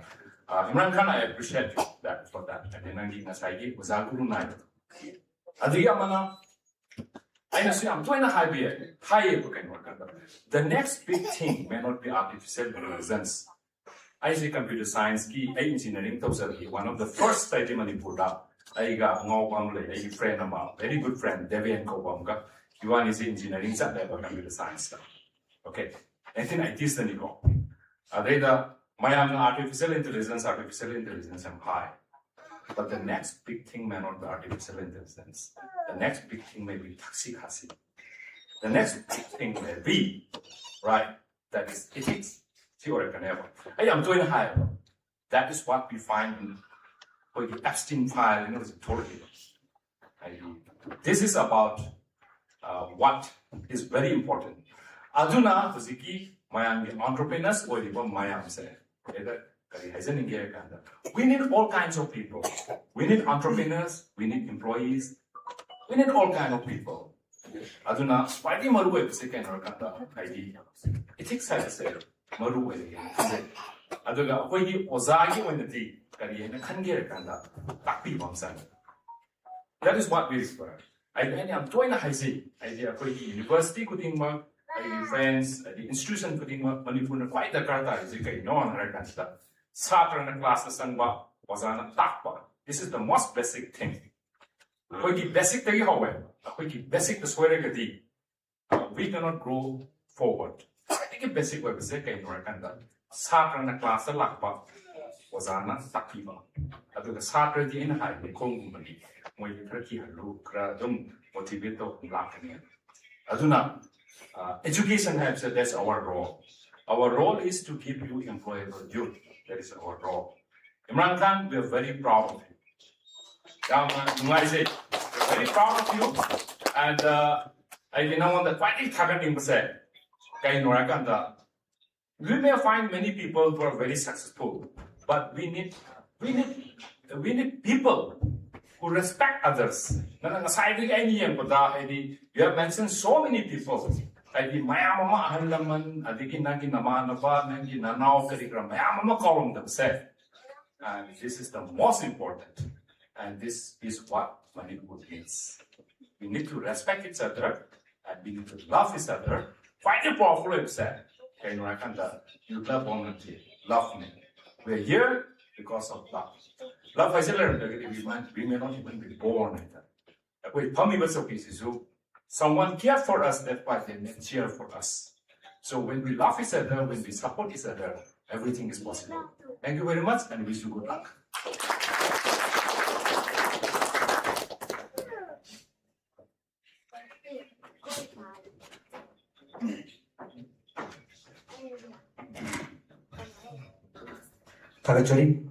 Ikai Kumazariba, Names Department, Manipur University, Kakumazari was a Professor Jibun Sermaru, Asigatoromasica Marilena, Tentakpa, Mahimanga Tamiramba, Asigatoromasic in the Lanzariba, Isa Services, Manipur Maketigi, Hainalitan Tagar from Tuxeri, Lena, Asigatoromasi, Koyam, Atemam Tamimanda, Lucinaba, Padam Tanzari Maramatuna, Kasigi, Maka, Wangam Wisina, Koi, Matangi, limitation of seeing Biraga, Koi, Saisagi. Wakalon singa tu photo pina daba si tormasi ko sanjalang jari ba Aisa services mani pagi mai ke digi no na pilas tau jari to na si tormasi ki maka chatar poina Mims Department Manipur University ki housing professor in a Togai Pubi by Kakunajari Boza, Sorokabon Kisujetpu, as in Toromasico Marilena, Tetapa, Mahimagara, and Kabina about Kusunjari.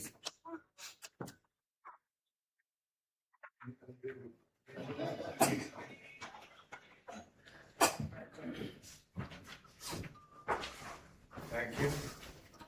한도막다다 Imran Muslim Isaac services. Thank you very much for inviting us. And it's an opportunity for all of us. We respected Kamusing Sir Singh, and my dear friends, colleagues. I am Punamanku Nazari, Komanjari. Hey, yam sang hajar roigi akoi wajani na dunga ki. It's a normal practice.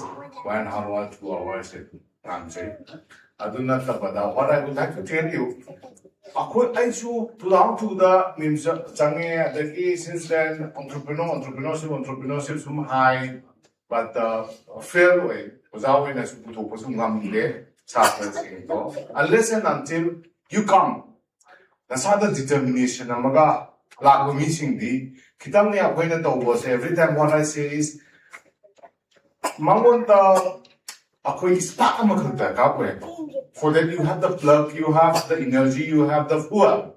Akoi to is di makin dang khet paneba aduki plug to matang pi gradi spark to matang pi bada adu mai hore and what I remember is Henry Ford about Ford Motors ki Maputo. Mangonda mana success wera ganda mangonda media person nam lai do hange Mr. Ford nangi employment ga paisa quite fee musical na adum na ke to lo quite fee do Henry Ford pusale lao yin lao kan nu pa mo le so ki ga mo khong thak la go man, kai ta su tau tau nu ba se nang tu lu khai am pi ai si kai tu boi mu ane for na ai ki car si ki design tau re sia mai ma ko te thulak pa ni so what is very important in our life entrepreneur mo ko ki kun si quite important to say nang ki ko si na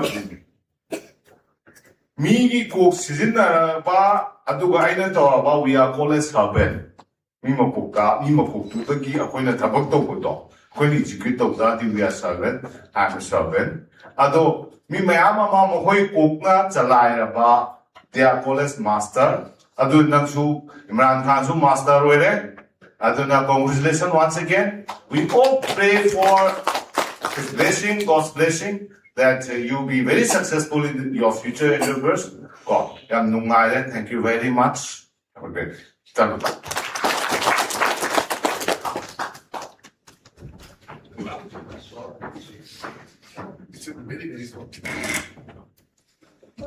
Tagachari, Ikai Kunajari, Professor Sorokapon Kisojit, Mims Department Manipur University, Nasi Toromasica Marilena, Tentapa, Wahimagata, Tapiramba, ISA Services, Manipuki Marketing, and Rally Fungo Ceremony, Kai Kunuchari. Then a Toromasici, Makata Puena, Ikai Kunajari, Ligla Foods Private Limited, Kiahoji Hosima, found in the Libiriba. Zulkumar Tanzambu, a Sigitor Musikamari Lenana, Tentapa, Wahimagata, and Kamina about Doluxari.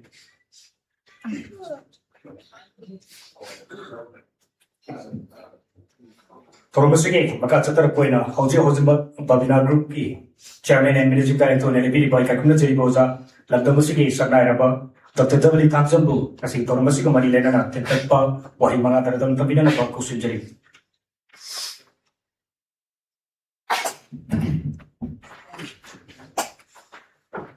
Tinbir ba mayan puno mo kukarim jari. Koi thangsam family ki diya ko aru nangam maduna koi represent tawra koi ning nai di. Ko mira roi ko su ko roi nan mina lezer mati. Adu ko to pira binai wai yam lidin thamjage am sano tham lozer roi. Taruk chana hui ngasi program se. That is very exceptional. Koi lam se da matam nai da bagi challenge madun nai theng theng ho gi do ngasi si program ki matung ina taruk ta ho ba ne raton se yawi. Although Chana Pung Taruta program say away. But you say Pung Nipan Futa almost 2 hours 40 minutes here already. ꯄꯨꯡ 2 minute 40 ꯆꯠꯈꯤꯕꯁꯤ ꯈꯪꯍꯧꯗꯦ ꯁ꯭ꯄꯤꯀꯔꯁꯤꯡꯁꯤ ꯑꯗꯨꯛꯀꯤ ꯃꯇꯤꯛ ꯐꯖꯅ ꯉꯥꯡꯈ꯭ꯔꯦ ꯑꯗꯨꯒ ꯆꯍꯤ 30-40 ꯍꯦꯟꯅ ꯑꯩꯈꯣꯏ practice ꯇꯧ ꯂꯥꯛꯄꯁꯤ ꯉꯁꯤꯒꯤ ꯄꯨꯡ 2.5ꯁꯤꯗꯩꯗ ꯑꯩꯈꯣꯏꯅ ꯇꯥꯟꯕ ꯏꯟꯐꯣꯔꯃꯦꯁꯟ ꯅꯣꯂꯦꯖꯁꯤ ꯁꯤ ꯌꯧꯐꯝꯗ ꯌꯥꯎꯗ꯭ꯔꯦꯅ ꯑꯩ ꯊꯥꯖꯖꯩ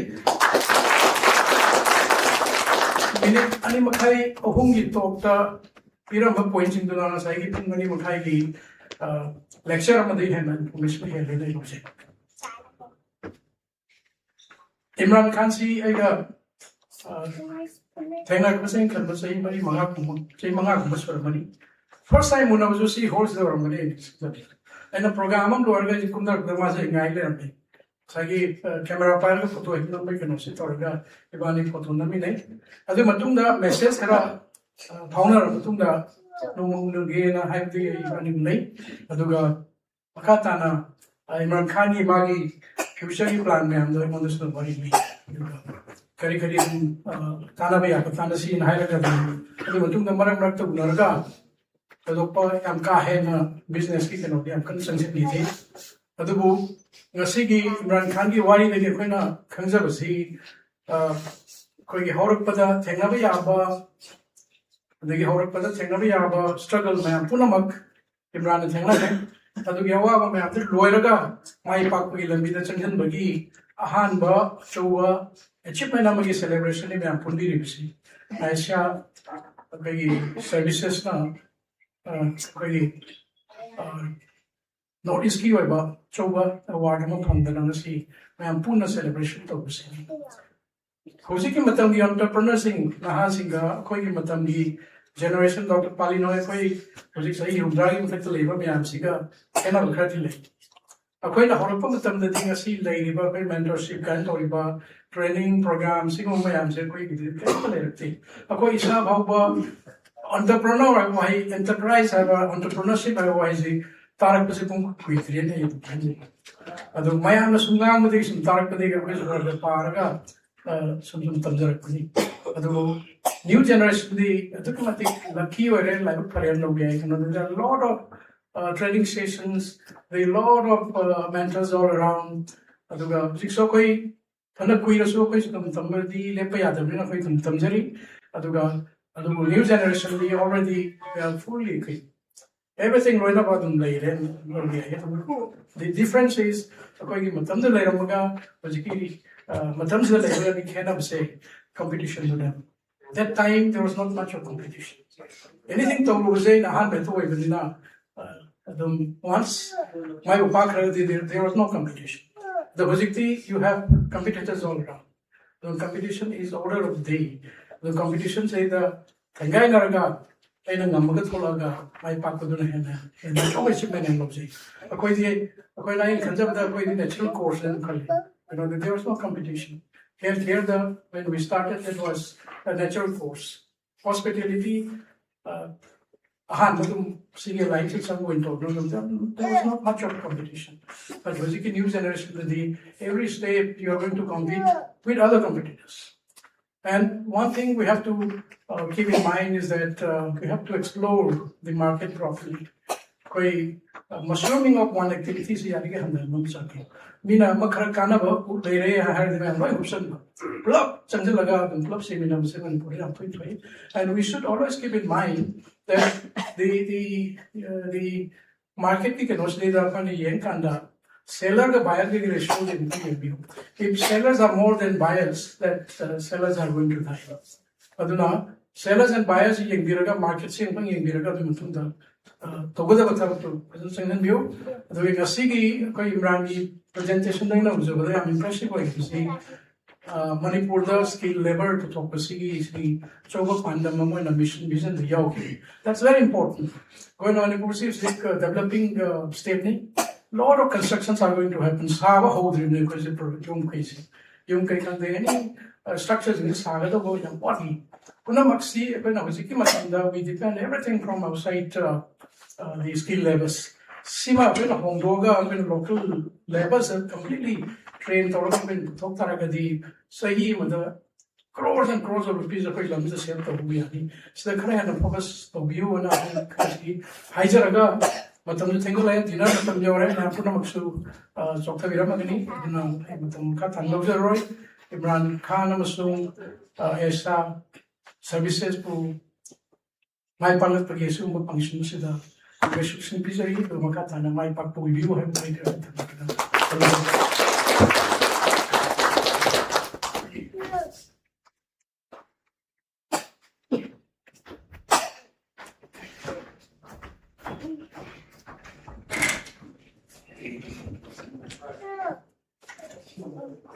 Tagachari, ikai khumnajari bo chairman and managing director, Bhavina Group, Mingona Panjarabada, Khumnajari bo zata Tentabli Council, asing Tormasiga Marilena, Tentapa, Wahimanga Tentabiramba, Ainanga Tentaka Funduksari.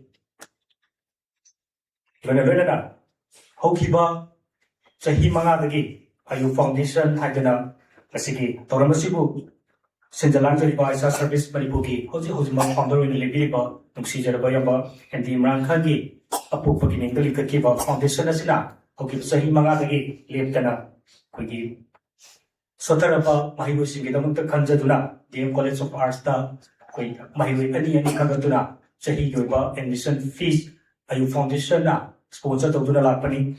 Chalibasagi Sigisu, Aiba Mahibu and Nika, Okotaki, Tanzadu. And the Manjur, Dhanamajuri, College of Arts, Apakang Sotalika Pirkanilon and Kulatam Sahil, TM College of Arts.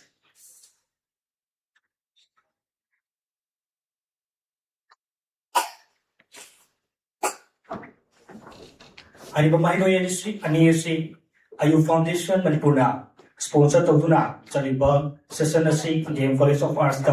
Hojima, my Tamil Mahini, I am Mahinoi, Aliasida, Kodopu, Pibinamidamagi, Kakunajaba, Professor Suras, Hasodi, PG Department of Political Science, but Dhanabajur University, Kakunajari Bozana, Achamba Kodoris, the beginning.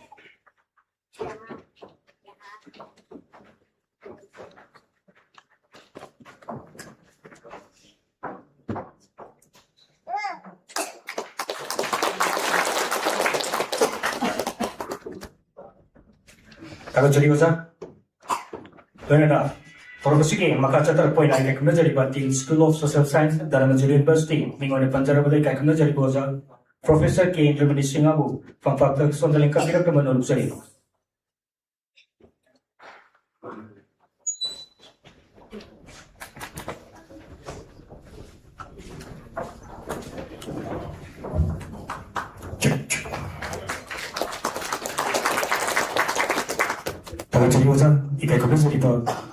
The School of Social Science, Dhanamajuri University, Mingoni Panjarabada, Professor K. in Germany Singer, Lodana Ayu Foundation, Manipurna, so Hokibasahi Mangadagi, left the Chatter Kipa, Fuji, Sotaraba, Mahiru Simpu, Awam Patata, Mahimasin, Tamba Fangana Bugitama, Honor Kipa, Atukumba, Hontangadu, Jalifasa, Sahi Sigu in a Su, Haribu Mahiru Sige, Mahaki, admission fees, foundation sponsor to Duna, Hosima, Dhanamajuri College of Arts, the Mahi Masing Tamiba, Mahi Sini, Luna Toromasuki, Makasatar Poina, Siki Toromasibu, some Yana Gitama, about Tajaduna. Hazarumatamda, Harahara Yaviratuno from the election Pinipa, Lantamasiki, Sanairaba, Osasing, Lunavina, Tongan Bus from Kayama, Pipiripa, Ikakunajaripa, Entrepreneur Swing, Punamupu. Asigi Tormasigi, we Tongan Bamakaki, we Saisaki feedback, Pipinamaki, Tanja Sutamjari, Marabutuna, Hariba Tanja, Sigidama, Isa Services, Manipugi, Koji, Management Team, the members of Kositari, Lorena, Lepipa, Koji, Kakmazari, Wazasingi, Maikaki, Tampinipa, Wafam Silergadi, Haribo, Wafam Sigatusu, Tamjanabaki, Yamatim, Tanja Sutamjari, Isa Services, Manipugi, Management Team. Kakunajari po members say Yaragadi, Mafamasin election period na Bakanjari.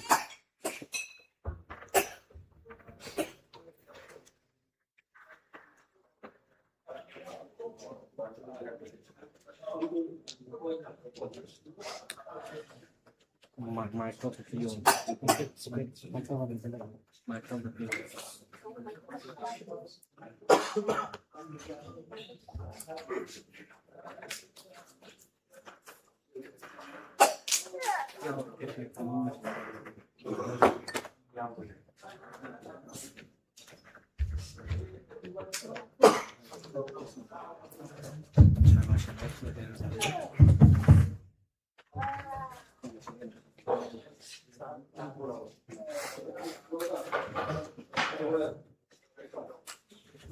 masih kembali lena fit feeling pa lepas kuyi kai kamu jadi dosa sih na fit tina tu kita jadi selalu ini sih.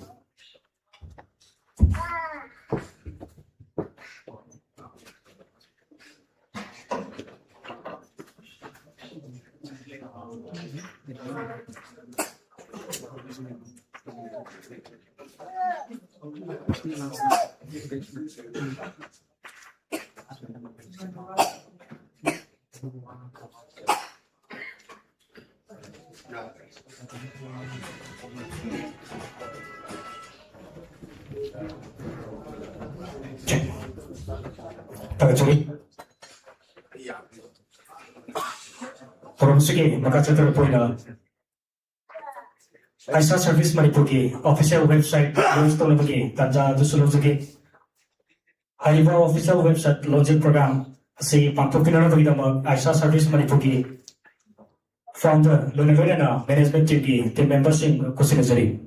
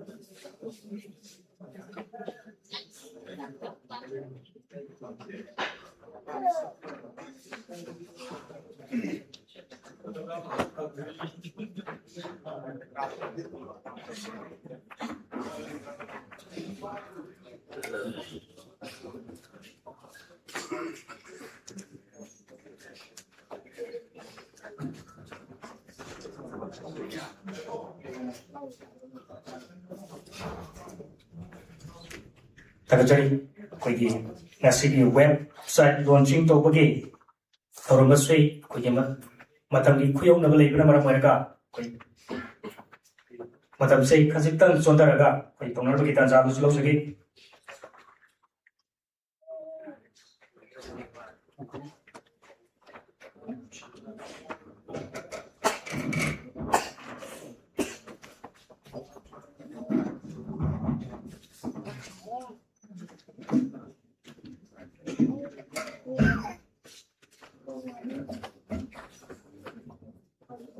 Tak cari toro masih losil lagi tak buat pipi nama kita mak kasih toro masih bu kayak ko host wina to bangsa kita kayak kamu jadi pi gauri hakum bu kau sendiri.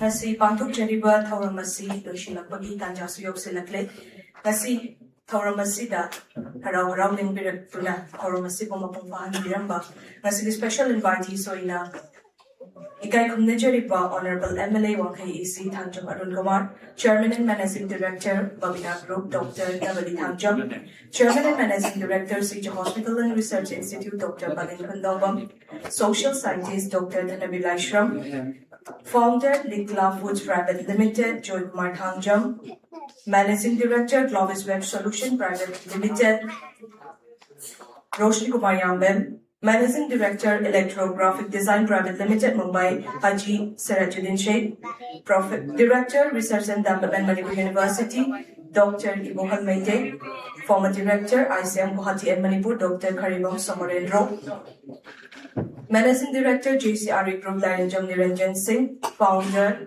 SS Electronics Saranjan Prasabol Sen, Founder Mega Foods Sobra Devi, HOD PhD Department of Political Science, Dhanmanjuri University, Professor M. Suraj, Professor K. Indramanesan, Dean, School of Social Science, Dhanmanjuri University, Rahijudin Sek, Principal, Moirang College, Dr. Achumba, Managing Director, SN Diagnostic, Dr. Yumkhai Bum, Director, Founder, GR Hospital and Research Institute, Sek Nur Hassan, Founder, Kangleipak Interior, Professor Jiban Maitei, M. Ngafigani, Professor Jivan Sharma, Men's Department, Manipur University, Founder, Mountain Gym, Naurem, London, Men's Department, Manipur University, Professor Sorokayo Kesoji, Loyla Nangasi, Taurumasida, Lengret Kiba, Ikai Kunajariba, Kuding Mapushu, Tagat of Fondok Jari, Loyla Nangasi, Taurumasiba Gabriel Nobi Kiba, Media Itim, Loyla Lengret Kiba Pai, Kuding Mapu, Aroiba Amuka Hanay Kokona Kurum Jari, Abadi Taurumasi, Loshina Bagitanja, Dukatam Fai, the Lojagi, Nasiki Taurumasi, Loshin Pagaloina Nagasi. Taurumasi Mari Lena Chaplain Makaksu Sinjari, Masima Yampuna Harau Harau, Hawa Hoptavati, Chaplain Missipam in another Taurumasi, kind of Buyata, do Mayapuna, Izari.